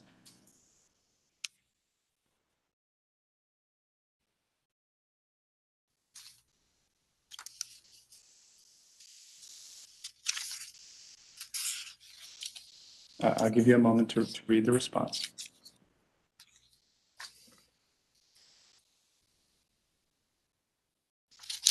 Yeah, I have it before me, and I see it on the screen as well. Thank you. Okay. And in your response, one of the things that you state is that it's the applicant's and the seller's responsibility to provide a comprehensive identification and verifiable analysis of the potential environmental impacts to facilitate the commission's review of the proposed A&R PPA. Do you see that statement? I think you paraphrased a little bit, but yes, I see the statement. Okay. And do you believe that the avoided emissions study that was done by Ramball and ERM's greenhouse gas emissions analysis, do those satisfy the consumer advocate's concerns? And I note that when you filed this, you have not had the opportunity to fully review those, given the timing. Yeah, no, thank you for that clarification. So as I think I responded a little earlier, you know, I acknowledge that the greenhouse gas analysis that had been filed by both Hawaii Electric Light and Hu Honua has provided the commission information as it relates to the greenhouse gas analysis. I think when we're talking about environmental and health concerns, there are other potential questions and concerns that will not be addressed by the greenhouse gas analysis. And how are these other concerns related to the issues in this docket? And strike that before we get there. What are these specific concerns that you're referring to? So generally, I think questions have been raised, say, for instance, as it relates to the treatment of the ash, that will be the byproduct of burning the feedstock. I think there's some questions about the potential impact as it relates to the injection well that may be used by Hu Honua, and those are two examples of potential environmental concerns. So if I heard you correctly, the first one is the ash. What was the second one? You broke up on me a little bit. I apologize. The second example was related to my understanding that Hu Honua will be relying on an injection well and the potential impact that the injection well might have on the environment. And are you aware that Hu Honua has received a permit or is in the process of receiving a permit for all injection wells, and that is from the Department of Health? Objection. I'm aware that they have not received a permit. Okay. Mr. Yeah, thank Mr. Smith. Sorry. Can you I'll rephrase the question, Chair. Okay. Are you aware that Hu Honua has gone through the permitting process with the Department of Health? No, you have not gone through it. You have no permit. Okay, Mr. Curtis, you can't interrupt here, but it wasn't first I wasn't an objection, but Mr. Smith, can you cite is there a specific reference testimony that you want to ask Mr. Nishina about? It was actually in response to his statement just now where he identified the injection wells as one of the environmental impacts or concerns that he had. Okay, you're then discussing the status of these various different efforts, and I think there's certainly disagreement on your characterization of them. So is there a specific exhibit that Hu Honua has that can give the current status that would Mr. Nishina can respond to? Let me move on or let me ask the question this way. So these concerns, Mr. Nishina, related to environmental impacts, and you have mentioned the injection wells and the ash, how are those related to the statement of issues being decided in this docket?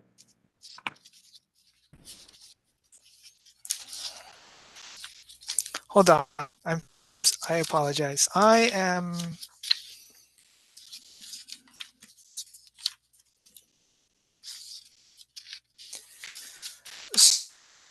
So when I look at order number 37910, wherein the commission issued the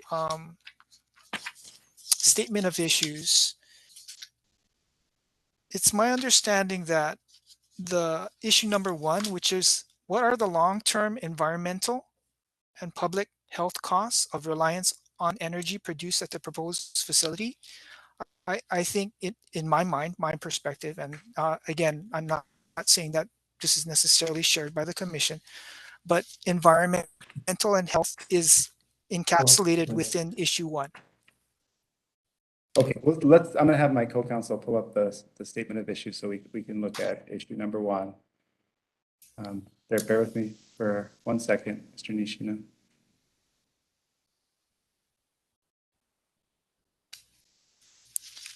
And I do see we've been going for about an hour. I can keep going, but I just want, out of respect to you, Mr. Nishina, and your counsel and the chair, pause for a second to see if we want to go on a break. Why don't we take a break until 3:15? Okay, thank you, Chair. I'm going to recess. Thank you.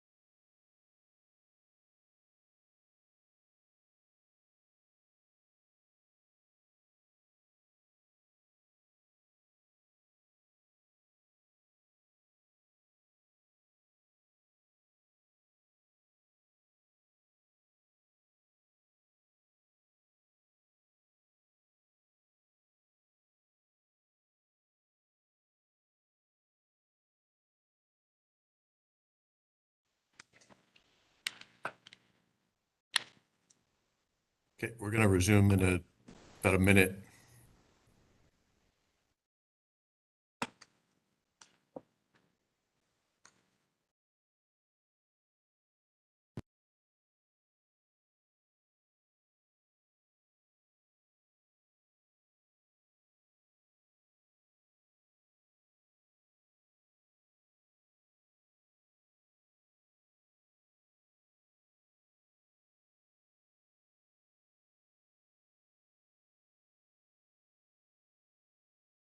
Okay, do we have Mr. Knox? Yep, I'm here, Chair. Okay, sorry, I can't. Okay, calling the hearing back to order. I do want to give a reminder, as we went into recess, we're focusing on the statement issues, but Mr. Smith, I believe we need to stay focused on Mr. Nishina's testimony. We can focus on, maybe we were talking about the environmental concerns that he had raised, but let's keep the scope of inquiry there, please. I understand, Your Honor. I'm Chair, and I'm not going to go back to the statement of issues. I appreciate the Chair's point.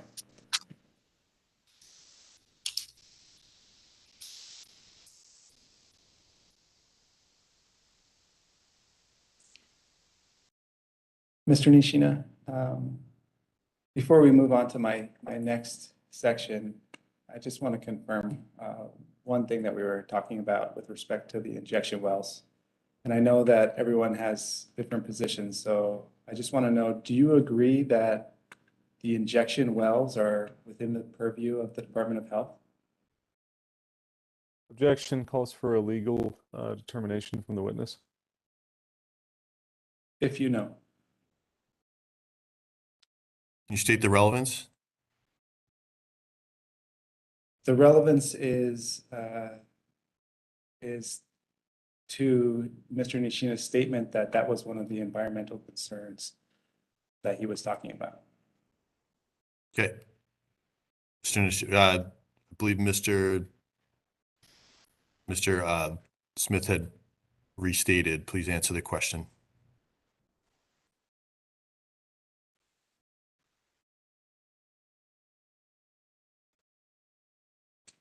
Dean, I think you're on mute. Or I couldn't hear. I couldn't hear.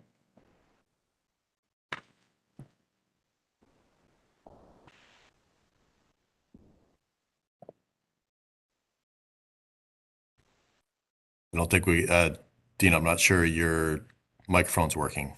It doesn't show you muted, but we couldn't hear anything. Yeah, Dean, we can't hear you.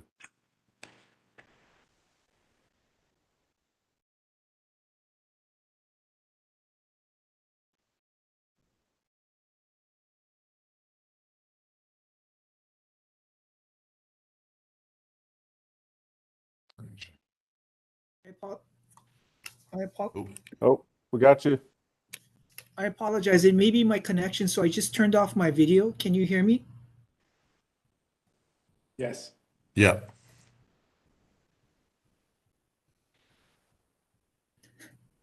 Okay. So You ready to respond? I apologize. Could you repeat the question now? Yes. I can remember. I'll rephrase it. I apologize. I think your question was along the line, to the best of my understanding, or to the best of my understanding, the injection well permit is before the Department of Health? And putting away the permitting issue, because that seems to be controversial. Oh, I'm sorry. What was the question? My only question is it your understanding that the injection wells are within the purview of the Department of Health?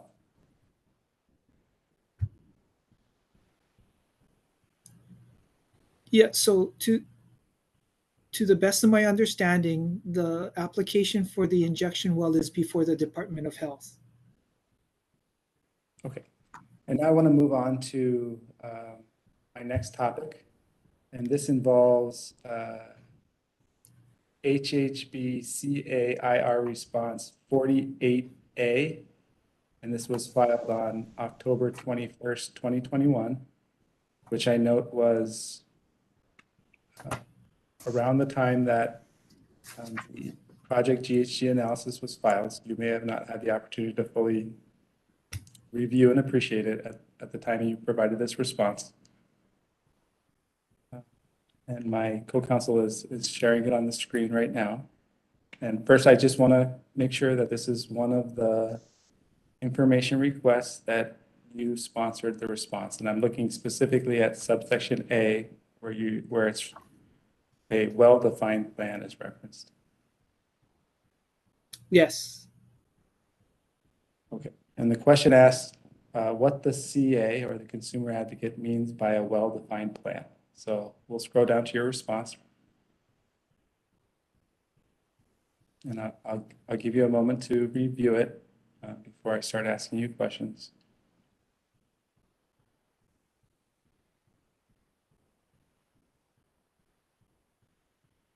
Thank you.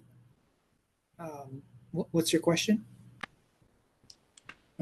Did the project GHG analysis satisfy the consumer advocate's concerns with respect to a well-defined plan as you've defined here? I think that the Hu Honua's and Hawaii Electric Light's GHG analysis provided, I guess, the estimate of the GHG, the greenhouse gas emissions that we might look at. It didn't address the concerns. I think, as evidenced by some of the questions that have been asked of Hu Honua's witnesses as it relates to the offset plan and some of the commitments as it relates to the carbon sequestration. There's still some remaining questions and concerns about, what that plan might be to address the anticipated or estimated greenhouse gas emissions. Okay, and I want to take those concerns one by one so I can understand what concerns are still outstanding. So number one, you refer to accurate and up-to-date assessments of the gross emissions against which the objectives will be set. Do you agree that the annual reporting requirement contained in the project GHG analysis provides a accurate and up-to-date assessment of the gross emissions, and does that satisfy the consumer advocate's concern?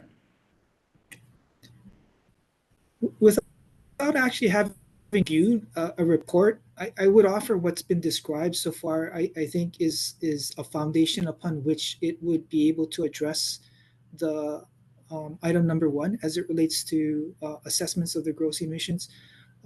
Again, with respect to the actual details around how it's going to be verified, I think I'm not sure that everything has been addressed yet, but certainly that's the foundation of through which number one would be addressed. Okay, and so you acknowledge that the annual report is meant to address that concern, and there are still questions of how it will be carried out once the project is approved. Is that a fair? Yes. Okay. Now the next point, you talk about clear, unambiguous objectives against which performance should be measured. In this case, Hu Honua has made two, I believe, clear, unambiguous objectives. One is for the project to be carbon neutral every year from the year 2035 on. And the second is to be at least 30,000 metric tons carbon negative by the end of the PPA term. Does that address your second concern? Yes. Your third concern involves a comprehensive set of actions that will include, but not be limited to, the timelines, resources, agreements, contracts that are necessary to meet objectives and specific activities anticipated to be required to meet the objectives. And earlier we talked about Hu Honua's carbon sequestration commitments. Does that address your third concern, assuming that those commitments are fulfilled? Again, based on the assumption that the commitments are fulfilled and there's a an acceptable, and when I say acceptable, acceptable to the commission as it relates to the process through which the assessment and the verification will be conducted? Yes, based on that assumption, yes. Okay. And your fourth point talks about built-in contingencies to allow for flexibility if the emission assessments suggest greater actions are required to comply with objectives. So the same caveats and stipulations, assuming that Hu Honua is able to meet its commitments, does the requirement of an annual report that will be updated with actual GHG numbers, coupled with a commitment to sequester more carbon than is emitted, does that satisfy that fourth concern? Actually, I would offer that the additional commitment of purchasing carbon offsets might better fit into the notion of a built-in contingency. Because if the assessment is that the emissions haven't been sufficiently offset by trees grown, then that's, you know, what would Hu Honua do? And so a carbon offset, I think, would be one possible built-in contingency, again, based on all the assumptions and caveats that the commission might look at as it relates to whether or not there's something that's verifiable and acceptable to offset the concerns as it relates to GHG emissions. I'm sorry, I'm going to pause there. Is my video, I mean, is my audio okay? I can try to turn my video on again just to see if that won't disrupt the audio. Okay, off the record, because we're sharing the IR response, it's not as important to me to see your video, but with the permission and indulgence of the chair, I would like you to turn it on once we stop sharing it, if you wouldn't mind. Yeah, Dean, we can hear okay. So you can try and turn on the video again. All right, thank you. I want to talk about the offsets very briefly, because those issues have come up in the testimony this morning. It's my understanding that the carbon offsets are a measure of last resort, but I agree with your statement that they do present a built-in contingency in case there is a delta between the emissions and the sequestration. Assuming that Hu Honua is able to fulfill this commitment financially, does that satisfy the consumer advocate's fourth concern?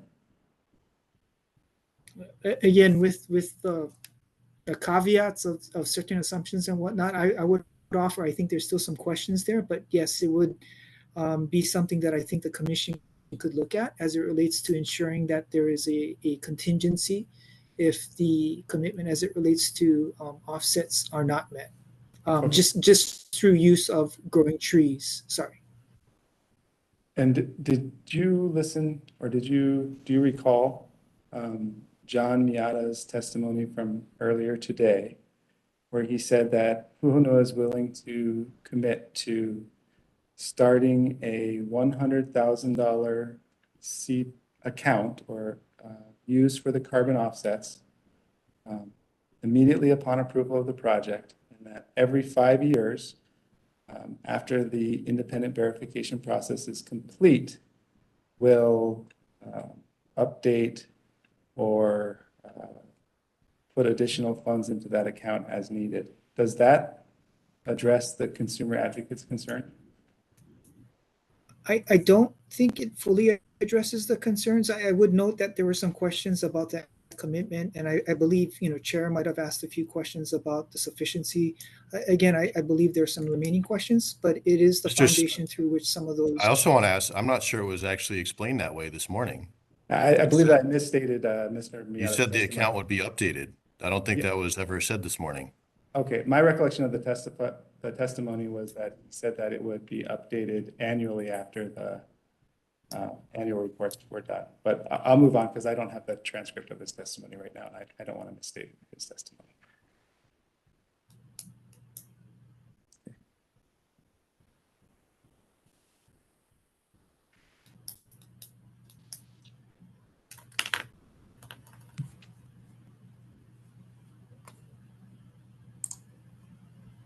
Okay, I want to talk.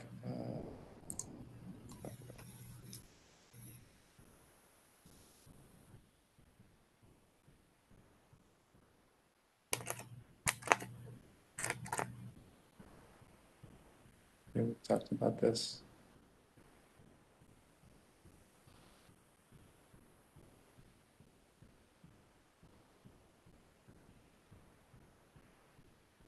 Okay, I want to move to my next topic area.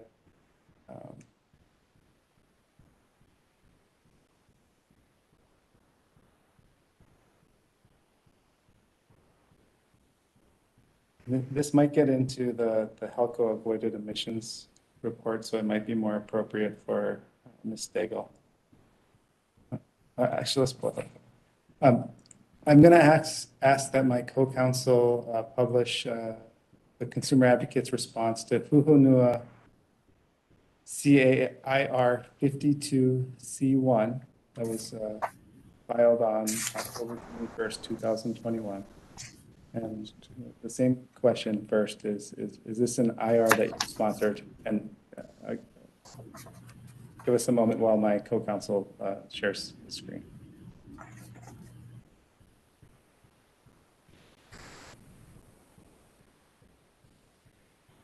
I'm specifically going to be asking questions to the response to 52C1.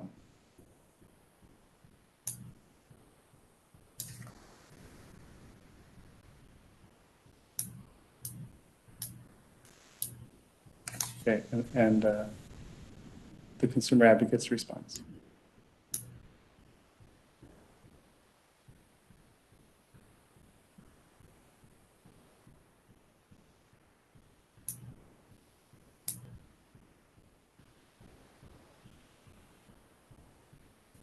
Yes, thank you. I have both a copy in front of me and I see it on the screen. Okay, and this was one of the responses that you sponsored? Yes, this is one of the responses that I sponsored. Okay, and I believe that you confirmed earlier, and I don't want to spend too much time here, that you reviewed both the avoided emission summary and the project GHG analysis, but I should defer specific questions to Ms. Daigle, correct? Yes. Okay. Moving on to, this is HHB CASIR 7B, filed November 18th, 2021. I'll ask my counsel to share again. Sorry, that was SIR 7B? Yes.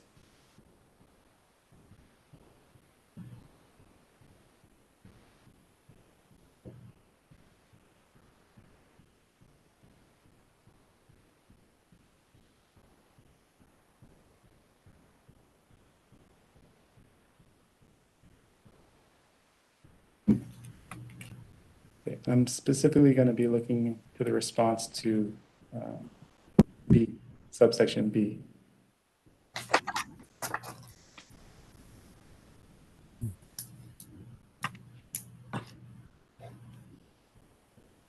And I'll give you a moment to review it, Mr. Nishina, and then I'll ask you my first question. Thank you. I have the response before me and I see it on the screen. Okay. And one of the concerns that you've identified relate to counting GHG emissions related to the growth and harvesting of feedstock. Do you agree that the GHG analysis addresses counting GHG emissions for growth and harvesting of feedstock? I will generally defer to witness Daigle as it relates to all of the specifics, but it's my understanding that there have been some assumptions related to the growth and harvesting of the feedstock that was included in the GHG analysis. And when you say some assumptions, is that a criticism of the GHG analysis, or I'm not sure if I understood your response? it's not a criticism. It's just acknowledging that there are certain assumptions as it relates to the amount of greenhouse gas emissions that may be related to the growth and the feedstock and the sources that are used. And so it's not a criticism. It's just acknowledging that depending on who does the analysis, different assumptions may be used. Oh, I understand. So in other words, you're acknowledging that the greenhouse gas assessment addresses growth and harvesting from the feedstock. Again, that's my general recollection, but more specific questions may be better directed towards, and again, I apologize to witness Daigle, but it may be better directed to her. Okay. So you personally do not have any issues with the GHG analysis on these points unless those issues are based on issues that were raised by Ms. Daigle. Is that fair? I relied on her analysis. I think that's a fair assessment. Are you aware that the greenhouse gas analysis addresses construction and potential decommissioning? I am generally aware because I believe we asked some information requests about the assumptions that were used in the construction as well as the decommissioning of the plant. Okay. Generally, did Hu Honua's response and updated report addressing those issues satisfy the consumer advocate with respect to the counting or calculating of GHG emissions relating to construction and potential decommissioning? I, again, will apologize to my Ms. Daigle, but I think that question would be better directed to her. Okay. Going back to the IR response really quickly, and we don't need to put it back up there, but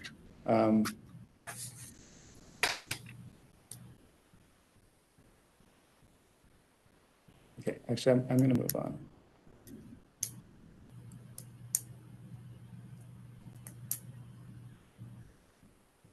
Okay, one of the issues that the consumer advocate has identified in this docket relates to pricing, correct?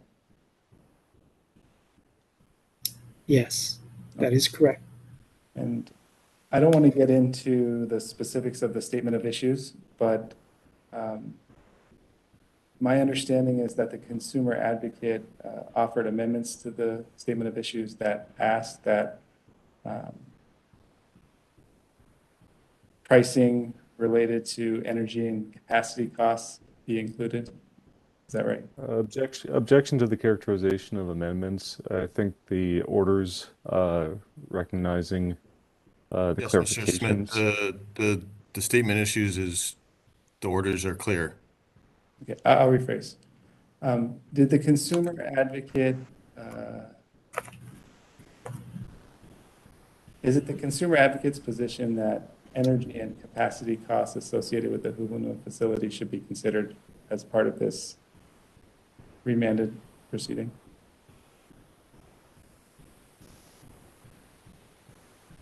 It's my personal opinion that anytime the commission is asked to review a project or a program, whether it's a utility project, whether it's a developer project, or any program, that the commission should take into consideration all relevant information and analyses that relates to addressing a specific utility need or a customer need. And so within the context of what we have or what the commission has before it with respect to the the power purchase agreement, looking at or seeking approval of a power purchase agreement without considering the price would not be a reasonable basis upon which to find that the proposed PA is or is not in the public interest.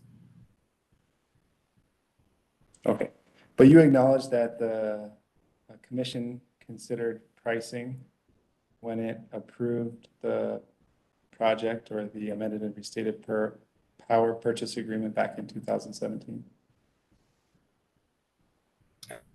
I think this may get back to our earlier conversation, but yes, I believe the commission in approving it in the earlier phase, again, we had this discussion earlier. Okay. I want to talk a little bit about price volatility. Is the consumer advocate concerned about the impact of price volatility of oil prices that could be passed on to consumers in addition to price? That is one of the things we look at, yes. And do you agree that by reducing Hawaiian Electric Light's reliance on fossil fuel, that will help shield consumers from price volatility associated with imported oil?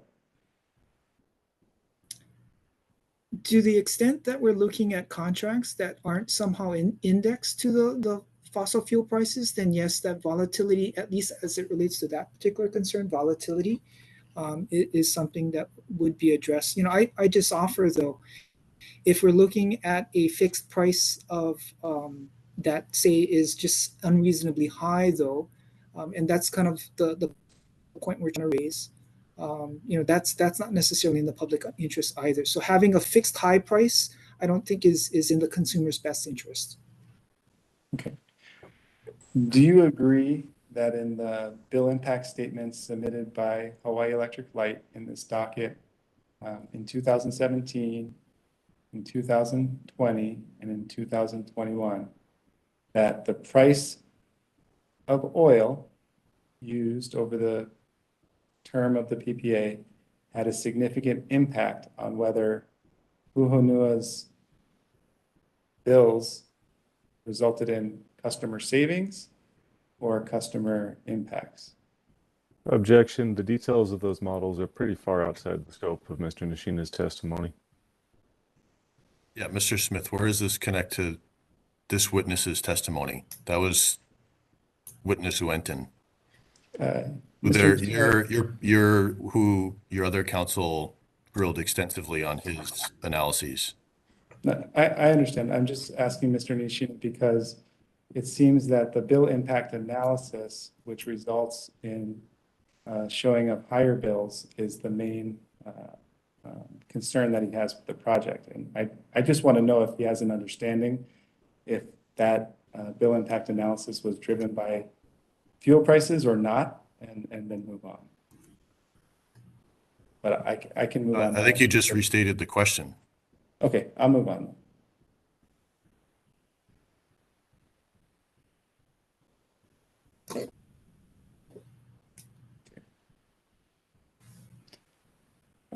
In the consumer advocate's statement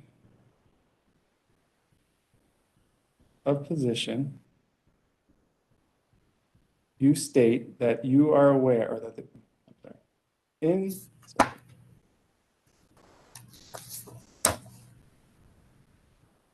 okay, in Mr. Nishina, I believe that this came from your direct testimony, where you state that you are aware that Hu Honua can be characterized as capable of providing capacity and energy on a 24/7 basis, but that if there is no need for such capacity and energy, then such capacity and energy should generally be procured only if it is at cost-effective rates.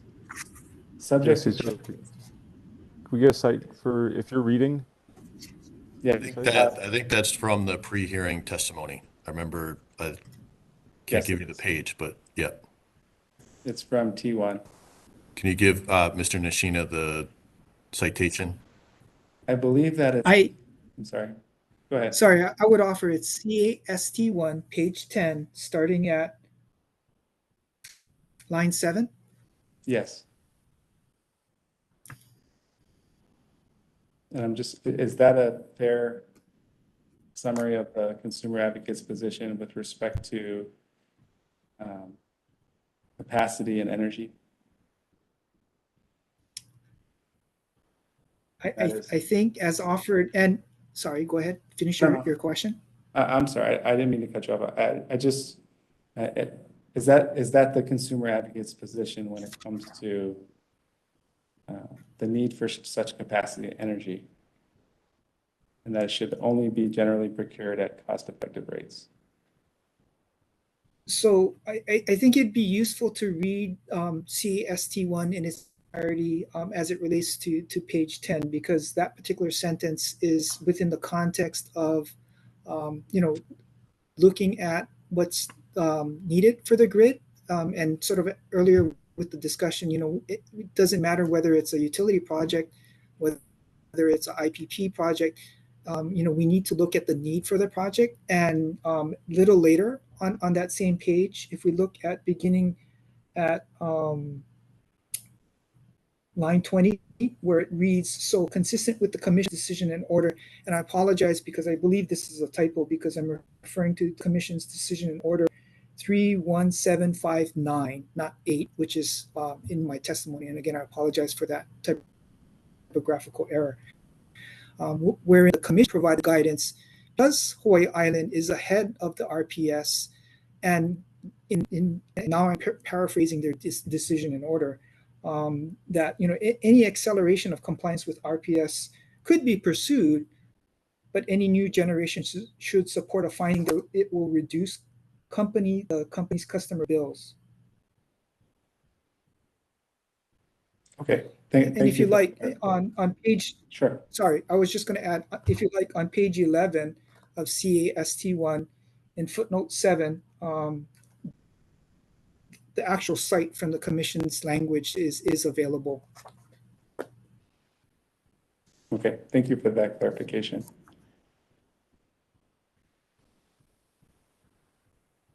If Hu Honua is capable of offering less costly energy due to higher oil prices, like right now, then what can be offered from the fossil fuel generated energy? Would you consider this to be part of your evaluation of a cost-effective rate?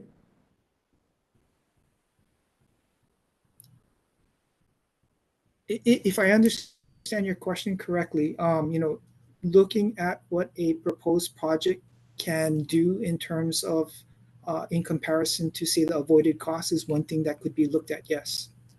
Okay. I'm going to refer back to your direct testimony from January 28, 2020, which I believe that you had incorporated by reference.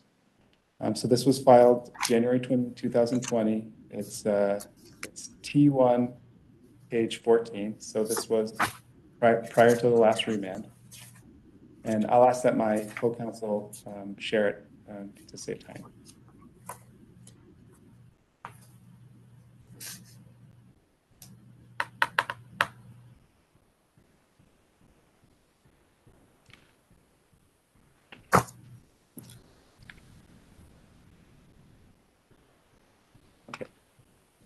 Were you able to find that, Mr. Nishina, while he's getting that up? I have it, CAT1, page 14. Yes, I have it before me. Okay, and I'm going to quote, and while he's looking it up, if you can see the quote, but it says, recent RFPs conducted as a result of docket number 2017-0352 provided evidence that there are opportunities to obtain dispatchable renewable generation at a much lower price than is being proposed. And I believe you meant by Hu Honua. Do you see that?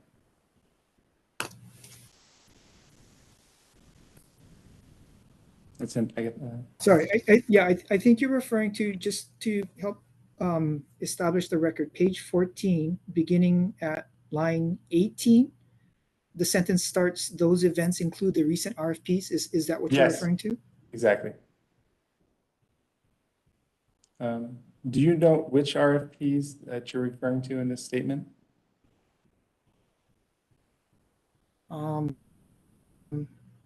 I'd have to go back to look at the specific docket numbers, but I mean, generally, those were the phase 1 RFPs. Okay, and those were for solar and battery? Yes. Or solar plus storage? Is that another way to say that? Yes. Okay. Isn't it true that Hu Honua is a synchronous generator resource and the solar plus storage units are inverter-based resources? Is that something that you? Yes, that's something I would generally agree with, but going back to the testimony we were looking at a little earlier, absent an identified need, we'd want to make sure that the proposed project makes sense. So, again, absent an identified need for the capacity that Hu Honua may be able to provide, it is the position of the consumer advocate that we need to look at cost effectiveness.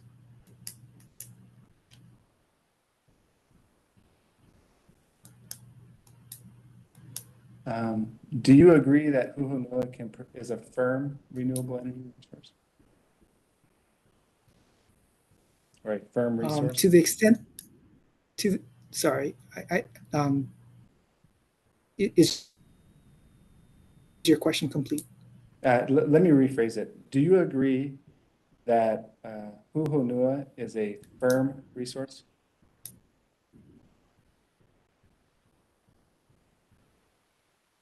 Just to make sure, and I apologize, it may be the connection on my side. Your question was, do I agree that Hu Honua is a firm resource? Yes, or is a firm resource?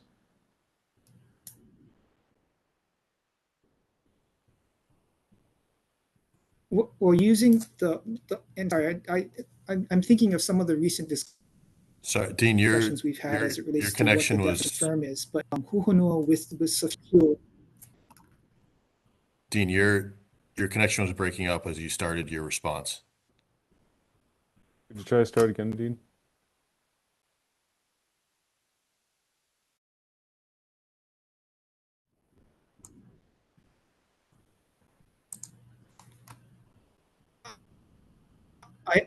I apologize. Can you hear me now, or am I still breaking up? I can hear you. It's better now. Yeah. Yeah. Sorry, I just turned off my video. Is the audio better now, or is it still breaking up? It's better. It's better. Okay, sorry. With the understanding and recollection that you're asking, is Hu Honua a firm resource? With the availability of feedstock, it is a firm resource. Okay. And do you believe that this is different than the solar plus battery projects in RFP 1 and RFP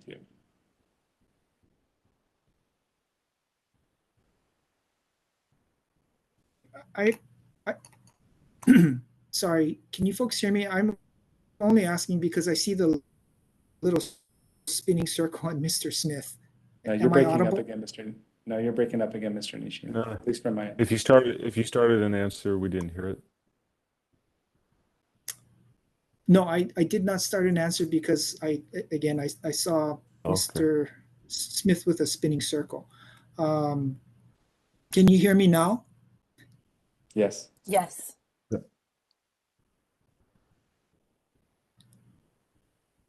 So if I heard the question correctly, I acknowledge that Hu Honua is a different type of generating resource as compared to the solar storage combination.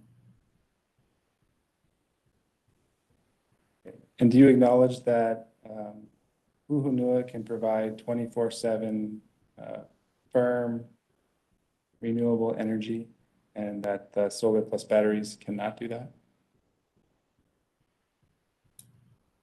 I think I would acknowledge again, with sufficient feedstock, Hu Honua could be dispatched on a 24-hour basis as compared to a storage that may only have, say, sufficient capacity to be run at a 4 hours, say, for example.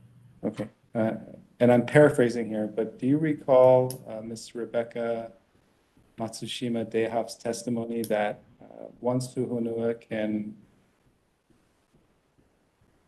show that it's reliable, then it could be used to retire more quickly Halco's fossil fuel plants? And I'm sure I didn't state that exactly correctly, but do you generally recall that testimony? I recall that discussion occurring with Ms. Deihoff Matsushima, as well as maybe one or two other witnesses with respect to the opportunity to have the plant in service before making any firm commitments as it relates to the date of retirement of any fossil fuel plants. Right, but do you agree that Hu Honua has a greater ability to retire those fossil fuel plants more quickly than solar plus battery? I'm not sure that I'm willing to agree. I agree that Hu Honua could facilitate that, just as depending on the needs of the system, a different generating resource could also accelerate the retirement. It just depends. Okay. Or at least that's my understanding. And do you have another resource in mind? I was speaking generically. Again, it depends on the resource. Okay, and specifically talking about solar plus storage or battery, can that replace, if you know, Hawaiian Electric Light's fossil fuel generated plants in the near term? I would need to confer with both my consultant as well as have discussions with the company. In the absence of a identified system need for capacity or energy, there may be a chance that solar plus storage could support the retirement, earlier retirement, depending on the timing of when those projects would go in. Okay, and is it your opinion then that solar plus battery could facilitate the immediate retirement of those plants similar to Hu Honua, or would it take a longer time?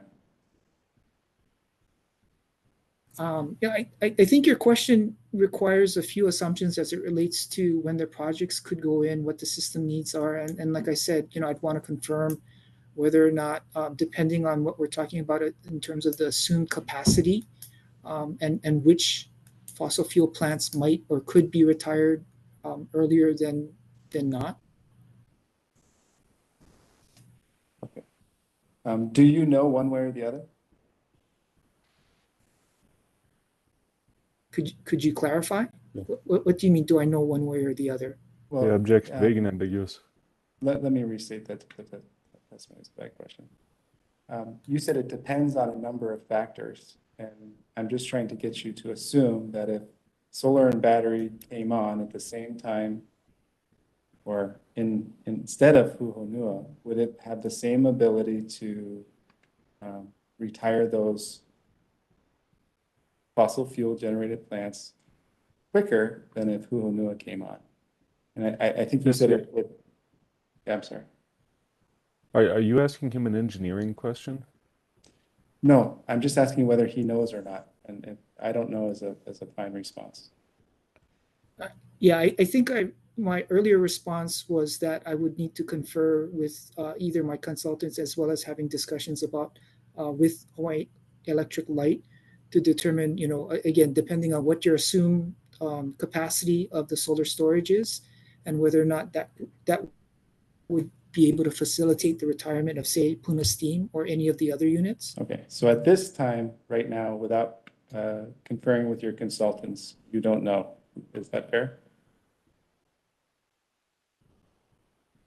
Yes, I think that's a fair assumption. Okay, I'd like to move on to the Consumer Advocate Statement of Position. This was filed on December 28th, 2021. And because I want to finish as soon as possible, I'm just going to ask that my co-counsel pull it up, or that you let me know when you're there.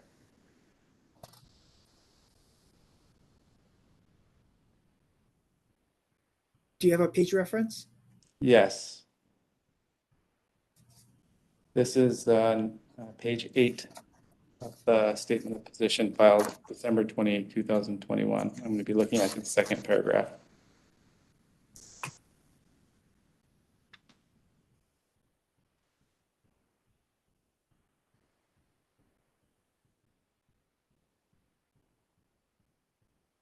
I have it before me and I see it on the screen. Okay, and do you see the portion that has been highlighted that states, the Keahole and Hamakua Energy Partners combined cycle plants CTs 1, 2, and 3, and all the diesel reciprocating engines are converted to biodiesel in 2045. Did you see that? I do see that. Did the consumer advocate independently verify that the units the consumer advocate has identified here in its statement of position are the appropriate units to be converted to biodiesel?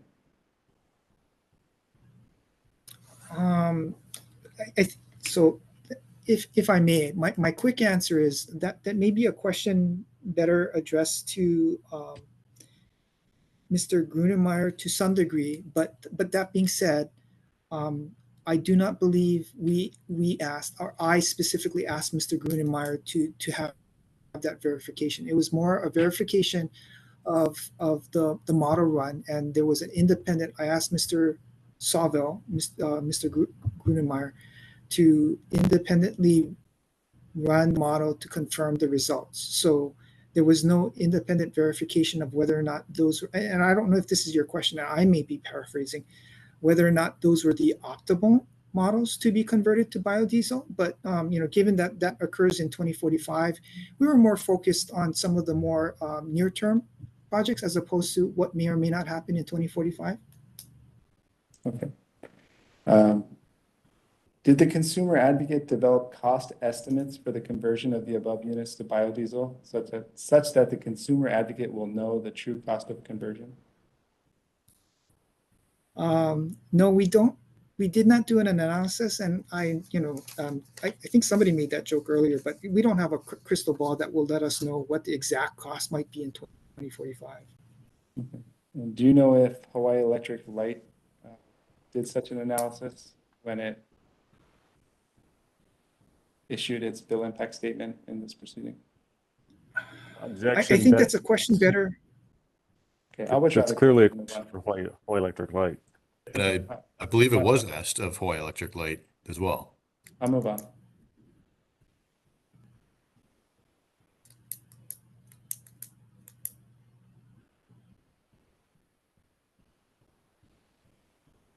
Okay. Mr. Nishina, are you aware of Hawaii Electric Light's base case plan that's mentioned in the bill impact statement? I could start my response with, if you'd like to point me to a particular citation, but I mean, I was present during the cross-examination of Mr. Yamamoto of Mr. Winton. So if that's what you're referring to, I am aware of the base case as well as the alternate case. Although Hamakua Energy Partners was fueled with 20% biodiesel, will any cost to convert Hamakua Energy Partners to 100% biodiesel require a new power purchase agreement or amendment, which requires commission approval in the consumer advocate's opinion? I'm going to object. I think that would call for a legal conclusion.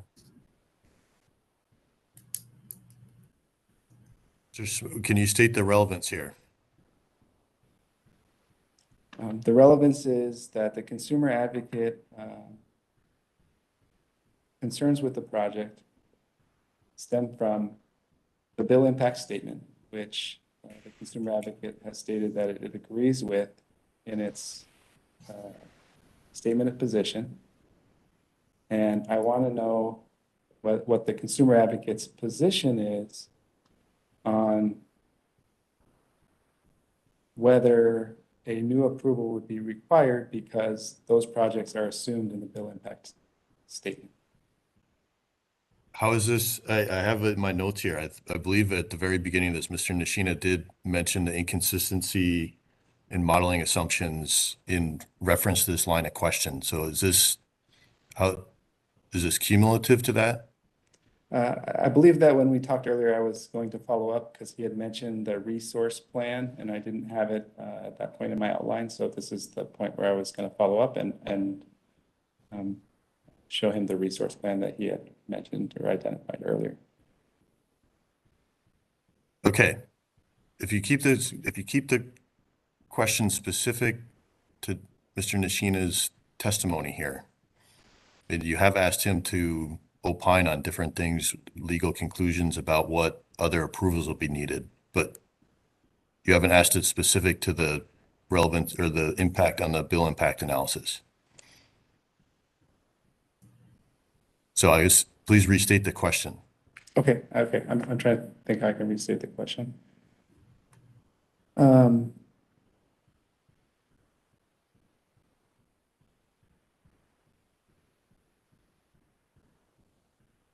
Okay, let me try to phrase it this way.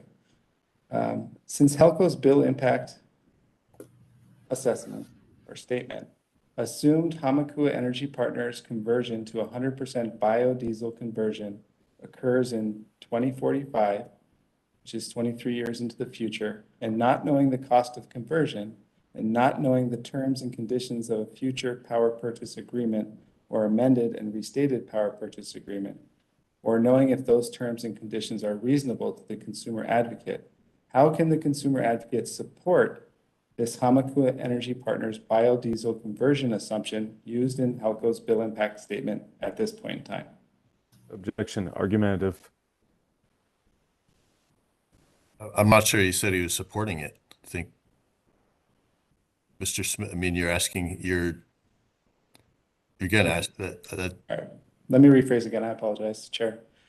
Does the consumer advocate support the bill impact statement that Hawaii Electric Light issued in this case?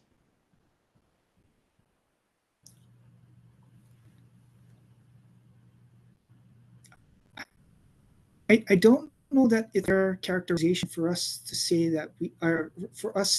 that we support the bill impact analysis. I believe we might have asked in an IR for an updated bill impact analysis, and we reviewed the bill impact analysis.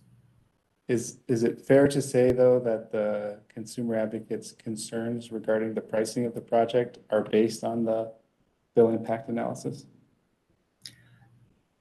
That is one of the things that we're looking at in terms of it relates to the price impact. Although, maybe to shortcut some of this, what I would offer is that if the same assumptions are used, but for Hu Honua or the same impact of, whatever assumption is made in 2045 is included in that analysis. Now, again, I don't know if that's short circuiting, maybe some of the questions, but if the only variable that changes is Hu Honua in or out, whatever is assumed for the reasonableness, in using air quotes, reasonableness of the conversion of the biodiesel should be the same in both scenarios. Okay.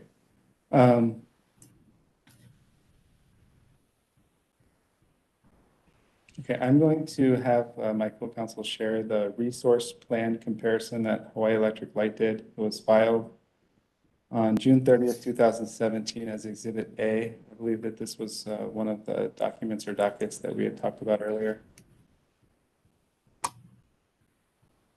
And I'm specifically looking at page 4, I believe, or page 4, yeah, it's page 8 of the PDF.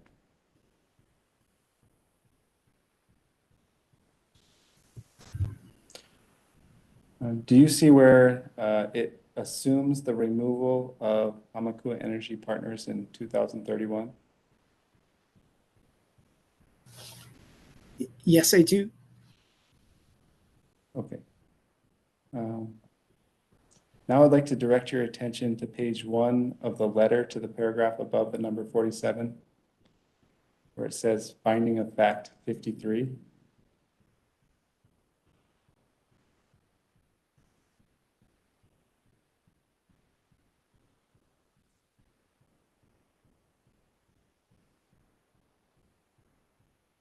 Sorry, can you highlight finding of fact 53? Yeah, I'm sorry. There it is. Oh, there it is. Thank you. Okay. Do you see that? I do see it, yes. Okay. And 53 says, given these issues and concerns, the commission finds it reasonable and prudent to only consider applicants' economic evaluation for the HEP facility through the end of the PPA term in 2030 because these terms are known and the cost can be reasonably estimated. The Commission declines to rely on speculative information regarding valuation of the facility after 2030 in addressing this application. Do you see that? I do see that.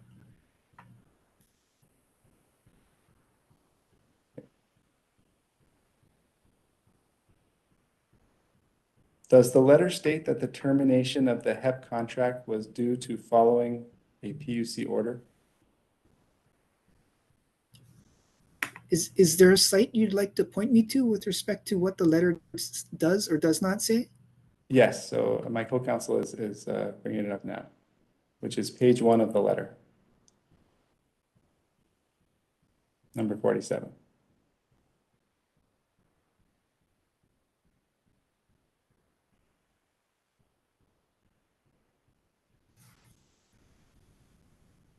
Sorry, Jesse, what are you pointing him to there? Do you see the highlighted part?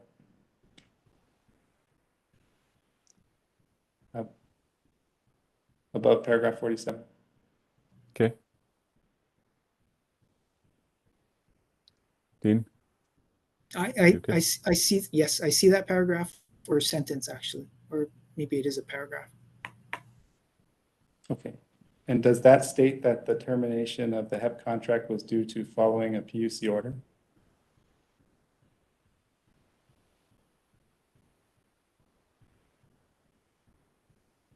Well, not explicitly.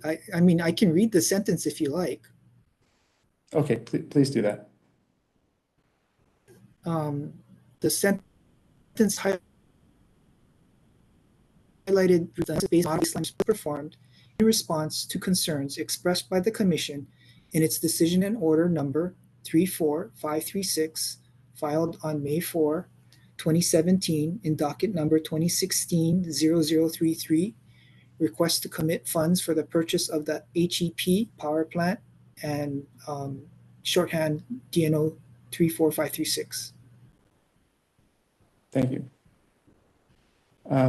Do you recall Mr. Wenton's testimony yesterday where he said that the HEP termination assumption was for a sensitivity analysis? Do you recall that? Instead of the termination assumption that was the result of following this PUC order? Again,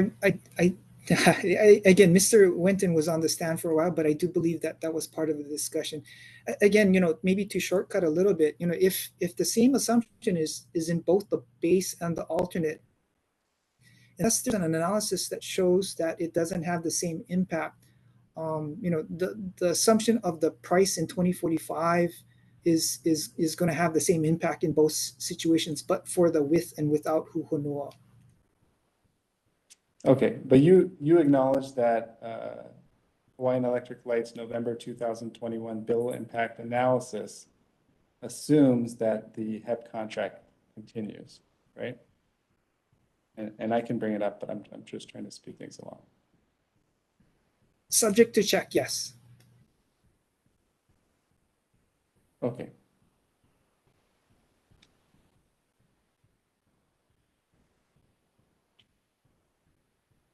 And are you aware of Hawaii Electric Light's statement of position where they acknowledge that the bill impact statement is an estimate, but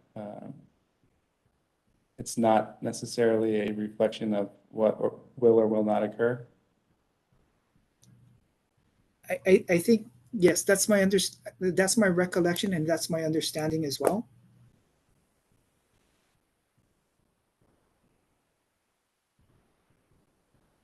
Okay.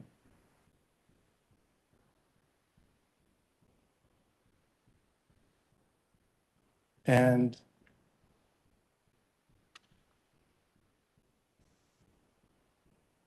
you don't have a crystal ball, Mr. Nishina, right? As I stated earlier, I do not have a crystal ball that will tell me what the prices may or may not be in 2045. Right. And would you be surprised if a bill impact statement 4 years from now showed a different price impact? Specific to a with and without Hu Honua, no, I would not be surprised. Okay. And you acknowledge that the bill impact statement in 2017 done by Hawaii Electric Light in this docket showed a savings, while the bill impact statement done 4 years later in this remand proceeding showed impacts to customer bills. You know, I would offer that it was my general recollection that there was, and I think it was done in a response to perhaps a Hu Honua IR that indicated a savings. But part of the reason that when we still continued to have a concern in that earlier phase of the docket was the assumptions that were necessary to result in those savings. Because, you know, one of the things we assess is whether or not there may be unserved load. So when you run that production simulation model, you can put in certain assumptions, but, you know, part of that model should be trying to determine, again, whether all of the load is met. And so we, you know, this is based on recollection and subject to check. I'd have to go back and look. You know, I recall that there was a savings, and I also recall that we were questioning whether or not the assumptions used were reasonable or not. Okay. And if the assumptions used were not reasonable, such as assuming the extension of HEP, then do you believe that it's fair to use that bill impact analysis to not approve this project? Objection, just a small mischaracterization of Mr. Nishina's immediate past answer. He didn't specify HEP as being one of the assumptions. Okay. Can you restate? Yes, Chair, I'll restate. And if some of the assumptions are incorrect and would show a higher bill impact analysis than if those projects were not assumed, do you believe that that's a fair and reasonable basis to not approve Hu Honua's power purchase agreement? So I'm going to take you back. Chair, I'm sorry. I'm going to object. I'm not sure that fair and reasonable is a standard that we've established. So I think that's vague and ambiguous. Mr. Smith, you heard the objection. Can you restate? I'll try, Chair.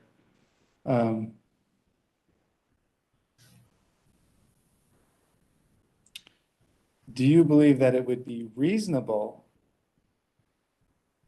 to not offer support for this project because of a bill impact statement that has erroneous or unreliable assumptions? Same objection also assumes facts, not in evidence, unless he's saying it's a hypothetical.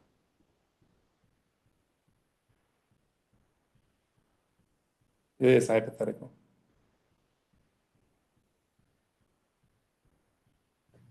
All right, based on the clarification, you know, with that hypothetical question, hypothetical assertion, I would take you back to maybe your line of question a little earlier, whether or not I recalled the bill impact statement is an estimate, and you know, there are going to be assumptions that are necessary to run a bill impact analysis for the years that the plant is going to be in service.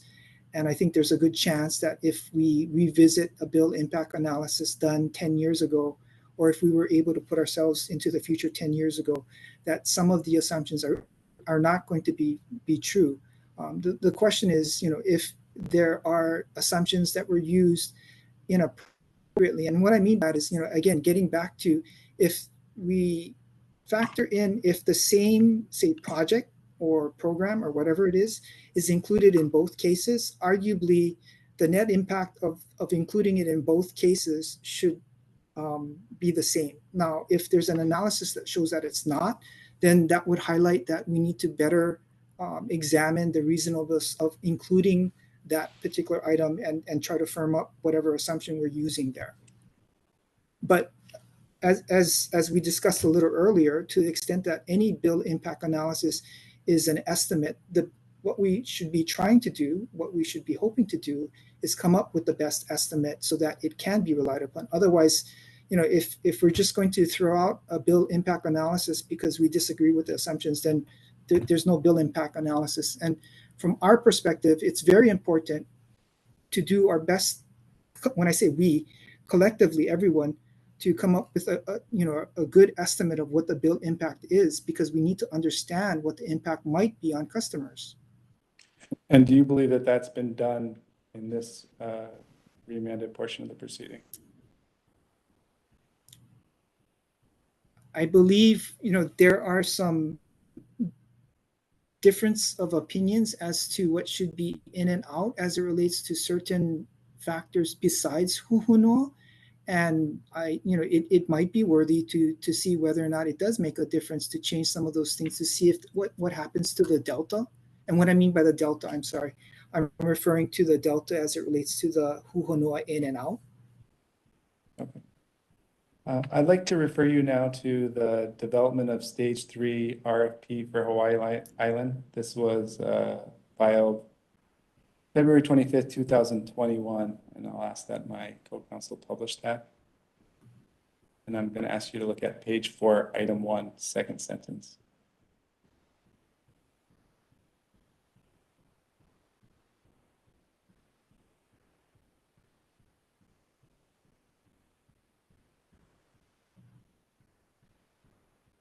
Can you blow that up, please? It's a little small. Do you see where it says power purchase agreements for the HEP facility and existing variable renewable projects are assumed to terminate at the end of their contract term to allow for their capacity to be optimized through resolve? I do see that sentence, yes. Shouldn't the consumer advocate be concerned that this one very important resource assumption is being applied differently in the same docket and in another very important docket, namely for the Stage 3 RFP? Chair, I'm going to object to that. Obviously, that's outside the scope of the testimony of this witness.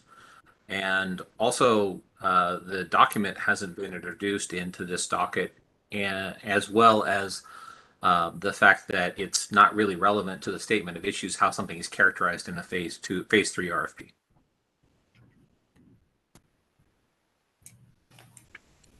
Chair, my response is I'm only asking about the consumer advocate and whether this is something that is concerning to it. I don't plan on asking any more details, and I'll move on. I renew the objection that his concerns about something in another docket that's unrelated to this are not relevant to the statement of issues in this particular docket. I'll join the objection about another docket being not relevant to this docket. Mr. Smith, you said you'd move on? I would like to just confirm one way or the other if that concerns him, and then I'll move on with the indulgence of the chair. And I'm trying to finish by 4:30. Okay, that was my other question. We'll allow that narrow focus of the question, Mr. Nishina. I think this might get back to one of my earlier comments about the cross-examination of Hawaii Electric Light's witness raising some questions about how some of these analyses are done. So sorry, just to put a different way, yes, it raises concerns, and that's why there are some questions in my mind about how some of these analyses should be done. Thank you.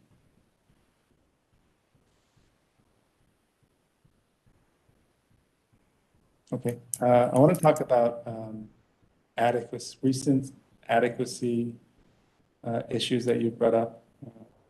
In your direct testimony, you state that there should be an evaluation of whether there is a need for the capacity and energy from this facility. If the commission determines that there is a need for capacity, there should be some clarity around what those capacity needs are and what the current prevailing prices or reasonable estimated prices for that capacity. Subject to check, do you recall giving that testimony?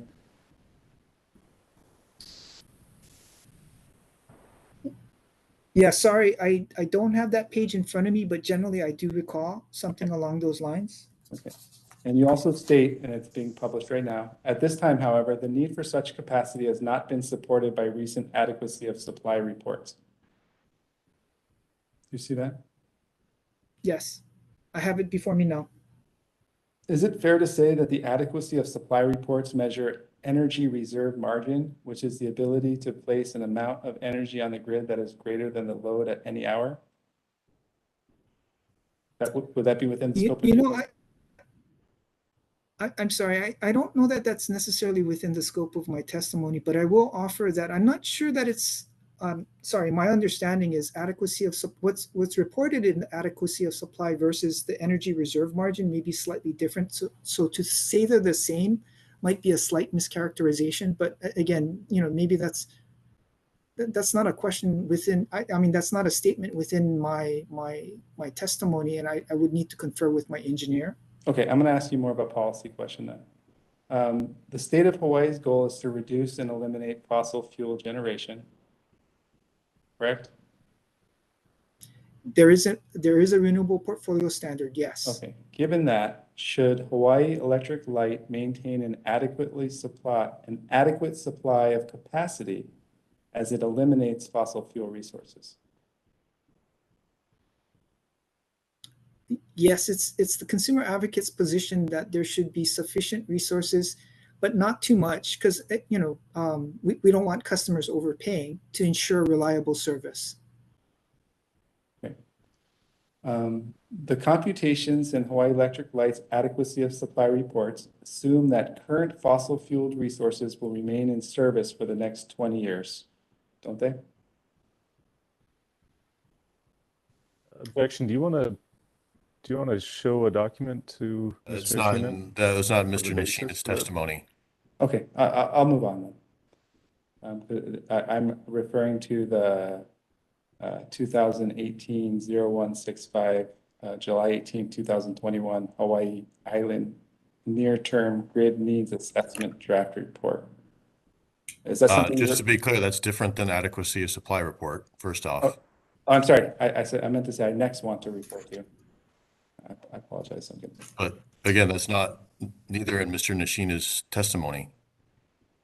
Okay. I'm just trying to find out if he's familiar with that document, because he's testified in his statement that he has participated in all of these dockets, and I believe that he has raised issues regarding RFP1, RFP2, and the Hawaiian Island near grids needs assessment. And it's a little bit so my tenuous first question of a is connection. Okay. So I just want to state that's a little bit tenuous of a connection to say that because the consumer advocate is statutorily able to participate in any docket, that therefore you can bring in any docket. It's pretty tenuous connection you're drawing there. Okay, I thought that the grid need study was something that was that Mr. Nishina had referred to.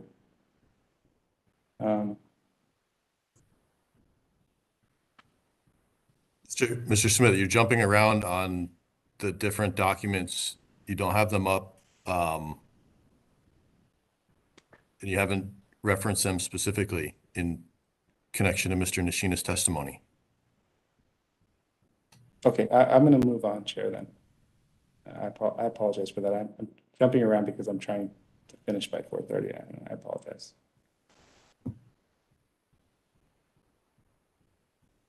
I see that it's 4:28. Could we take a 2-minute break, and I'll just consult with my co-counsel, and I may have no more questions? Or would you like me to try to keep going? Look, if you want a 2-minute break and consult, that's, well, you're going to come back and say we need another hour? No, definitely not.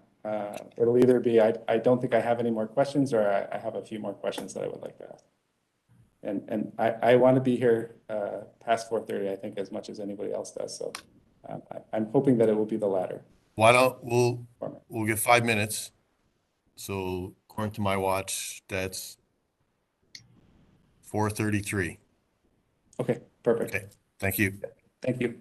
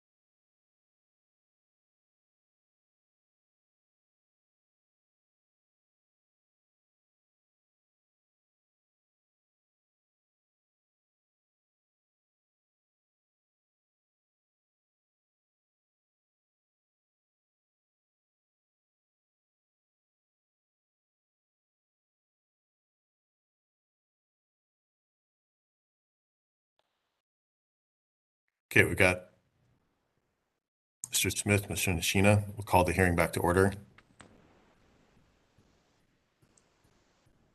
Good afternoon, Chair. I just have a couple more questions, not in the pricing area, just a couple questions regarding preferential rates, and then I'll be finished. I don't think it'll last more than 5 minutes. Okay, please proceed.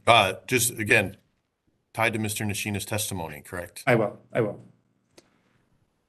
Mr. Nishina, before I started asking my questions, Hawaiian Electric Lights Council, Mr. Stewart, asked you some questions about preferential rates. Do you recall that? Yes. Okay. Is it the consumer advocate's position that in order for the commission to approve this project, it must also approve the request for preferential rates?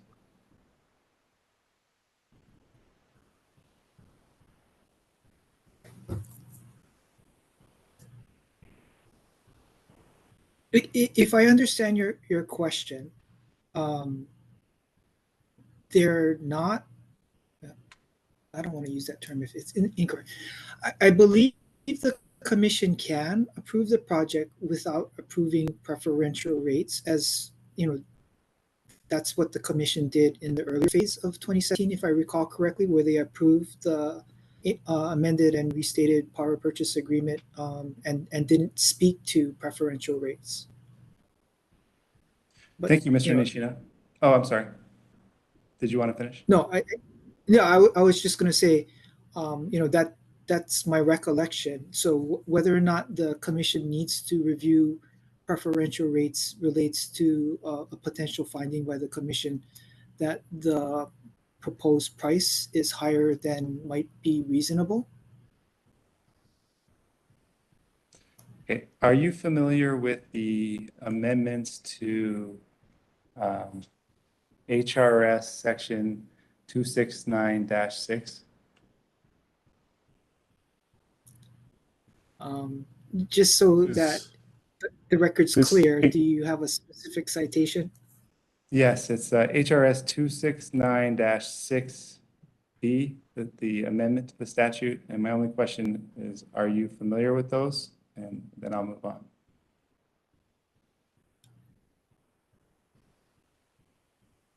So assuming that you're asking, and I apologize because it's a blur now, whether or not I think the amendment was made, if you're referring to the amendments that were made after the 2021 legislative session, I am aware, yes. Okay. And I'm going to quote one passage, and assuming that I'm quoting it correctly, it says, "The commission may determine that short-term costs or direct costs of renewable energy generation that are higher than alternatives relying more heavily on fossil fuels are reasonable considering the impacts resulting from the use of fossil fuels." Do you see that? I don't see that because it's not before me, but what you're reading sounds generally correct. Okay. Thank you, Mr. Nishina. I won't take up any more time. I really appreciate your appearance and responding to all of my questions. I have no further questions at this time. Thank you. Thank you, Mr. Smith. We're going to adjourn for the day. We'll reconvene at 9 a.m. tomorrow morning. We're starting with Life of the Land's examination of Mr. Nishina. Good afternoon, good evening, everyone. Thank you. Thank you, Chair. Thank you, Chair. For adjourning. Thank you, Chair.